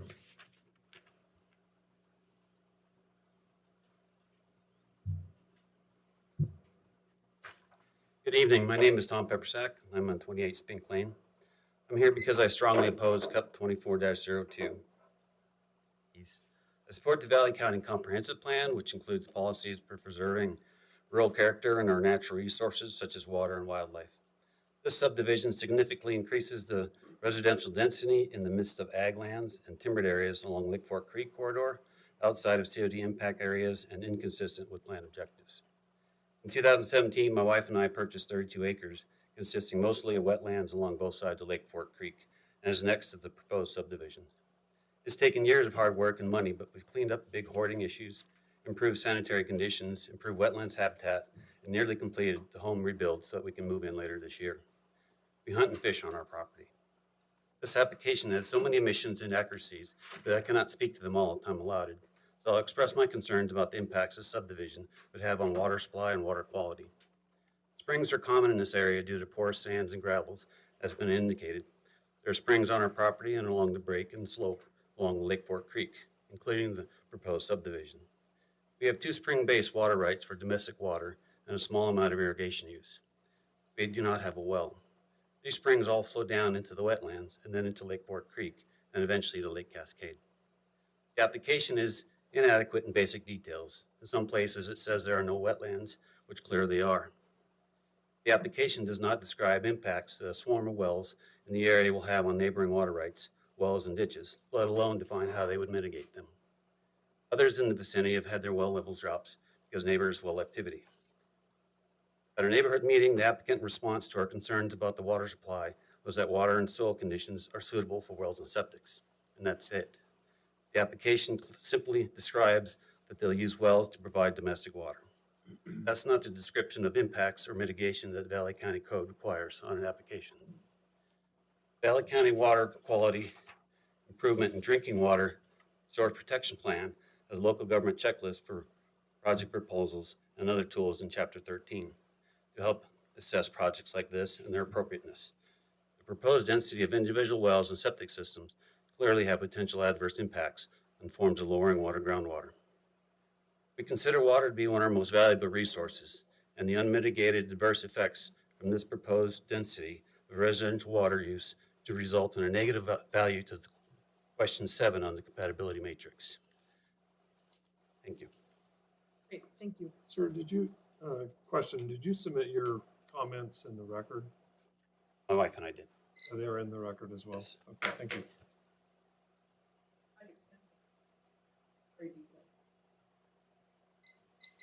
Hello again. David Calipoli, 405 Floyd Street, McCall. I agree with all the statements from the opposition. All great points, and that's why I think you don't have enough information to go forward with this unless the developer wants to supply it. I'd like, earlier I stated how impaired our waters are based on, recent reports. So I'd also like to know how this proposal would impact the creeks of Stover, Willow, and Lake Fork, the Roseberry Ditch, the aquifer for the proposal, and the existing wells in the neighborhood. With all the impaired water we have, why would we add to the water issues? Also, I'm troubled by the applicant's statement about how great the ecosystem is there. he is correct. It's a great ecosystem, but planting 40 houses in the middle of that ecosystem will fragment the wildlife corridor, the habitat, the elk, the deer, and sandhill crane habitat, which I mentioned earlier too. About the only thing this application will do is like the other application I referenced, it will add to and compound all the problems we have in Valley County. We have an EMS crisis. This proposal will not help Valley County's housing crisis. It will only add to the staffing problems Valley County employers are experiencing. This project will be set at market prices, which will not help the people that need the housing the most here. The traffic situation is also concerning, and to continue to approve more and more cars in the valley are only adding to the problem. The Farm to Market Road, which I now call alternate 55, is more dangerous already for people, bicycle riders, and local traffic. Adding 80 to 100 more cars with this application proposal will only make that situation worse. I think we need a comprehensive traffic study before you continue to even looking at these proposals. Thank you. Thank you.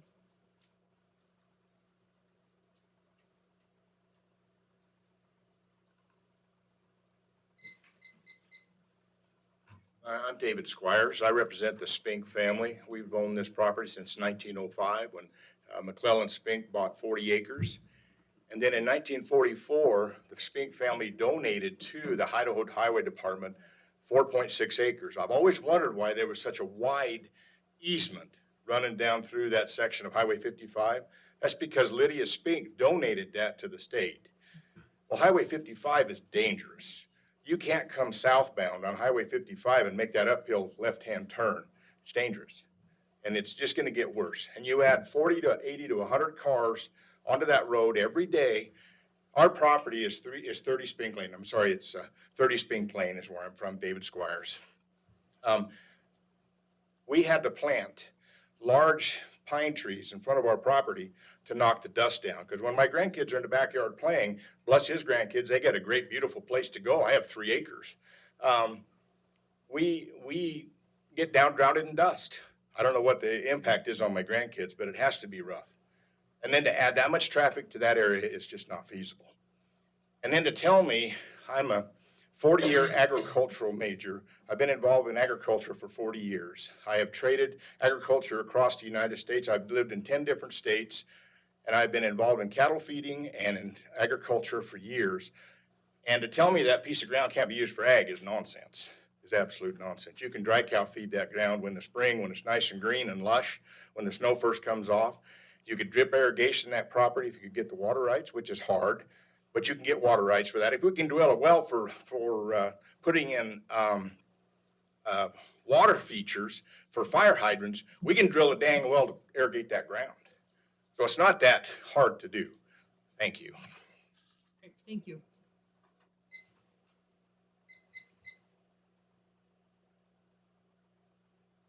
My name's Larry Dolsby. I live at 13627 Morris Ranch Road. Excuse me.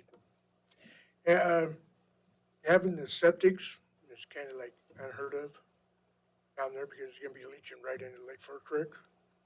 And the highway, I drive truck, but to turn on the Spinks Lane, I've had people slide and hit the guardrail because you have to come to a stop after you get up the top of the hill because you don't know if anybody's coming that direction. So you get to the top of the hill and make that turn in the semi, it's quite difficult. So that I think the highway should be taken care of on that. And I know this affects the groundwater because when they started putting houses in there on Smiley Lane, I can see the difference in my water table go down because I irrigate out of my pond with the groundwater. And I know it goes down. It's been getting worse. I've lived there for 30 years. I've seen it over 30 years go down. Just when they started adding more houses in over in Smiley. I oppose this bill profusely and have a good day. Thank you.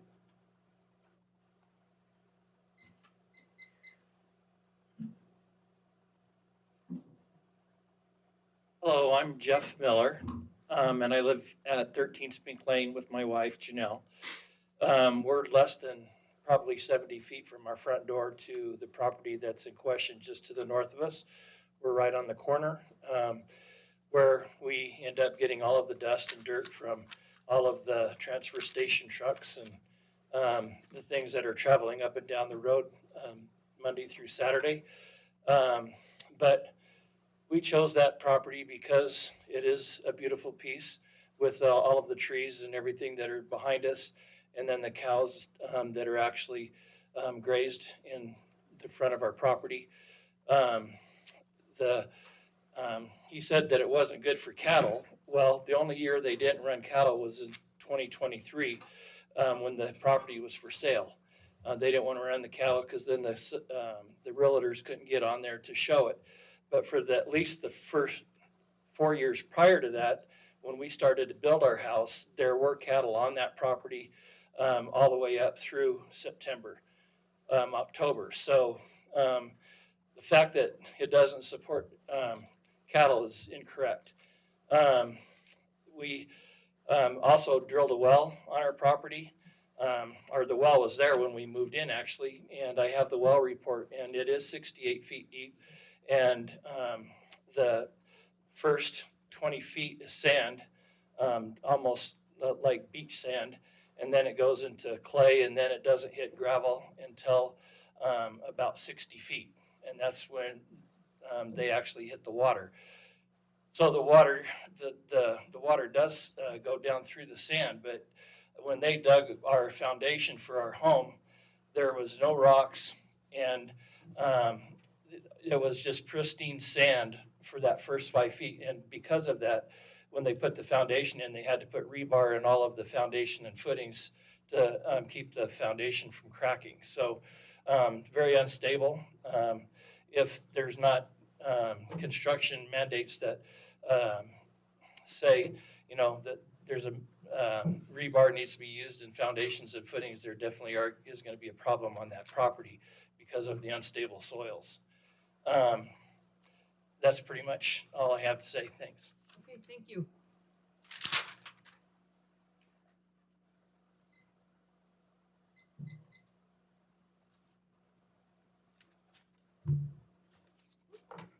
Hello, my name is Katie Riker. I'm from the law firm of Holland and Hart, and I'm here today representing Mr. Harry Bettis. Mr. Bettis owns the parcels abutting the proposed River Fork Ranch subdivision immediately east and south of the proposed area. I'd like to start this presentation by stating that at this time, Mr. Bettis opposes this proposal. He uses his property for grazing beef cattle and grazes them on these beautiful pastures that are irrigated through groundwater and surface water. We note that we'd like to incorporate and reiterate the points made by all of the previous commenters. Thank you all for your important feedback. The quintessential point that I'd like to make tonight is that at this time, this application simply lacks so much information that you cannot make a reasoned, well-informed decision. Specifically, I'd like to highlight that under the Valley County ordinances, applications must be consistent with the comprehensive plan. The current state of the application is incomplete as the impact report fails to address several matters. These are more fully addressed in our objection letter, but I'll address a few points here shortly. First, I'll note that the application fails to fully address water demands from the proposed single-family homes and the duplexes. Without more information, the Planning and Zoning Commission cannot determine whether these uses will be consistent with the current ag nature of the property in the surrounding property. We'll also note that Mahala Ditch is not fully addressed in the application materials, and until its maintenance and care has been addressed fully by the applicant, this application is simply incomplete. I also would like to add that this application glosses over particulate emissions from dirt roads. We've mentioned Spink Lane before, and that's kind of what everybody is talking about. And I appreciate Amy reaching out to us earlier and saying that the developer would consider paving that road. But this proposal involves 2 more gravel roads, and we'd really appreciate some sort of dust emission study or something to fully understand the air quality impacts that will exist as a result of this development.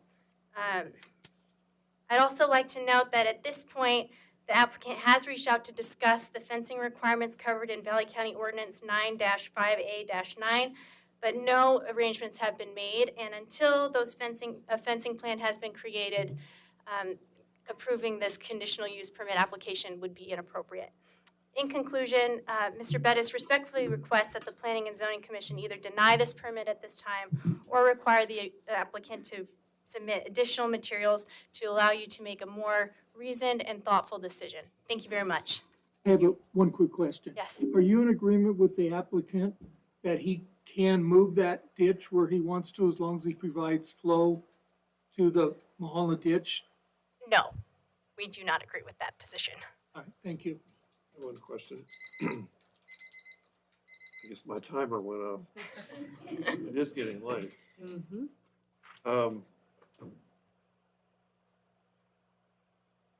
Back on the road issue, you mentioned about paving the road on Yes. Spink Lane. Mhm. Does that include building a base that would actually support the asphalt? Because that road has very little, it's native ground. So is in your recommendation for the road then to rebuild the base as well? At this point, I don't think we've had enough discussions to have any sort of for sure answer to that question. Thank you very much. Thank you for your time. Thank you.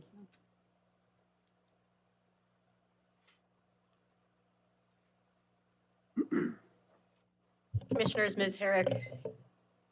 My name is Kathleen Trevor. I'm an adjacent property owner at 20 Spink Lane. You heard from my husband just a moment ago, and we have submitted comments for the record.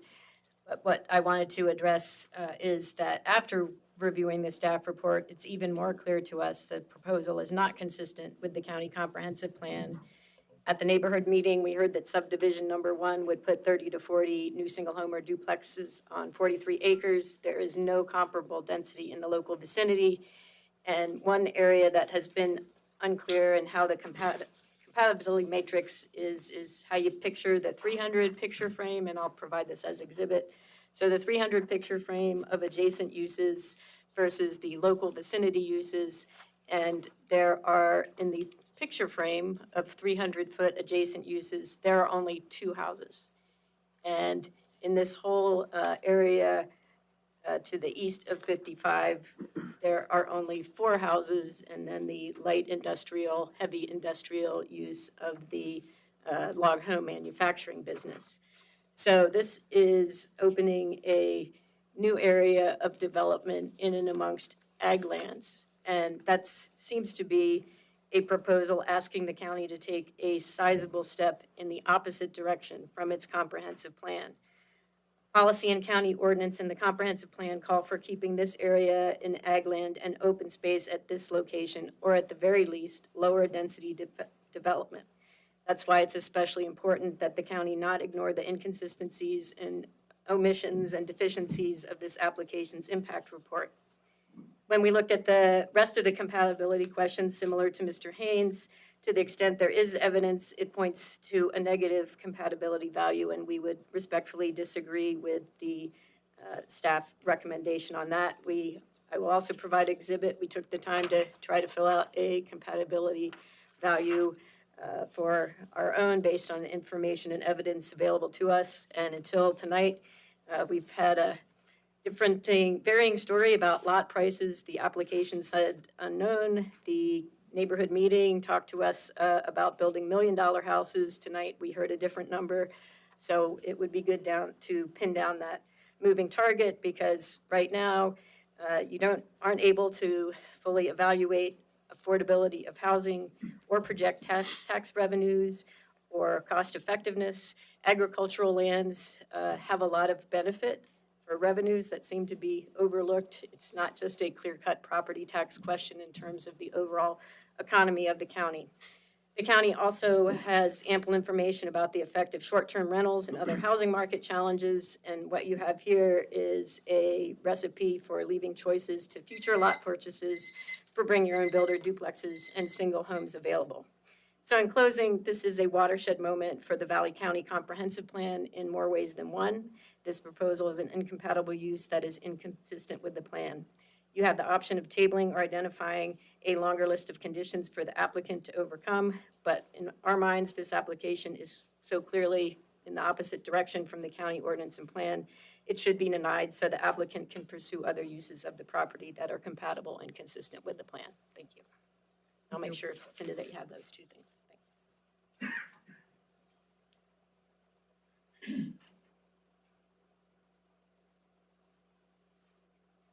Madam Chairman and Commissioners, my name is Peggy McMillan, and I live full-time at 13607 Farm to Market Road.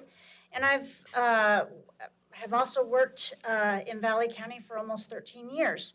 My family and I put our faith in Valley County because we wanted open space and the ability to raise our son in a rural lifestyle.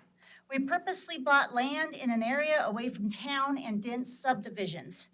I ask that you oppose CUP 2402 River Fork subdivision. The proposal does not blend into the surrounding open land uses or even the 3-mile vicinity of homes. In no way is 40 homes on 43 acres with the future potential of around 90 houses compatible with this specific area. Duplexes especially are not appropriate at this site. For the record, I believe the compatibility evaluation for this proposal needs to be revised. The negatives far outweigh the positives. I disagree with many of the scores, but I would especially like to point out the added cost to local services and the public in questions 8 and number 9. Spink Lane and Farm to Market Road are rural country roads not designed for high-density subdivision traffic. I used to be able to walk on Farm to Market, pushing my son in a stroller, and needless to say, that is no longer safe or feasible. The intersection of Highway 55 and Spink Lane is already hazardous with the amount of traffic that is on it. I have talked to ER nurses that have taken care of accident victims from this location. The applicant additionally did not provide sufficient information to estimate the added tax revenues, which would help offset the large costs to the rest of us for placing the high-density housing in a rural area. The McCall-Donley schools do not have enough teachers or bus drivers for the current numbers of kids in the district.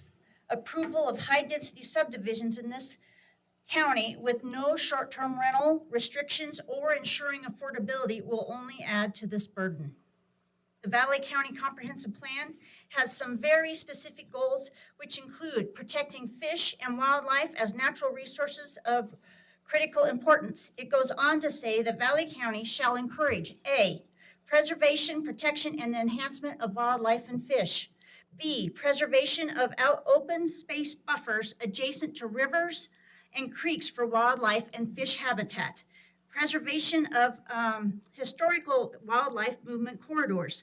Lake Fork Creek and the buffer around it are perfect examples of this. The approval of the conversion of agricultural rangeland to a subdivision in this location violates each and every one of those objectives. Peggy, I've got a quick question for you. I'm assuming Marshall's your husband. You're both professionals, as he stated, law enforcement. We always talk about you people and what you can afford. 2 individuals working up here. Do you have any idea of, I don't want to get personal, but what a price point for you people could afford, like in a house? Could you afford $1 million house, 800,000? Do you have any idea of the range if you were to go out and buy something based on your joint incomes? What that price point would be? I mean, like, I'm sure you could probably figure out what we paid for our house, and that was a stretch for us when we bought it. But if it was today with your incomes, where would you be looking at? Yeah, please. I meant to ask you, I'm sorry, but I meant to ask him. You don't have to answer it. You don't have to Okay. answer it. I'm just trying to get that. I think 500,000, if you're trying to start out as a young family, we had a baby when we moved up here. I think that'd be a big stretch, truthfully, I mean, around healthcare 500. and law enforcement. Well, I appreciate that because nobody knows that number. with two professionals working in Valley County what it is. So I thank you for that. Thank you. Is there anyone else that would like to speak? Okay. That, we'll go ahead and close public comment. It's now 10:35. No decisions are going to be made tonight. I would prefer to table this, not to have rebuttal at this time. I think you guys have some things you probably need to look at with public comment. So with that, if it is what the commission would like as well, I would entertain a motion to table this. We have a couple options. We can table it to that April 3rd meeting, or we could table it to the, how's our April schedule for our standard meeting? Or there's a whole bunch of stuff on there. Or we could go to the April 16th date. That doesn't look too bad. No, so my recommendation would be to table it to the April 11th standard meeting. So moved. At 6 p.m. Would anyone like to second that? Second. There's motion in a second. Any further discussion? Hearing none, all those in favor of tabling CUP 24-02 River Fork Ranch Subdivision Preliminary Plat to April 11th at 6 p.m. Hearing none, all those in favor say aye. Aye. Aye. Opposed? Motion carries. Thank you, everyone, for taking your time late into the evening to be here with us. Thank you. We do appreciate all of your comments, and we will see you all on April 11th. Commissioners, thank you. Thank you. We have one last thing, facts and conclusions. I would entertain a motion to approve them, if you see fit. I would move that we approve facts and conclusions. Oh, correct. We do need a motion to table the road department. Make a motion that we table the 2403 Valley County Road and Bridge Department Office Shop and Storage Yard until April 11th. at 6 April p.m. 11th at 6 p.m. Thank you, sir. Okay, there's motion and a second to table CUP 24-03 Valley County Road and Bridge Department Office Shop and Storage Yard to April 11th at 6 p.m. Any further discussion? Hearing No. none, all those in favor say aye. Aye. Opposed? Motion carries. And now we can move forward with the three facts and conclusions that we have. It won't matter. I move that we approve the facts and conclusions for conditional use permit 2354 and Tamarack PUD 98-1 and CUP amendments associated. Second. Okay, there's a motion and a second to approve the facts and conclusions as stated. Any further discussion? All No. those in favor say aye. Aye. Aye. Aye. Opposed? Motion carries. Meeting is adjourned.